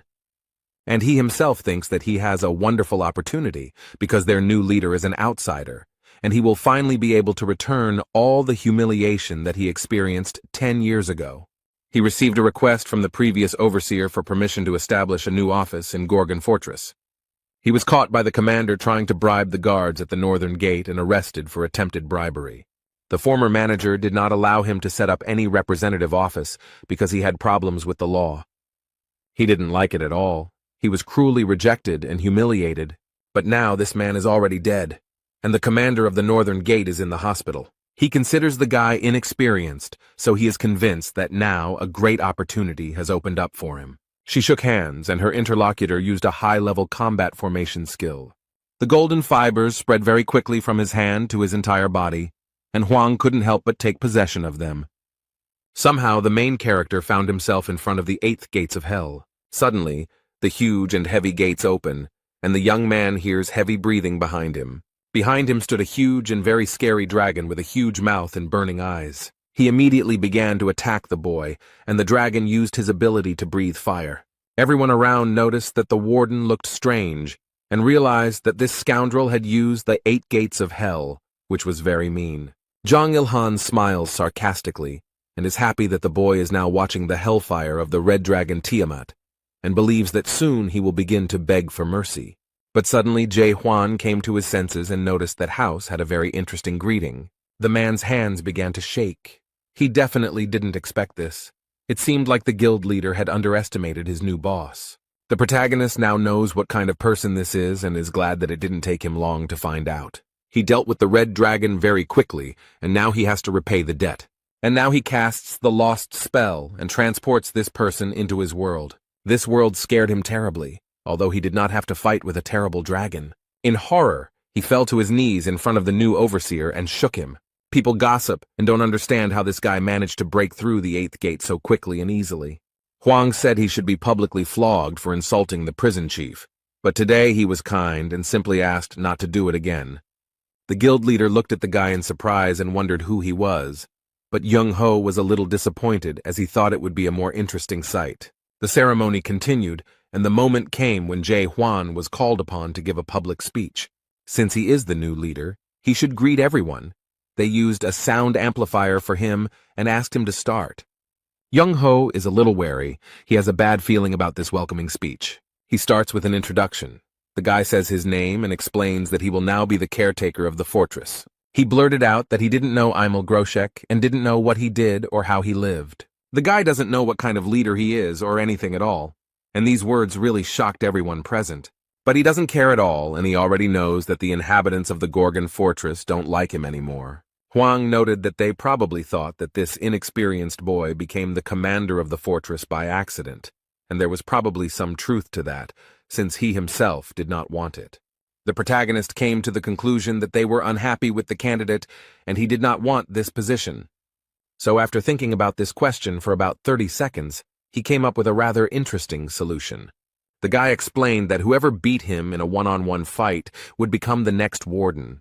Whoever manages to do this first will be able to take his place and get this position. South Sea leader came and slammed his fist on the table and remarked that this guy was brave. But he added that their former boss, Imel, had chosen an incredible man to replace him. But it's not that simple. There's one small condition. They only have 1 month to do all this, but that's not all. After all, whoever loses the battle to him will be forced to do something that he can no longer refuse. The loser will be forced to join an expedition to the depths that will take place in 2 months. Jurgen still believes in Jae Hwan despite everything because he saved Gorgon Fortress. And no matter how you look at it, the former warden recognized him and handed over all power to this guy. He believes him even in spite of his stupid decrees about uniting the entire house. His faith was not shaken even by Jae Hwan's strange welcoming speech. He decided to give him a chance. The villagers are very concerned about their new leadership, but Jurgen believes that no matter how strange this guy is, he is still their overseer. Many people have gathered at the gates of the Gorgana fortress, but the guards are not letting them in. They notice that they have a chance to compete with the warden, but the guards cannot cope with such a crowd. But the captain of internal affairs still doesn't believe that this young man could do anything to harm House. But in the morning, a man bursts in and notices that it seems that things have gone too far. He shows a commercial featuring Chog Ho and comments that he once challenged the warden and is confident that even all of Chaos couldn't defeat him. It seemed that Jurgen was not prepared for this information, but he was not prepared for the guests either. Having received this information, he quickly ran down the corridor to resolve the issue with the prison warden. The man quickly ran to the office door and was already thinking about what he would say. The captain of internal affairs abruptly opened the door and 1,000 sheets of protocol were thrown at him. It seems that this man is in a bad mood and noticed that the manager has a lot of work accumulated. He sorts through all these stacks of documents and approaches the table where a man is sitting. He says that in such a mess one cannot sit and pretend to be active, but there is no leader at the table. Jurgen asked in surprise what Carlton was doing here since he should be in the hospital now. But despite this, he is now worried about a completely different problem, and he is not in the mood to play hide and seek. The entire fortress heard his desperate cry, and the question of where the hell the warden was now. Carlton has his own room with his statues. This man loves himself very much and admires himself. But his beautiful sculpture is very fragile, and became a target for the main character. He practices his skills on Carlton's collection. He destroyed Fallen Angel, Angry Carlton, Brooding Carlton. Young-ho asked if he realized how much this collection was worth. However, Hwang reassures him and asks him not to worry as he has mastered a new skill and is demonstrating it. The doctor was impressed by the boy's posture and noticed that Hwang was encouraged by his strike, judging by the movements of his sword. The old man suggests that the boy name the kick after him, and the boy asks if he wants to try doing it himself. But you seem to be against it, and all he has to do is come up with an interesting title and add that the guy does whatever he wants. But there is a limit to everything. But this does not stop the main character at all, and he prepares to strike again. Jong-ho barely managed to escape from this powerful force that was rapidly approaching him. This angered the divine doctor, and he noticed that these young people had no respect for their elders at all. But he angrily added that respect was the main law in life, and the guy should learn it. But their petty argument ended when the men noticed something unusual in the room. When the smoke from the impact cleared, they noticed a wounded man lying on the floor. The old man looked closely at the boy and noticed that this man was from the Thunderlord clan. And it's true. Yun, the leader of this clan, is lying on the floor thinking about how everything went wrong. Some time ago, he was in the attic of Gorgon's fortress preparing his plan. These people specifically waited for the moment when the mentor was busy teaching. There was a crack in the ceiling through which they could watch what he was doing. It was the perfect place to carry out his insidious plan. From here, he could see everything. He used his powers and thought happily about how he would become a leader today. He doesn't care that he might be called a coward for doing it so covertly. For this man, murder is the result of a fair fight, and it doesn't matter how exactly it happened. But suddenly, due to a strong blow, the ceiling collapsed and he fell to the ground, completely naked. He came to his senses and realized with horror that his plan had failed, and like him, fell to the ground. Now he stands like a hawk and screams in pain. His back hurts after the fall. But he comes face to face with the doctor, who is glad that their unexpected guest has come to his senses. The guy didn't expect to see him here, and Jung-ho stated that this idiot was always clumsy. And then Yoon gave Jae-hwan an angry look. He asked in surprise who it was, because nothing was known about this man either on the mainland or in chaos as a whole. But the doctor noticed that he had the same problem. That's why this guy asks, what's the point of managing something you've never heard of? Jung-ho looked at Hwang training and explained that there was no point in it. Then he remembered everything he knew about this man, although they had met not so long ago. But in that short period of time, he realized that the only thing that mattered to this guy was that everything about him was meaningless. The Thunder King clan leader listened carefully to the old man and found it a little strange. Jae-hwan looked back and stared at them, wondering what they were talking about. And Yoon-en immediately prepared for battle and was confident that he would defeat the warden. This time he won't attack from cover and will come out on top. Hwang doesn't mind the guy trying. So he waved his hand at him, inviting him to start a fight, and told him he could try again.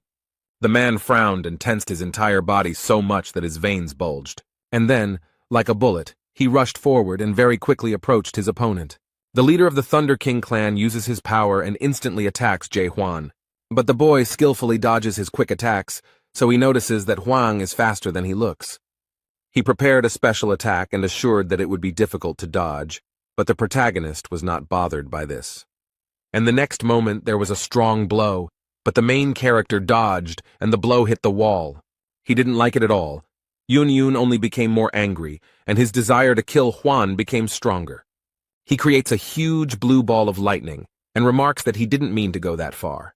He gathered all his strength and used the technique, Power of the Thunder King. He looks terrifying. The guy smiles slyly and believes that this move will finish him off. But while he was preparing, he lost sight of his target, and Jae-hwan ended up behind him.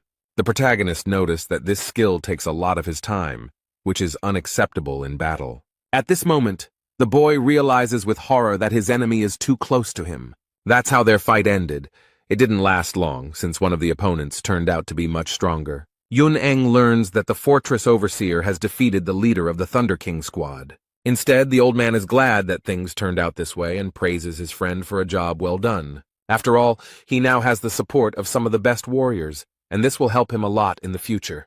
To achieve this, Yoon had to put in a lot of effort. He spent exactly 100 years on it. He was a member of one of the 5 famous squads of the Great Lands, the Yuan squad. But he didn't have any high status or power. This guy was just an ordinary slave.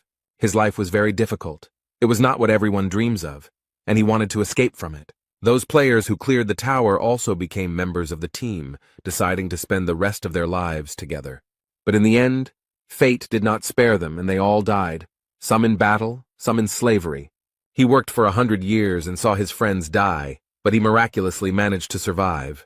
Thanks to the trust he had earned over all this time, Yoon was able to receive the official status of minister. It was then that he challenged his destiny because he was not going to live like this anymore. He wanted a better life. He betrayed the trust he had earned with such hard work and duty and stole Yuan's secret treasure. This is how he acquired his highest level of mastery, Lightning God. This treasure somehow miraculously rejuvenated his cells the moment he appropriated it. This clot of energy gave him knowledge and instructions on how to use the Yuan treasure. Apparently, Yuan's squad had been pursuing him for 20 years, and in the end they were all wiped out. And after being summoned to chaos, thanks to the skill Lightning God, he managed to take 9th place among the 1,000-year-old squads. But Hwang really irritates him, because he hasn't lived even 100 years.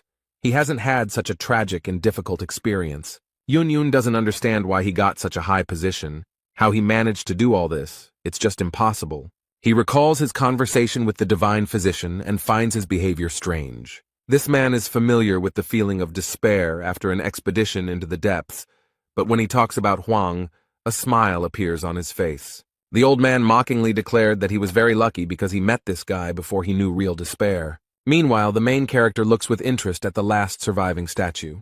The boy stares at Huang, and Jung-ho notices that he can't figure out what's so special about the warden. But he reported that a week ago, the Gorgon fortress was captured by a detachment of the Golden Heavens. The young man looked at his interlocutor in surprise and listened with interest to the continuation of the story. The old man, in despair, says that he cannot say exactly how they managed to win everyone over to their side. But one thing is clear. They had been preparing for this for a very long time and were close to victory. And it was this guy who saved the Gorgon fortress from complete destruction. Yes, those who defeated the mighty king who had taken possession of the body of the fortress guard. The doctor explained that for this, Jae Hwan received the fortress seal from the former overseer and became our new leader. The guy was surprised and complained why the doctor didn't warn him about this from the very beginning. But in his defense, he replied that Yun-en attacked very quickly and did not give him a chance to explain anything. But at that moment, someone entered. The strong man smiled cheerfully and proudly declared that he had come to defeat the warden. This is the leader of the Fire King's squad, Gang Hwan. He came with the leader of the South Sea squad, but he wants to go first. Jae Hwan noted that it is not at all necessary to stand in line and wait for your chance. Therefore, he proposes to begin the fight immediately and does not object to being attacked with a slashing blow. He explained that he was practicing new techniques and had a lot of free time, but this remark surprised the men. The divine doctor sighed heavily and thought that many people would suffer today. On the contrary, his opponents seemed confident in their own strength and even welcomed the opportunity to attack together. The leader of the Fire King's squad believes that the warden will later regret such a choice. And this man suddenly attacks Jae Hwan with his flaming sword, confident that victory will come easily to him. The fire engulfed the squad leader's weapon and sought to burn the enemy to the ground. This fire almost touched the main character, but he does not look scared or embarrassed. The guy easily dodges the fire stream, and now it's his turn to attack. The fire spread to the wall of the house and damaged it. It doesn't look like a suitable place for a fight. Young-ho got angry and shouted as if he wanted to burn the entire hall down. But Yun-young noticed that the man in such a state probably didn't hear him. They met and crossed swords. They are quite strong opponents, but Gang Hwan still does not lose confidence in himself. He smiled smugly and noticed that the boy was afraid of his fire sword. However, Jae Hwan quickly convinces him otherwise and states that this is not true. And then he, with all his strength, with his bare hands, without any hesitation or fear, strikes with the fiery sword. Now the main character has grabbed the sword with both hands and is ready to strike again. The overseer of Gorgon Fortress is too powerful an opponent to be defeated so easily. He asks the leader of the Fire King's squad to tell him if he was scared by his blow. After these words, which slightly confused his opponent, he gets up and hits Gang Hwan hard.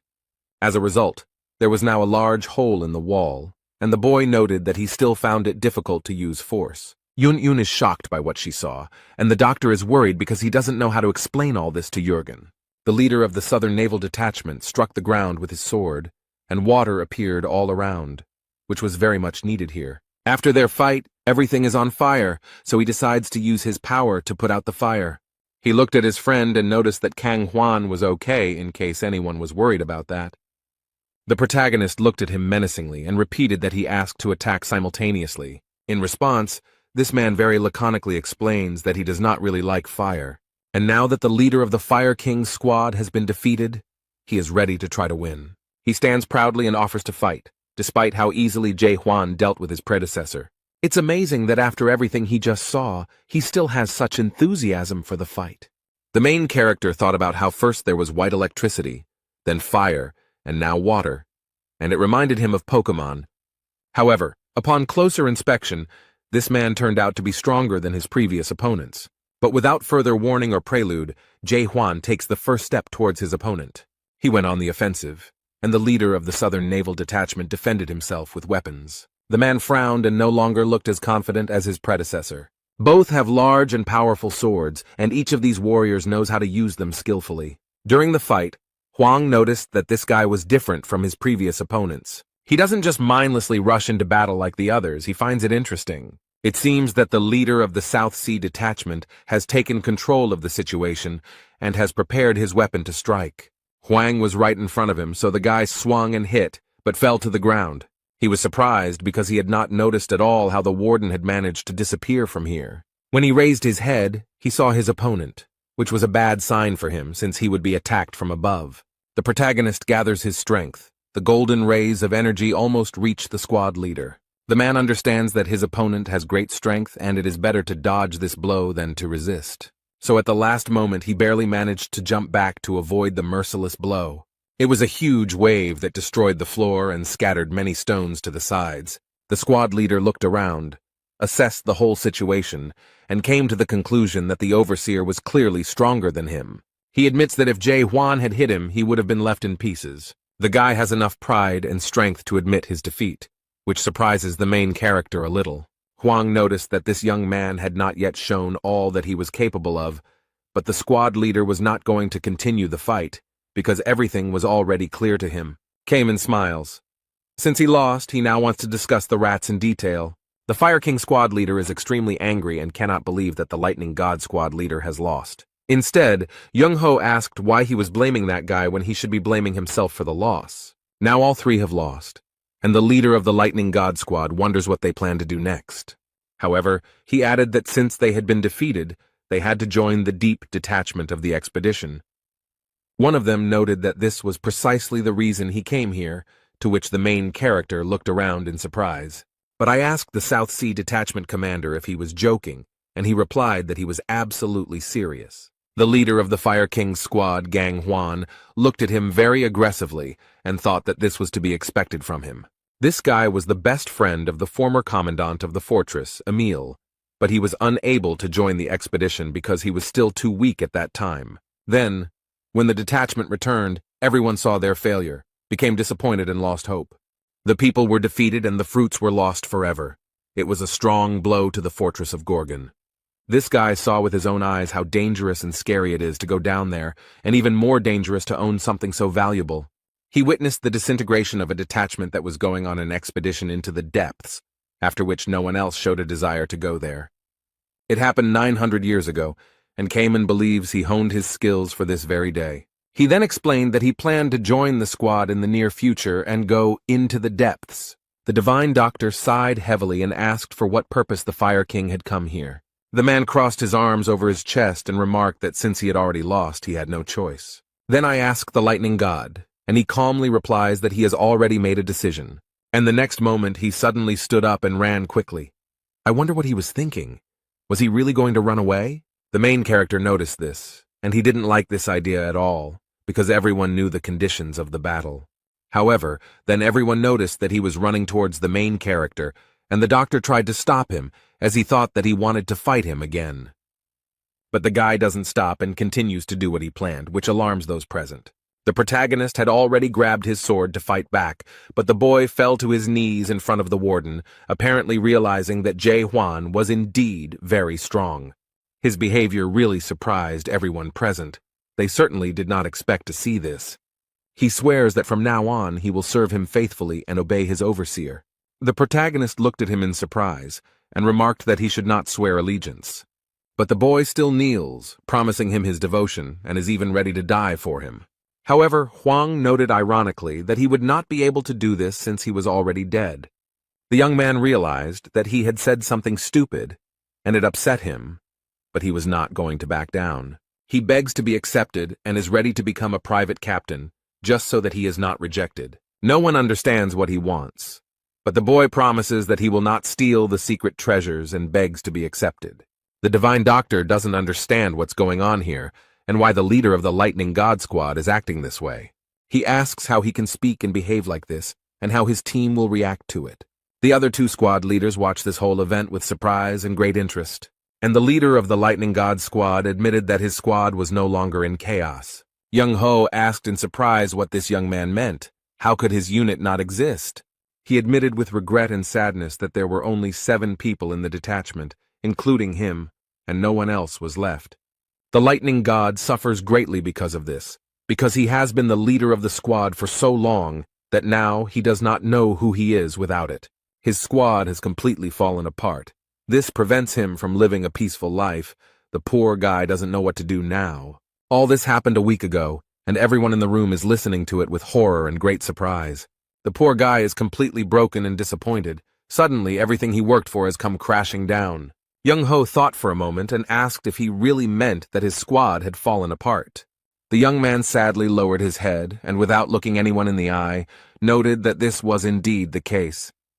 They ask him when this happened, and the Lightning King repeats that it was a week ago. The old man thought for a moment about what had happened a week ago and what events it coincided with. And I realized that the squad of the Lightning God fell apart when a new caretaker of the Gorgon fortress was announced. The doctor noticed that this guy had come here to get a job as a warden and had mistakenly convinced himself before the fight that he would succeed. But very quickly something went wrong as he planned, and he realized that this was too strong an opponent for him, because as soon as he decided to strike first, he was immediately defeated. The old man came to the conclusion that his destiny was ruined and he was never able to become a leader, so now he asks Jae-hwan because he has nowhere else to go. The guy is glad that he was understood, but Young-ho gets angry and asks if he has lost even a drop of shame. But suddenly everyone is surprised why no one knows about this, and there are no rumors about the destruction of such a large detachment, because a week is a very long time. The Lightning King asked again and wondered if the overseer had really saved Gorgon's fortress. The old man looked at the boy in surprise and explained that he had already told him this story. But he added that this inconspicuous young man had saved them all from the horde of golden skies, and at that moment the doctor guessed. The other leaders are surprised that the chaos that happened a week ago in Gorgon's fortress created a squad of golden skies. Chung-ho bowed his head and asked if they were the ones who bombed his unit so mercilessly. The poor fellow still stands bent over and sadly replies that the doctor guessed correctly. But he added sadly that his unit was not the only one to suffer from the Golden Skies unit. Along with them, there also existed the 3rd rank Shadow Squad and the 1st rank Dragon Squad. Although these troops were quite strong and there were many of them, none could resist the Golden Heaven Squad. This information really surprised and even frightened those present, because this is a serious request. The doctor asked what happened to the Manticore castle if their troops were defeated. The guy sadly explained that the castle had been captured by the Golden Heaven Squad a week ago. The doctor frowned, and now everything was clear to him. But there was still one question that was bothering him a lot. All this happened a week ago, and it is unclear how this information has not spread throughout the House of Representatives yet. It's impossible to keep all this a secret, so Young-ho thinks they have some kind of cunning plan. It seems that the Golden Sky Squad is controlling the skill system and blocking the signal from Manticore Castle. The leader of the Fire King's squad scratches his head and cannot understand how this could have happened. Were 3 squads destroyed at the same time by just one squad, Golden Heaven, which is ranked 10th? Cayman had heard that the unit was growing in strength, but it was unclear how they had managed to reach such a level in just a few years and take control of Castle Manticore. The protagonist had been keeping aloof all this time, but now he asked to explain how the ranks worked. He assumed that the lower the rank, the greater the power, but everyone was very surprised by this remark. Yun-en looked back at the caretaker of the Gorgon fortress and thought that a person in such a position could not help but know basic things. But with a hint of contempt or mockery, he asked if his boss had just realized it. However, it seemed that Jae-hwan sensed this hint of disrespect and became a little angry at his subordinate. Everyone present held their breath in horror and anxiously waited to see what would happen next. And now the poor fellow, scared to death, is trying to make amends and explain what he meant. The young man fervently begs his master to have mercy on him. He promises that he will explain everything. Hwang only nodded in agreement, and the young man sighed in relief when he realized that he was still alive. He then explains that there are 4 great castles, Gorgon, Manticore, Dryad, and Garuda, and there are also 10 house squads. Each squad has its own special power that it wields best, and its own rank from 1 to 10. First rank squad is the strongest, and the 10th rank squad is considered the weakest and is very different from all the previous ones. The Lightning God squad was ranked 9th, the Shadow squad was ranked 3rd, and the Heavenly Dragon squad was ranked 1st, and they were all defeated by the Golden Heaven squad, who were ranked 10th. Yuneng doesn't know whose support they got, but someone was definitely behind it because they managed to take over the castle. The protagonist reflects on this situation and remembers his meeting with the Golden Skies squad. At first, Jae-hwan thought that these were ordinary people who had retained a connection with the horrors. But these people tried to capture the fortress of Gorgon, and now they have captured the castle of Manticore. They seem to be storming fortresses one after another, perhaps pursuing the same goal as Jae-hwan. He remembered how the man had refused to tell him where this horror was, and remarked that if he found out that you had betrayed him, there would be no life for him. Then the main character became very curious about who he was talking about, and who he meant, who this he was, who this person was very afraid of. And now Huang wonders if there are horrors in this mysterious he in Manticore Castle now. Meanwhile, terrible things happen in the captured castle, and in such cases many innocent people usually die. It seems they wanted to get the guard's horn, but they failed, but this did not upset their leader. Now he sits on the throne, and at his feet lie the lifeless bodies of the previous throne holder and his subordinates. This man is the leader of the Golden Heaven Squad, Lim Jin Hong, and he is happy that his plan is coming to fruition so wonderfully. Meanwhile, Yonen decided to give an introductory lecture to those who had just entered chaos. The main squads are also called the 10 Chaos Sects. They emerged 900 years ago when the first squad was assembled in the Depths. Each detachment has its own commander, and besides him, each detachment has a deputy and a foreman. They all remained in the shadows because Jae-hwan is very strong, but the leaders also have a lot of power. The leader of the South Sea Squad is rank 5, and the leader of the Fire King Squad is rank 8. The lower the number, the stronger the squad. The captured castle is full of people from the Golden Sky Squad. They continue to clear the territory of enemies. The men report that the leader of the Celestial Dragon Squad was captured, but not before they left him without arms. But they added to their master that the leader of the Shadow Squad was still fighting at this time. Meanwhile, their leader sits on his throne and plays with daggers, throwing them at now motionless targets. This man eats an apple and casually asks if they managed to catch the leader of the Lightning God Squad. One of his subordinates reluctantly reported that they hadn't caught him yet, and it seemed Lim Jin Hong didn't like bad news. The poor fellow with a dagger in his shoulder fell to his knees and began to beg his master for mercy. But the guy just smiles sarcastically. It seems like their leader is using all his power to the fullest. He asks if they know where the guy ran off to. His subordinates assume he's in Gorgon's fortress. Lim Jin Hoon didn't think that the leaders would unite after he took over the castle. He thinks about what is happening in Gorgon's fortress, and remembers that great changes are happening there now. The squad leader heard that some madman had appeared there, who was gathering people for an expedition into the depths, while simultaneously playing the role of an overseer. He couldn't even imagine that there were still such ambitious people left in chaos, but he sent a slightly smaller detachment there. But Commander Mena is on his side and is doing everything possible to strengthen his position. The guy thinks that now meeting with the monarch of pitch darkness seems somewhat pointless to him. Then Lim Jin Hoon wished for a screen to appear in front of him and show him the boy. He asks if the new leader's name is Jae-hwan, and the system confirms that it is. The guy leaned closer to the screen and noticed that the news viewer reminded him of someone. But the system can't say anything about this, and only shows an error without any interesting information. At this point, he is informed that a message has arrived from the Lord of Pitch Darkness, and the man assumes that he will again ask him to sort out the goods that went wrong. This made him angry, and he doesn't understand why they should be held responsible for the system's failures. But he seems to have no desire to conflict with the monarch of pitch darkness, so he asks to tell him that they understand everything. He sits quietly in his chair and notices that everything seems more and more pointless each time, but his wounded subordinate still stands in front of him. This poor guy is bleeding and struggling to hold on, and their leader doesn't seem to notice him. He discusses the guy who most likely managed to destroy the tower cultivator, and the subordinate looks at his colleague with pity, but is unable to help. He finds it completely insane that someone managed to clear out the entire tower, kill its leader, and somehow infiltrate the house. And after that, this heartless man shot the wounded soldier straight in the head. Lim Jin Hong looks at his subordinates through the screen, but he doesn't seem at all embarrassed by what he just did. He does not comment on the death of his man, but only believes that there is no point in such actions of the product. He thinks that this is impossible and simply absurd, so he assumes that this man has simply gone crazy. They ask him what to do with the leader of the lightning god if he escaped to the fortress of Gorgon. Their leader asks to leave this weakling. He is informed that there are rumors that the leaders of all 10 squads have begun to gather in the Gorgon fortress. This happened after they heard the news about the new prison warden and his tempting offer. The squad leader states that he will still deal with them for the sake of uniting the chamber, so it is even in his interests. The leader of the Golden Skies squad has a terrible plan. He noted that soon the Gorgon fortress will be filled with the dead.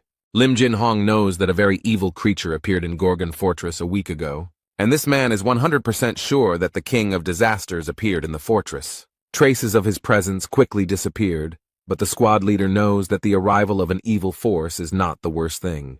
After all, the dead call upon their own kind, and now the inhabitants of the fortress will understand why the king is called a catastrophe.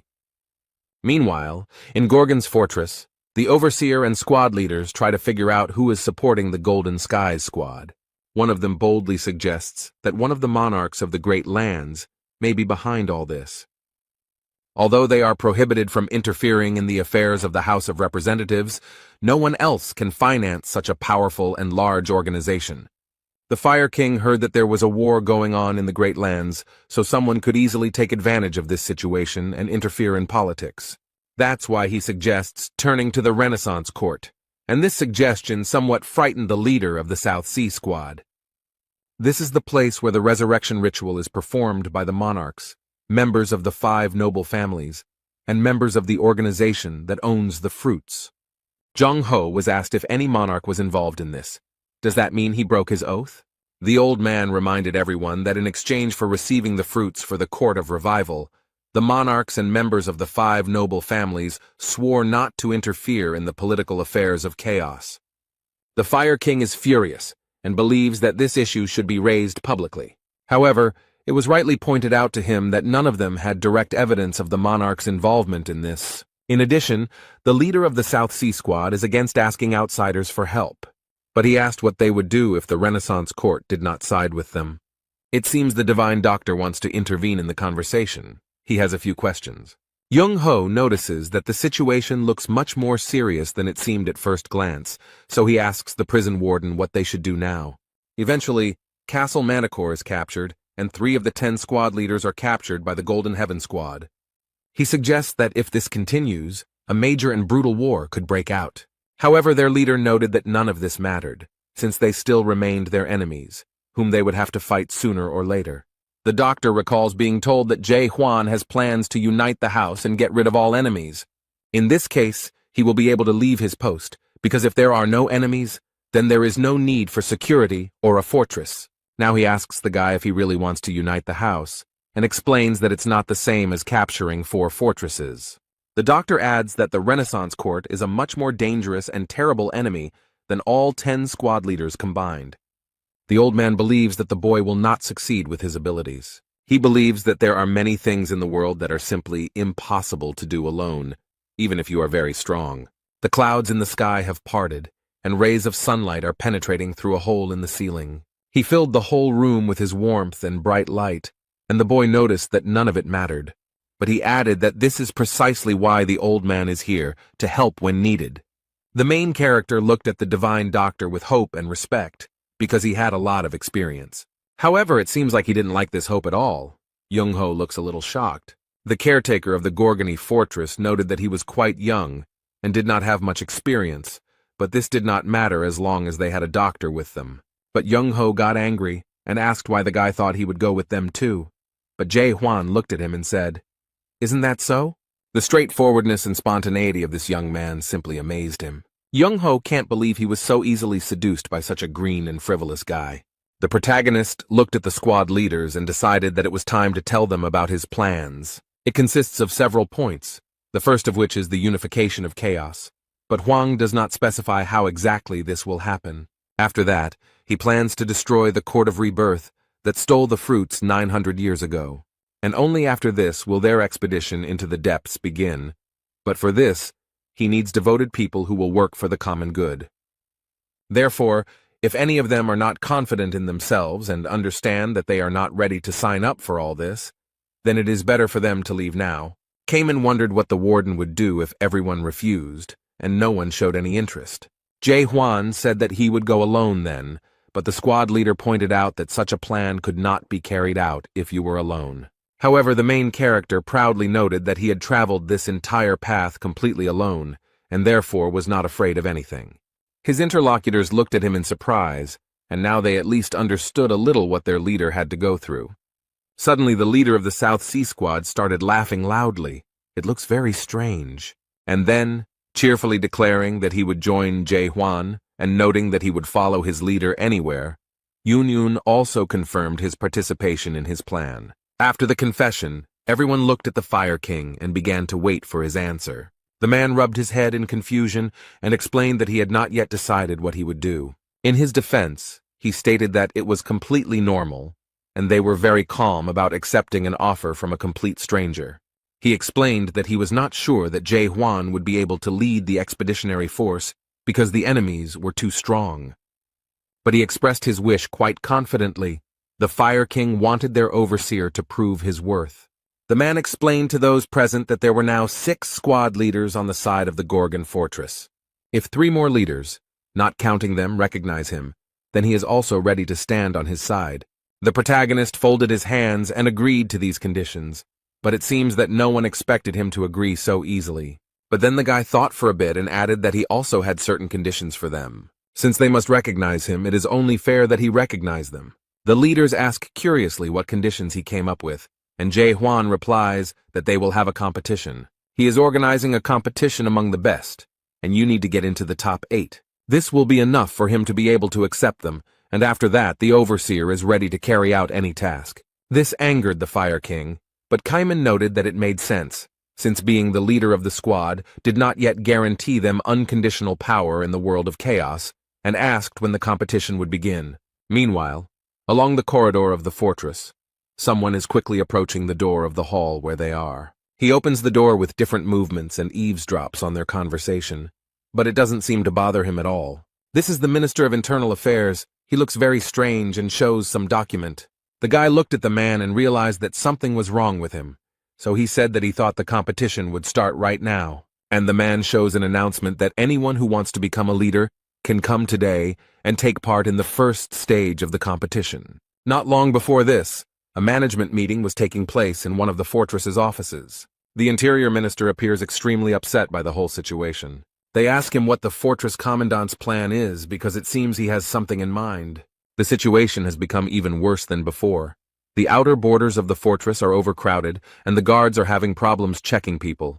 Carlton noted that the minister did not seem to like what the warden had proposed. He noted that it was a matter of principle, but Carlton did not understand why formalities could not be avoided in such an extreme case, especially if the majority supported it.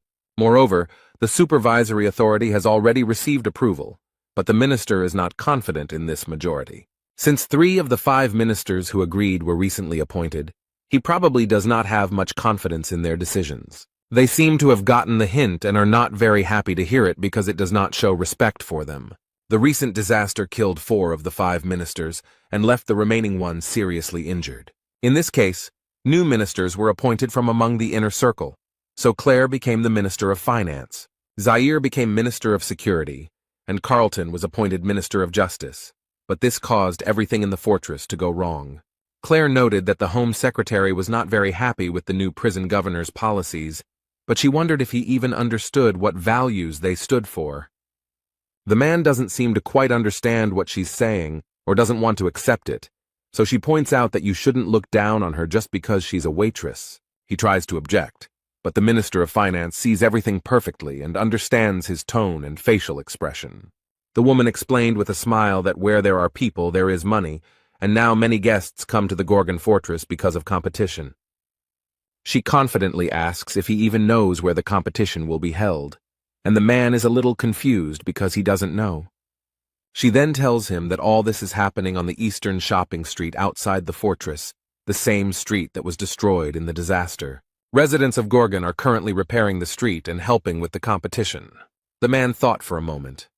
He knew there would be a competition, but he didn't expect Huang to be able to find people and a place for him. This disaster caused damages amounting to 12,787,000,000 gold units, and then asks how much he thinks they have earned so far in these 2 days of competition. The Minister of Internal Affairs tries to answer something, but says nothing concrete or significant. That's why Claire decided he didn't know anything and took matters into her own hands. The woman excitedly announced that they had already earned 13,280,000,000 gold units. These figures really impressed the minister, He does not hide that he is very surprised by such calculations. The Minister of Finance explained that it doesn't matter what world she's in, the main thing is that she's excellent at counting money. Claire calmed down a little and added that she didn't know what their new fortress caretaker was doing. Does he really want to form a war band in the depths? Or perhaps he is planning to rebel against chaos? The only thing she knows for sure is that it is time for change in chaos, and for some, it may be painful. Whether these changes will be positive or negative will become clear later. Somewhere far away, in the southern part of chaos, everything is very quiet and calm. Peace and harmony reign here. In this part there are endless sea spaces, beckoning with their purity and idol. The highest and most ancient place in these magical lands, that is the Acropolis, is Dryad.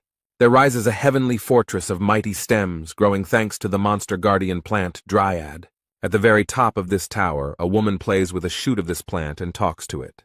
This is the caretaker of Dryad Keep, Asa Lincroft, and she senses trouble approaching. She was completely focused on using her unique skill.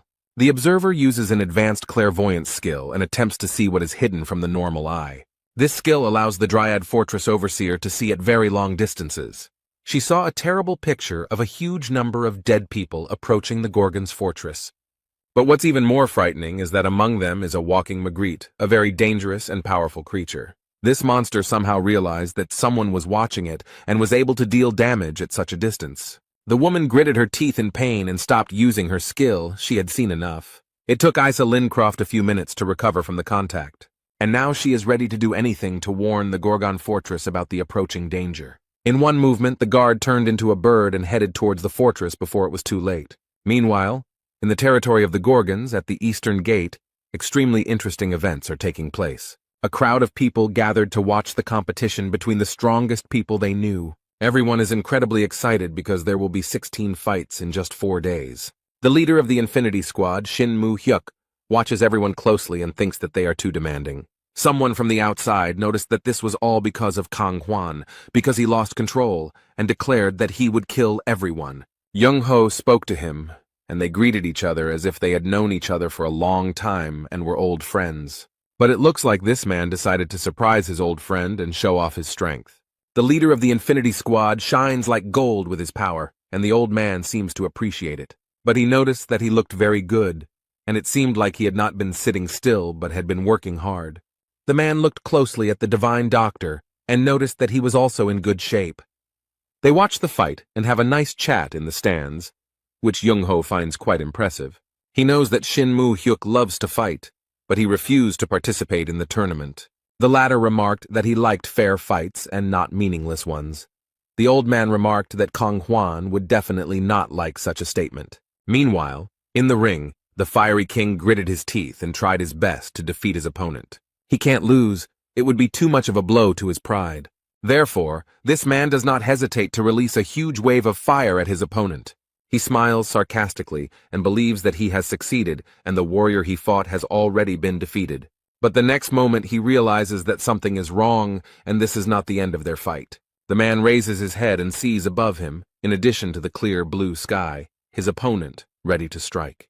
The enemy approaches Kang Hwan with all possible speed and holds his spear at the ready. After this, there was a very strong blow, as a result of which a large amount of gunpowder and even stones rose into the air. However, when the fog cleared a little, it became obvious that the leader of the Fire King's squad had no time to dodge the attack. What remained was exactly what he had feared so much.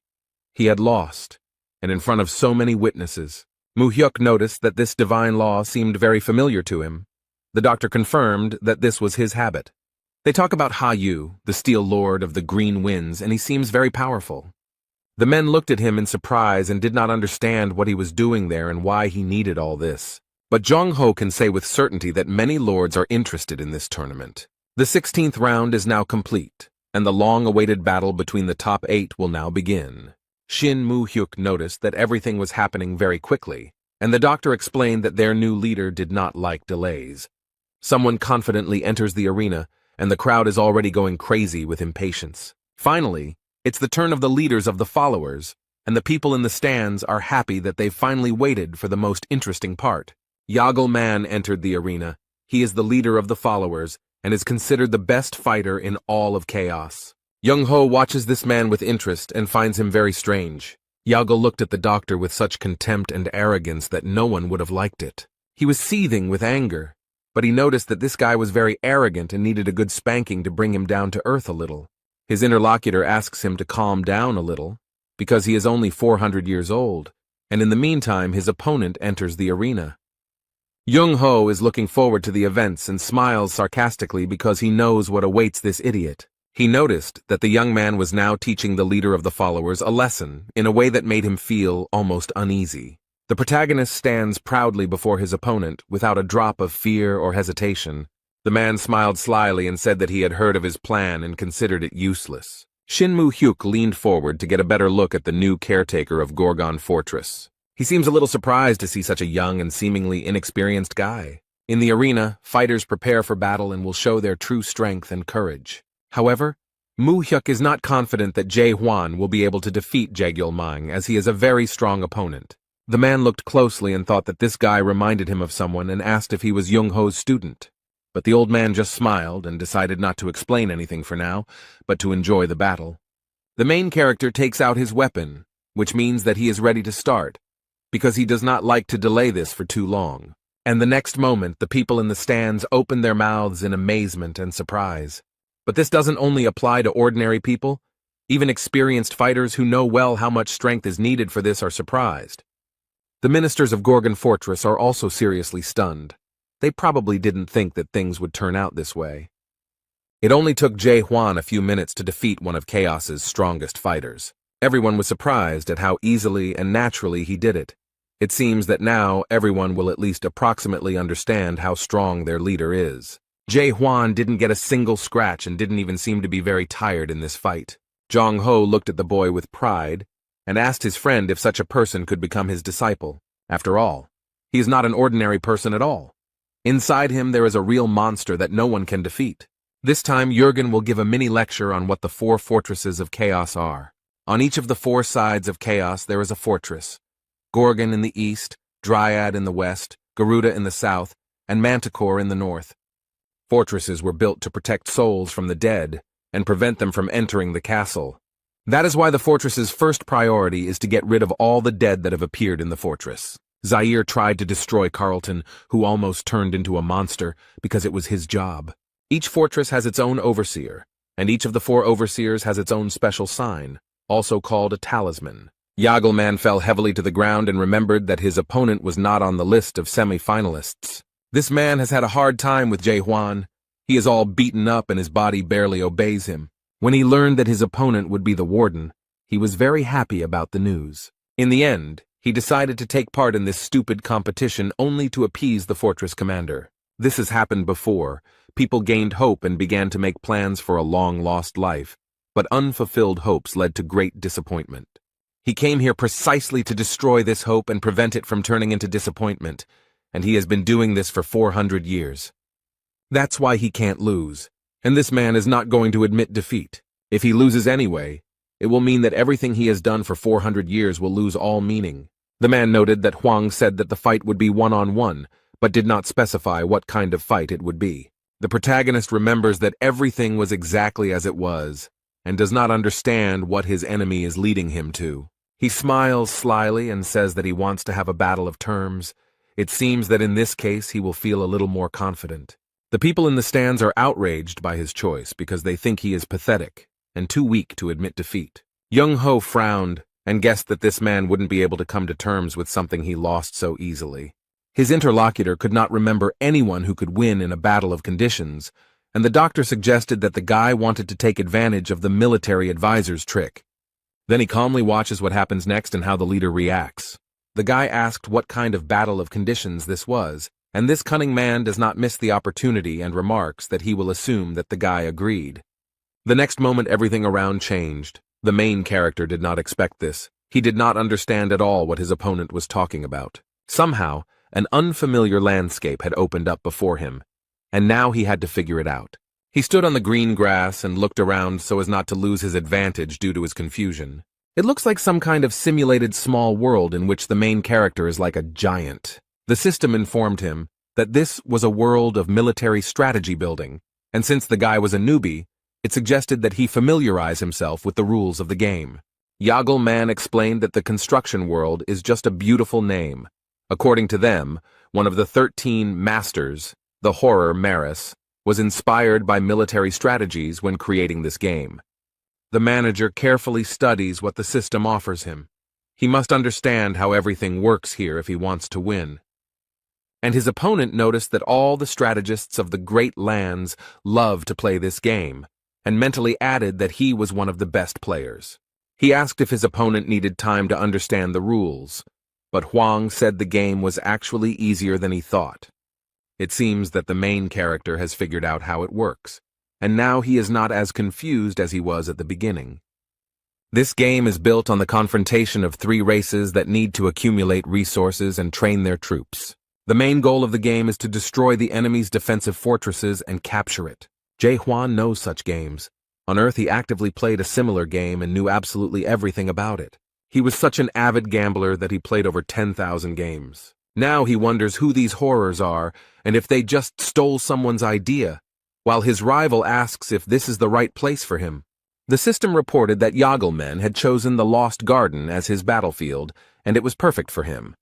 Jae Hwan chose the human race to fight as in the game and seems to be very confident in his choice. Instead, his opponent has chosen the race of the dead and smiles slyly, believing that victory is already in his pocket.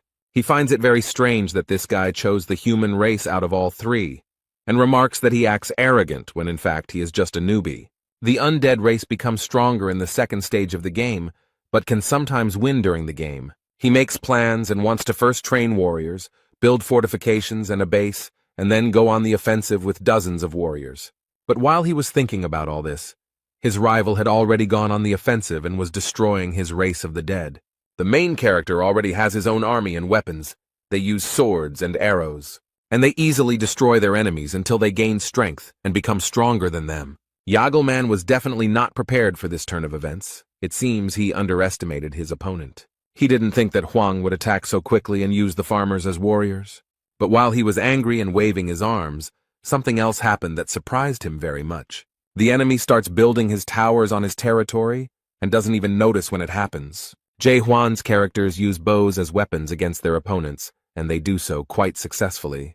They use these towers as defensive structures and actively attack monsters. Yagel is very surprised by everything that is happening. It seems that he cannot win here either. If he destroys the enemy's towers now, farmers with more endurance will rush into his territory. But he has no other choice. He must stop it, because he has no way to accumulate resources or build structures. He gets incredibly angry and shouts that this is an unwise strategy, but the protagonist is absolutely sure that he is doing everything right. This strategy is very popular in Korea and is extremely destructive to the enemy, so it is usually frowned upon by society. However, now the spectators in the stands are pleasantly surprised by the success of the caretaker of the Gorgon fortress. The doctor and his friend watch the battle closely and worry about Jae Hwan. Yagelman understands that soon he will not be able to continue this battle and will lose where he is the best in all of chaos. He got angry and shouted. The man asked if it wasn't customary not to attack for the first 10 minutes of the game. However, the main character looked at the man in surprise and asked what he meant. His opponent explained that players usually spend the first 10 minutes building structures and gaining strength before the battle. Jae Hwan looked at the man with disdain and asked where such a rule was written. Hearing no answer, he remarked that since it was not written anywhere, it did not matter when exactly you started the fight, and this greatly angered his opponent. The poor man fell to his knees in despair and realized that this was the end. He had no more chances. He doesn't want to admit it at all and doesn't understand who this guy is and where he came from. After all, this young man ignores all common sense and bypasses generally accepted rules and norms. Yagel looked at his opponent and was forced to admit that he had no more aces up his sleeve. He knows that he can do nothing to equalize their strength or gain an advantage. No matter how hard he tries, Jagelman knows he can't beat this guy. He bowed his head and thought that perhaps he had been waiting for this very moment for all 400 years. It's very hard for him, he doesn't want to admit it. But this is the end. He admits that he lost. The hall exploded with applause. Everyone was happy with the victory of the fortress commandant. People really enjoyed the spectacle. The protagonist is resting after a fight, and someone approaches him and asks who taught him military strategy. They went down from the stands to the arena to talk to the commandant of the fortress. The divine doctor and his friend landed, and Young-ho remarked that he thought the young man only knew how to lunge. However, he added that the new breaking technique was created based on Chung-ho's strike, so there was no need to insist that he was only interested in lunges. The old man realized that the main character had used the spiral fracture technique against his opponent. The boy looked at the doctor in confusion, and he explained that this was the best name for the procedure. Before the competition, they argued, and Huang noted that he only used lunges, and Jung-ho noted that the young man was inspired by his strike, so he should be named after him. Kamen thought for a moment, and noted that both the strike and the lunge were aimed at killing the opponent, so the word lethal could be added to the name. The guy suggests going with the name Death Spiral, although Young-ho isn't too happy with it. The protagonist still insists on his own, because he likes his name better. But suddenly he switches his attention to the person next to him. He doesn't consider it necessary to introduce himself first, but immediately states that this man looks strong and asks if he wants to fight him. The man noticed that the warden seemed to dislike unnecessary ceremony, and his friend explained that the guy had no respect for his elders and even dared to give orders first. The guy exhaled and explained that experienced fighters had gathered here, so he saw no point in unnecessary ceremonies. For the first time in 900 years since the Deep Squad disbanded, Shin Moo-hyuk sees Young-ho actively participating in a conversation. Mulark was the captain of this squad and gave everyone hope, but in the end he left behind only despair. He wonders if this guy can be compared to Mulark, if he can replace him. Judging from the previous fight, this guy is actually very strong. He boldly suggests that Jae-hwan might even be as strong as Malarka. But he is not particularly interested in this. A person is more interested in his soul. After all, he doesn't see any loyalty or obedience to the rules in him at all. It's the complete opposite of Mulark's wisdom and caution. Shin Moo-hyuk looked at the boy closely and thought that something was wrong with him, that he was somehow overwhelmed with bloodlust. Thinking about all this, the man's eyes widened in surprise, because all this could only mean one thing, and the next moment he seemed to understand something, his mind putting all the facts together. He looks back at his friend and studies him carefully before asking a question. Moo-hyuk can't control himself and doesn't know how to ask the right question, so he decides to do it directly. He looks at Young-ho and asks if Jae-hwan is sleeping, but the doctor doesn't answer at first. And then he breathed a sigh of relief because his friend finally noticed, and noted that Hwang was fully awake. The announcer announced that the quarterfinals would now begin, and that we were in for some very interesting matches. The protagonist stood and thought for a moment, and then decided to enter the arena without an invitation. The divine doctor does not understand where the boy is heading, because his turn has not yet come. Meanwhile, Moo-hyuk looks at the boy suspiciously, still thinking about the fact that he is fully awake. He looks around and explains that he is tired of sitting and waiting for something to finally happen. So if he is fully awakened, it means he has passed the third stage of awakening. The old man looks at the boy with slight fear, because he has absolutely no idea what to expect from him. There is only one question spinning around in his head. It is impossible to predict what this young man has planned this time. He carefully studies those warriors who reached the finals.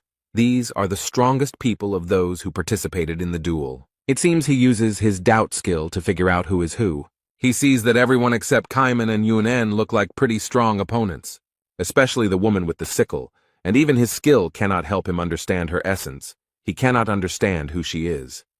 Zaire was surprised and asked the warden why he was here now, since his turn had not yet come. People are going crazy. They saw that the warden came into the arena and are waiting for some words from him. Journalists got ready, turned on their cameras and microphones so as not to miss anything important. Meanwhile, the main character has taken the microphone from the presenter, and it seems that he really does have some kind of announcement. First, he raised the microphone to his mouth and greeted the spectators in the stands, asking for a moment of attention. The guard of the Gorgon fortress reported that he had already managed to assess the strength of the participants and made a conclusion about each of them. The guy noted that he was bored watching this gray mass. Such statements surprised the leaders. That's why he's trying to completely change the course of this competition, and everyone is listening to him attentively. The leader of the priest clan, Ja Hekran, stopped him and asked what he meant, but she asked who gave him the right to change everything so abruptly at the last minute, and why he makes such decisions himself. Jae-hwan stated that he wanted to abolish one-on-one fights, and Ja Gukryong asked if he suggested holding fights in squads. However, she noted that this would not work as the distribution of participants would cause many problems, and it would also be difficult to determine the winner. The main character noticed that he was not quite understood, and now he would explain how everything would look. He does not plan to separate them. There will be only one squad consisting of 6 people. This rule update really surprised all the participants. They didn't expect it. The fortress overseer declared that he alone would repel the attacks of all 6 members of the squad.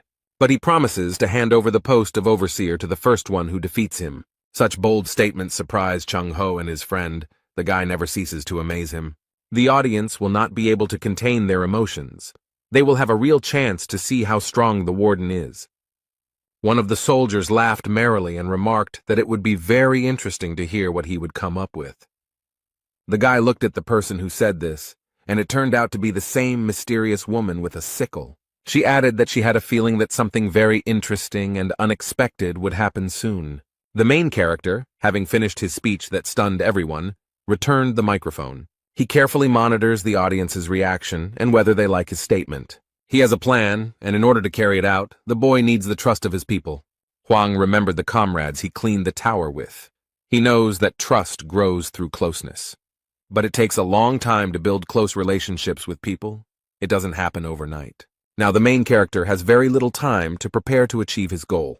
The only way to gain trust in such a short time is to show how strong and invincible he is. The guy didn't even notice how, while he was thinking, a beautiful girl entered the arena. She stood too close to the fortress overseer to look decent. The squad leaders are so surprised by this spectacle that they cannot find words. It seems that not only the squad leaders were surprised, but also the ministers and all the spectators in general. The girl came closer to Jae-hwan and noticed that she liked him. And she added that she would be very sorry if he died in this fight, but the guy did not react to her in any way. She did not continue the conversation, explaining that this was the end of her acquaintance with him. The girl turned on her high heels and walked away, waving her short skirt. Then she paused for a moment and added that this stupid competition would end very soon. And he appears. The warden listens and does not understand who she is talking about. The leader of the Lightning King clan happily raised his hand and announced that he was surrendering, as he didn't think he could defeat the fortress's overseer with his abilities. Hwang considers him a lying idiot who is willing to join the expeditionary force to maintain his dignity. The leader of the South Sea clan announces that as a loyal servant of the overseer, he also withdraws from the competition. He admits that he won't be able to even touch the warden's hair, adding that it's unfair to turn everyone against one person. In response, Jae-hwan gets angry at this behavior because with this decision they are ruining his plans. And now, even if everyone else fights him, his plan still won't work. The girl smiled sarcastically and noted that it seemed like things weren't going as he planned, so Hwang suggested that at least the 2 of them attack him. Instead, she responded that his arrogance knew no bounds and that everyone was just trying not to screw up. His rivals communicate secretly through the system in the hopes that Hwang won't hear, and one of them offers to show him what they can do. However, she noted that his strength didn't matter, as he wouldn't be able to repel multiple simultaneous attacks anyway, and she added that they did not come here at all to defeat the warden. However, the protagonist used his doubt skill and understood everything they secretly communicated about, and he was very surprised by the fact that they did not come here to fight him. Using this system, one of Hee-yeon's subordinates asked her what she was going to do next. One of them believes that it is necessary to observe how events will develop further, and wonders who will cover the Forbidden Paradise squad and force the Steel Overlord to make a move. Their captain noted that he could not tell everything, but they would do what they came for. Hee-yeon doesn't seem to like this very much, but she asks what she should do now. They explained to her that they first needed to understand who the warden was and what he did. The girl realized that they wanted to find out what kind of pawn he was and how he could be influenced. So she turns to the boy and remarks that they are not going to compete with the chief of the Gorgon fortress. The protagonist frowns and wonders if this means he's just giving up. However, the girl notes that this is not an entirely correct interpretation, since the unwillingness to argue and raising the white flag are slightly different things. Hwang then, to make sure he understood correctly, asks again if this means they won't fight. And then they announce to him that they wanted to voluntarily join his detachment for an expedition into the depths. Young-ho looks a little surprised and even angry. It seems like he doesn't like these guests. The squad leaders who had already sided with their boss were also surprised by his words. Quite logically and rationally, the protagonist asked what their motivation was. The girl sighed heavily and wondered what he meant by asking this strange question. But she added that they cannot have any selfish motives, but only a desire to help people who are stuck in chaos and want to return to their previous lives. Although the people in the stands were not very happy that instead of fighting, they decided to just talk. Yan suggests speaking honestly, and points out that this competition was not a game for the position of warden from the very beginning. She suggests that it was such a tempting and very cunning move for the sake of something completely different. From the very beginning, the talk was not about the position of overseer, but about recruiting people for the expedition to Gribbon. The public is surprised by this turn of events, and the girl continues to note that the warden's methods impressed her a little. Since the failed attempt 900 years ago, no one has tried to do something on such a scale again. So this girl feels proud to be here and notices that everyone here should feel the same way. But he invites those present to boldly admit that they have not come for the job of overseer. It seems like this girl is up to something because she takes off the mask she's been wearing all this time. But suddenly her eyes lit up with a bright green light, as if she was using some kind of skill. She rises into the air and hovers above the arena, spreading her power around. This skill spread throughout the arena and stands, and it calls into question their true motivation for why they are all here. Thanks to this skill, the girl gets the opportunity to see the whole truth with her green eyes. Yan seemed to have cast a spell on everyone in the stands and could reach into the most distant corners of their minds. The girl seems to charm everyone and asks what really brought all these residents to the house. Is the battle the main reason, or perhaps they are concerned about the future of Gorgon's fortress? The girl used her justice skill and approached people to understand their thoughts. People start looking around and trying to understand why they actually came here. They discuss what they think about this and how they feel about the deep sea expedition. The main character looked around and realized that she was using a skill that enchanted everyone around her. Huang looked at the girl and even thought about ending it all with one blow. One of the older men raised his hand and declared his support for the Divine Ladies Squad. But he adds that he did not come here from the east to watch some ordinary competitions. This man turned out to be a wandering sword general, and his appearance here surprised everyone very much. This old man, Han Myung-gwan, is as strong as 10 troops put together. It seems like Yan was trying to achieve this because you can see the satisfaction on her face. However, the main character is not very happy with this turn of events, because he sincerely wanted a fight. Meanwhile, the main building of the Gorgon fortress is empty. It is quiet and calm here, because most people are in a completely different place. Only one person walks through the empty corridors and does not feel any danger. This man is Justice Minister Carlton, walking slowly towards his office. In complete silence, he boldly opens the door to the room. It is already late evening outside. The window in the office was open, and a bird with beautiful blue feathers flew in through it. This is Orel Visnik. No one has been in this office for a long time, so it is unclear when he arrived here. The bird obediently waits for the person who will receive the message it must convey. When the eagle realized that the message could be entrusted to the Minister of Justice, he showed it. Carlton read a message from Fortress Overseer Dryan that the dead were heading to Gorgon's fortress. Then the messenger flew away, having completed his task, and the man remained standing at the window. An expression of unspeakable horror appeared on his face. This news simply stunned the minister. Carlton wonders what will happen to the fort when they finally get here. Meanwhile, no one suspects that danger is approaching them. They are still in the arena. The sky has already darkened and is covered with black clouds, but people do not disperse and remain in the stands. The entire crowd is completely hypnotized by this woman. She calls on everyone not to fan the flames of internal conflict. But she suggests that we all sort this situation out together. It's strange that no one stopped her. Yan stated that it was time to end this competition, as they had already achieved their goal, and there were many people behind them who were willing to volunteer to go on an expedition into the depths. She understands that now everything is in her hands, and she can get down to the most important thing. The girl announces that there is one more issue that everyone should discuss. She asked who would be the captain of the expedition group, as it was a very important mission. Young-ho wonders if this girl has returned to herself. It seems like he knows her well. Hee-yoon used the skills justice and illusion against people. Now she uses her cunning tricks to deceive people. I wonder what she is trying to achieve. The girl hopes that the commander of the fortress will take on such responsibility. She believes that the current overseer is a unique genius, surpassing in strength and intelligence all the leaders of the 10 squads. People praise the leader of the Divine Women's Squad because she is an amazing person who wants to praise someone else and not herself. She asked if anyone had any complaints, and the wandering swordsman noted that the position of squad captain could not be taken so easily by force and cunning. The girl is surprised and wonders what qualities a captain should have. He believes that the only thing a captain should be able to do is lead a large number of people. She suggests that the girl take a closer look at the fortress caretaker to find out. The man asks if she can use her fair check skill on the warden.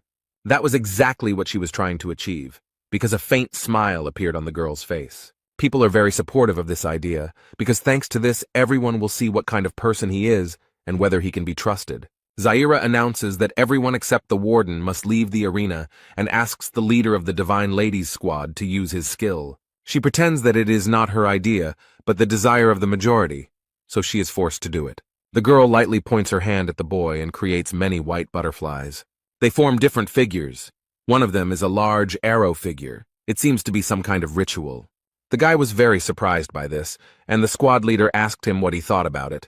It scares him a little. He doesn't know if it can hurt, but she keeps asking. Chung-ho realized that this girl had acted very treacherously, and this was exactly what she had been waiting for. But he noticed that she had everyone under her control, and the man explained that everyone knew about her outstanding abilities. People with a high level of adaptation undergo a fair test to make up for the missing characteristics and move to another level, although he himself has never done this. The doctor is worried about Jae-hwan because if he now brutally disperses everyone, the expedition will definitely not take place. After all, no one wants to follow a captain who can kill at any moment. But if we don't intervene now, his soul will be tested, and this is an intervention in his personality.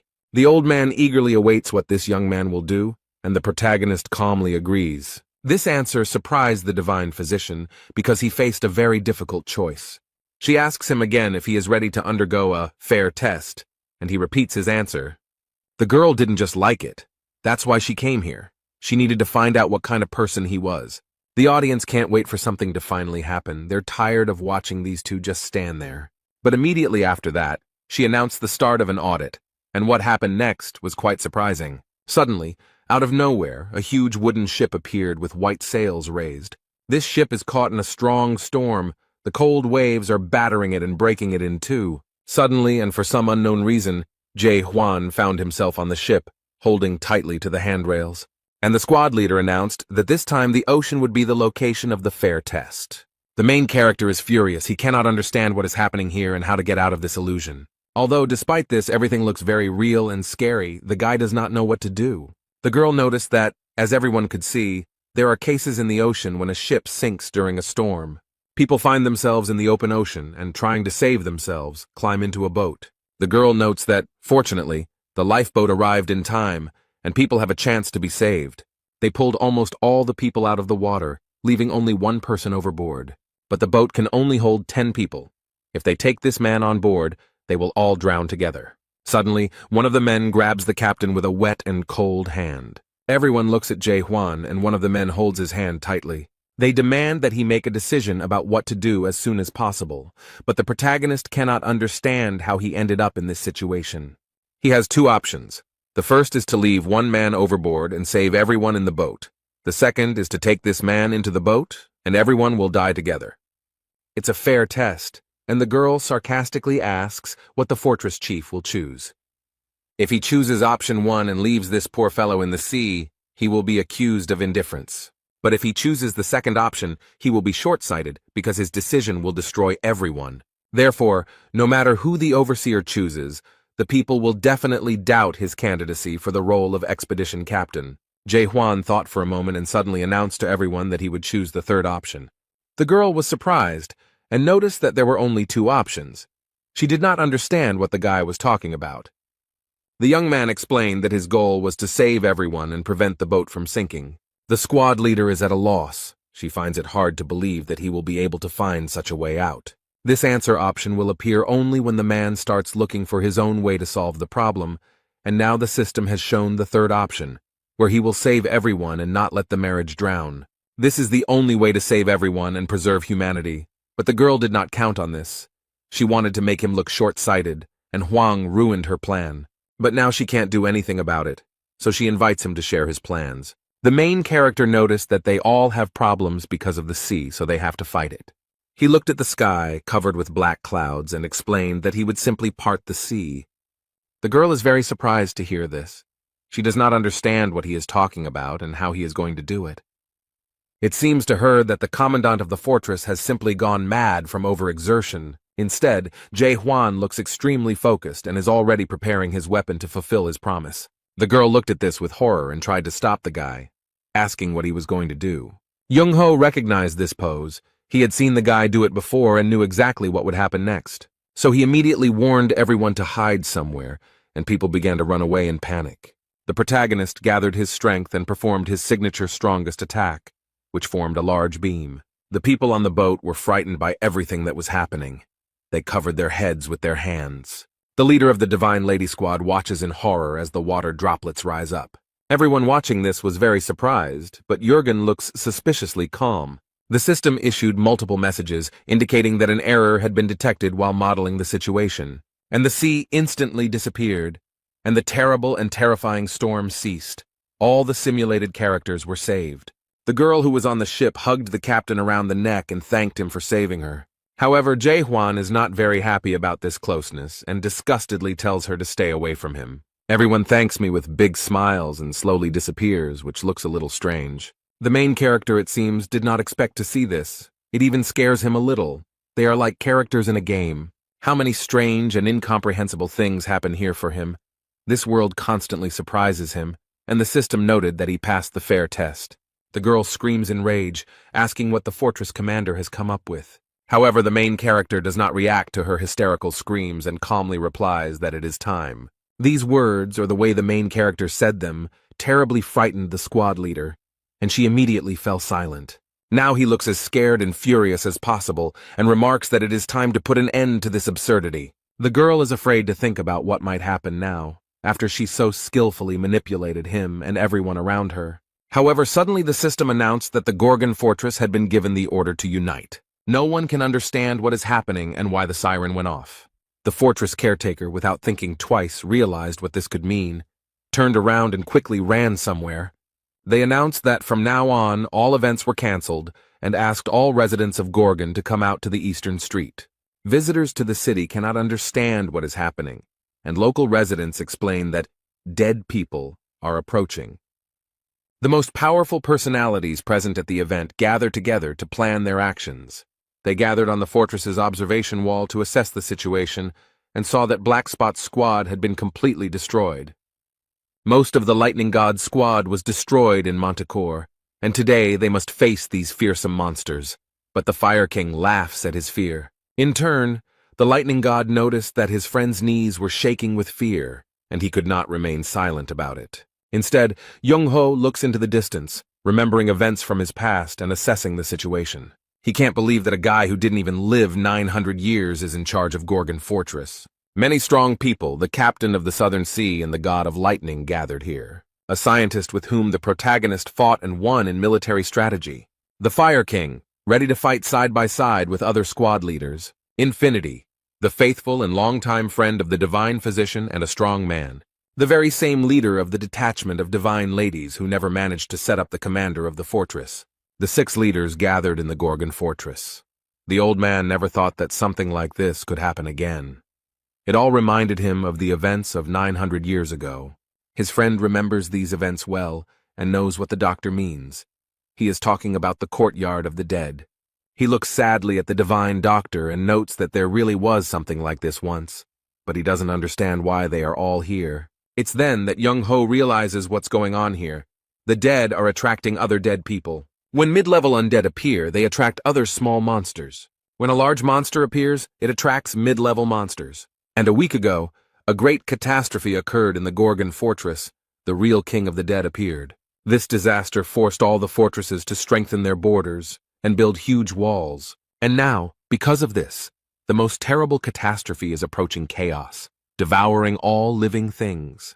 In addition to small and mid-level monsters, mega undead are approaching them. This terrible monster is called the One Who Walks Backwards, Magrig, and it inspires terror. A terrible darkness enveloped the city. Screams of horror and pain were heard from everywhere. It all began. People can do nothing against these monsters and only shout for them to go away. A terrible end awaits them. The monsters know no mercy. They destroy everything. The leader of the Divine Ladies Squad looks at all this horror with huge eyes. They are being attacked by a huge number of monsters that no one can cope with. They have no hope. The inhabitants of the Gorgon fortress scream in horror and die from the sharp claws of the monsters. Poor people have nowhere to go, no way to save themselves or avoid their death. The girl realizes with horror that this is the end of a huge invasion that no one can stop. People try to save themselves, but because of their weakness and helplessness, they fall to the ground. There is no point in running or hiding. It is too late to do anything about it. The monsters have already arrived, and they will do what they do best: destroy everything in their path. The Divine Lady understands that this man is about to be destroyed by the monster, but she froze in horror. The old man doesn't even try to run. He has already resigned himself to the fact that his death has come. Suddenly someone will run very fast. Maybe he will save him, and will be able to save many more lives. This is the wandering swordsman. He is definitely very strong and will help them get rid of this trouble. The girl gains hope. She sighs with relief and asks him to help them. However, this man does not touch the monster. He passes it by and allows it to continue its evil deeds. He doesn't even try to do anything, but gives up and explains that even he can't fight such monsters. The poor woman looked at her husband and despair overcame her. She realized that she could do nothing. Instead of trying to fight, the swordsman surrenders himself to the monsters because he sees no other way out. The squad leader believed that in this world, any choice you made would lead to nothing. There are tears in her eyes, and inside there is a complete emptiness that is slowly taking over her. She has become disillusioned with everything she believed in and lived by, and now she is unsure if justice can be achieved in this world. The girl stands motionless, looking at what is happening in horror, and does nothing. She looks at the monster right in front of her and realizes that there is nothing in this world but blind hope. However, suddenly someone in front of her destroyed this monster and did not allow it to kill the confused girl. The poor thing is in shock. All these events do not allow her to think clearly and perceive reality. The lightning god saved her by killing the creature with one blow. He doesn't look confused. On the contrary, this guy is trying to take control of the situation and asks the leader of the Divine Women's Squad to pull himself together. Cayman also holds his gun and fights monsters. He does not engage in philosophy and does not measure his chances of winning in percentages. The Fire King also bravely joined the Chaos Fortress rescue party. They all bravely went into battle with an incredible number of monsters that wanted to destroy them. However, the girl does not understand why they are doing this, because it can only stop the enemies for a moment. She is sure that they definitely won't win and looks at the guy. She thinks he is fearless, and this is probably because of his recklessness. Although upon closer inspection, she realized that he was actually trembling with fear. The girl suggests that it is hope that makes them fight and not give up. The squad leaders were scared. The monsters were surrounding them. They knew it wouldn't be easy. However, among them there is a man who can easily deal with all these monsters. Jae Hwan has his weapon ready and is ready to show who is the strongest here. A monster approaches him from the side, but compared to the main monster, this one is not at all scary. The protagonist doesn't even use a weapon. He grabs the dead man by the neck with his bare hands without hesitation. And then he clenches his hand into a fist and leaves this creature without a head. It looks very threatening. Their leader seems to be unhappy that a normal human can deal with these creatures so easily. And because of this, he destroys the buildings in the territory of the Chaos Fortress. The fortress will be seriously damaged by this invasion. The fortress's caretaker warned the creature not to destroy the buildings so carelessly. However, huge boulders fly straight at him, and the guy manages to retreat and escape. He stopped and tried to approach the monster again to destroy it once and for all. But this creature does not allow this to happen and stretching out its bony paw tries to catch him. Huang steps back again and assesses the situation and the creature's behavior to see how to deal with it. He had already noticed some pattern in his movements and understood his tactics a little. The monster destroys objects when the fortress guards approach it, which is a bit annoying, and if Huang increases the distance, the monster will take advantage of this moment and attack. He opens his huge mouth wide and releases a deadly beam from it.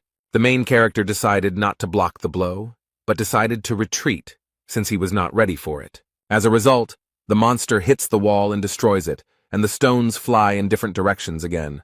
The monster does not wait long and prepares to strike again, but this time it wants to hit the boy. The protagonist looks at the monster with contempt. Now he knows exactly what kind of creature it is, and he goes on the offensive without hesitation or fear. He simply has no time to be afraid or hesitate. This time he does not dodge, but stands boldly and is ready to repel a powerful blow. Divine Dr. Young-ho also wields a sword he will not hide or sit idly by. Although looking at the way his body is trembling, one can understand that he is experiencing great fear. He had seen this before and been on a similar battlefield, although he did not want to remember it. The old man thinks with horror that an ordinary person is truly unable to do anything in the face of real despair. And suddenly, in this complete, all-consuming darkness, the man saw a bright light, like flashes of warmth and goodness. He remembered the words of their previous leader, who said that people here needed hope. The protagonist has thrown the creature off the tower and is still standing there, ready to deliver the finishing blow. Jae Hwan resolutely plunges his powerful sword into the body of this monstrous creature and puts an end to its existence. People in this place need an all-consuming hope that nothing and no one can break. Life in this place is very difficult for people who cannot come to terms with the loss of their past, so hope is the only thing that makes them continue to live. There was a lot of dust and rocks flying around, and in addition to that, a bright yellow light was visible. This created such a powerful wave that the fighters could hardly stay on their feet. Young-ho looks on in surprise. He can't believe his eyes. He's surprised that this actually happened. Through the thick fog, the man notices the faint silhouette of a monster with a sword in its chest. This is the final victory over him. This monster will not have to fight for long with the fortress overseer. The old man froze in surprise. He saw Huang and clearly understood that this guy had just achieved success. The main character is happy. This is his victory. And now he has definitely won the hearts of all the inhabitants of the Gorgon fortress. The divine doctor screams in shock. Who is this guy doing such things? But he noticed that there was more than one monster attacking him from behind. These monsters were everywhere, and were not going to stop. The leader of the South Sea Squad is very concerned about the condition of his leader and friend, so he shouts to warn them. Chung-ho saw all this, and realized with horror that the fortress guard was in great danger. Since he destroyed their leader, all these Traryuks will now attack him. Although the monsters are already very close to the young man, he does not look scared or panicked. On the contrary, Huang is very confident and tells these creatures to get out of his way. The protagonist, with one sharp movement, pulled his weapon out of the body of the monster he had destroyed. Now the boy points his sword at his enemies and is ready to brutally destroy them all. His eyes are burning and his sword is glowing. He is not going to think long or wait to assess the situation. There is no time to think at all. There is only one option to destroy all this evil. He uses his most powerful attack. Young-ho is extremely surprised that this guy has such strength. It's something incredible. Everyone does not understand much, but what they see amazes them. It is hard to believe that a person can have such power. There was a strong blow. Part of the fortress wall collapsed, but many monsters still remained. They continue to attack, and the residents are scared of everything that is happening here. The warriors look around in surprise and now understand how strong their overseer is. The warriors thought it was a bit careless, but Young-ho noted that he made the decision to protect this carefree creature. Everyone must have been impressed by Huang's strength, so they also agreed to carry out the mission of the divine physician. They are all ready to fight to the end with such a strong leader. Now they have no drop of hopelessness or despair. But they bravely enter the battle and defeat a much stronger and larger enemy. Even those who initially did not believe in Huang's strength and power join them. Now no one doubts their victory. They have hope. And now it helps them fight. The main character seems to have raised his fighting spirit. Everyone gives it their all and bravely destroys these terrible monsters that attacked them. Now these creatures have no chance to win because this team will not let them. They may seem to be full of strength and energy and can fight at this pace for a long time, but these creatures don't seem to be going away. You'd think it would last a long time. The Lightning King is doing everything he can and everything in his power to put an end to this undead. He uses his energy to destroy one monster after another, just like his friends, doing everything in his power. The guy dealt with the monster. He did a great job and he was happy about it, but not for long. The young man looked at his Fire King and realized that they were all a little tired. And these terrible creatures are getting closer and closer, and it seems that there are no fewer of them. The Fire King noticed that his movements began to slow down due to fatigue. At this rate, he would soon completely lose control of the situation, and it seemed like someone had noticed. The monster was already approaching the boy, but at that moment someone threw a stone at him. It's a girl. She did it to distract the monster and prevent it from destroying the warrior. It seems her plan worked. The creature was distracted enough to understand what happened, and when she saw the girl, She quickly went to her to take revenge on her for what she had done. The monster is already very close to the poor girl, and it seems that now she cannot escape and this is the end. But it seems that was the plan, and she screams wildly, loudly, and with tears in her eyes that now is the time to begin. And the next moment, silver chains suddenly appear, quickly surrounding this monster. They completely entangle the monster and do not allow it to escape, which apparently means the end of it. Carlton was good at this ability, and he came to the rescue because the fortress needed him. But it was not only he who came. Other powerful inhabitants of the Gorgon fortress also appeared. The Fire King liked this very much, because fighting with support is much more enjoyable. He easily, and even with a smile, destroyed the creature, which was already bound by magical chains. After this monster has no chance to survive. He is pierced from all sides. Despite being very tired, everyone does not give up their positions and continues to fight. And also the overseer of the Gorgon fortress, who bravely fights off the invasion of monsters that destroy everything in their path. Jae-hwan hasn't shown his full strength and power yet. He still has a few aces up his sleeve. The guy uses his legendary sword and is ready to deliver a powerful blow. He thrusts the weapon into the ground with all his might, and a blue light appears around him. It spreads throughout the entire territory of the Gorgon fortress and destroys all evil spirits. It's all over. 10 days have passed since the disaster that seemed to never end. After the great deceased Magritte and his company visited here, the city turned into ruins. I wonder what the biggest changes could be in chaos after everything that has happened.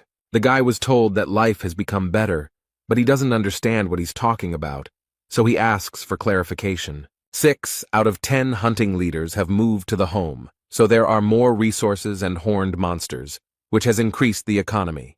Although Naven looked around, he felt that the situation here was not so good. He sees a completely destroyed city and thinks that the situation still looks pretty dire. But on closer inspection, he noticed that the population looked quite friendly.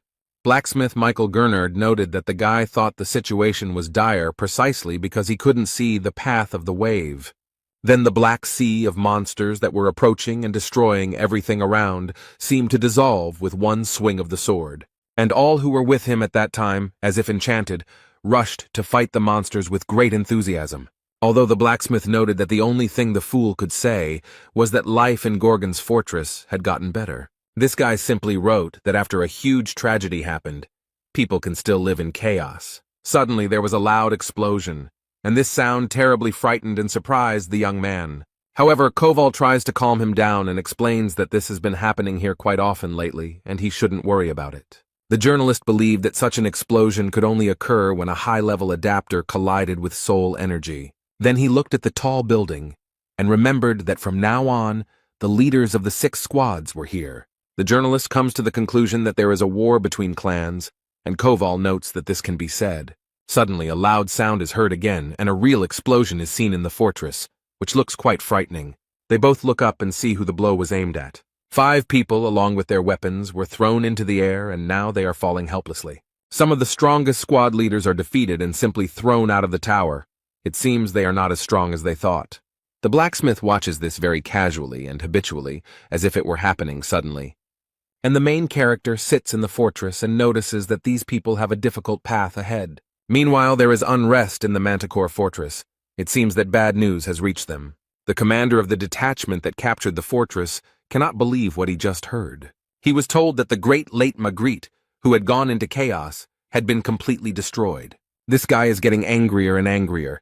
He knows very well that this monster is not so easy to defeat. This monster is located on level 9 in the Great Lands, and can only be defeated by a very strong opponent. It could have been a general or someone even higher up, and he doesn't understand how they managed to destroy one of House's 3 unique dead men. Therefore, the guy orders his subordinates to immediately find out everything and report to him. He is 100% sure that this is impossible, so he thinks that this is some kind of mistake. 4 days later, news of the destruction of the Eastern Forbidden Paradise detachment at Gorgon's fortress spread throughout chaos. Meanwhile, completely different events are taking place in the Gorgon fortress.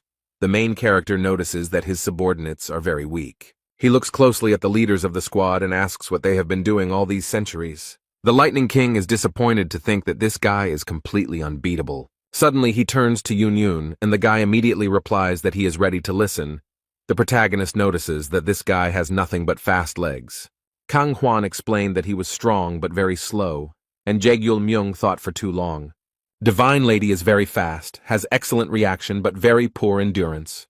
The guy explained to Cayman that he was the best here, had perfect command of the basics of combat, and had no particular weaknesses, but at the same time, he had no advantages either. Jae Hwan comes to the conclusion that they all have one problem in common.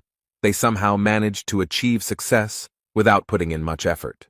Young Ho noticed that the warden had no mercy for the youth, and the protagonist was irritated that these old people had also achieved nothing, considering that they had already lived for over 1,000 years. 900 years ago, the 10 squad leaders were level 7 or higher.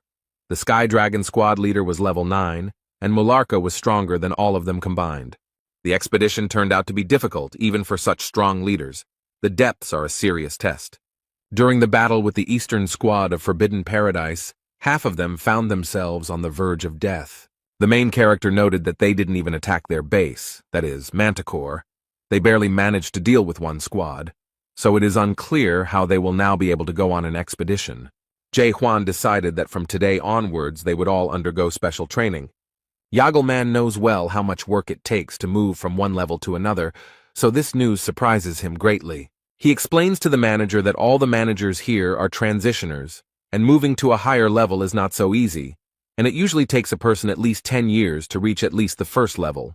Then it takes 20 years to reach the second level, 40 years to reach the third level, and to go from the third to the fourth level takes a full 80 years.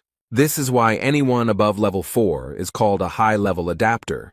Most people won't even live to that point. Hwang wonders what the leader means, and Jaegyul Myung asks if the warden wants to awaken them. Everyone present was very surprised by such a request, because it is not so easy to do. The man explained that, as far as he knew, awakened ones do not accumulate power, but are able to move to the next level through sudden enlightenment. Jae Hwan is going to do just that, but only if they are willing to leave their homeland. The bosses can't believe their boss actually came up with something like this. It's so brave. Chung Ho decided to intervene and explain. He noted that in order to achieve full awakening, one must go through 3 stages, and he added that at one of these stages, they will have to destroy their own world. Anyone who can do this will destroy their world and learn its true nature. Hwang understands that the old man is talking about his questionable skill.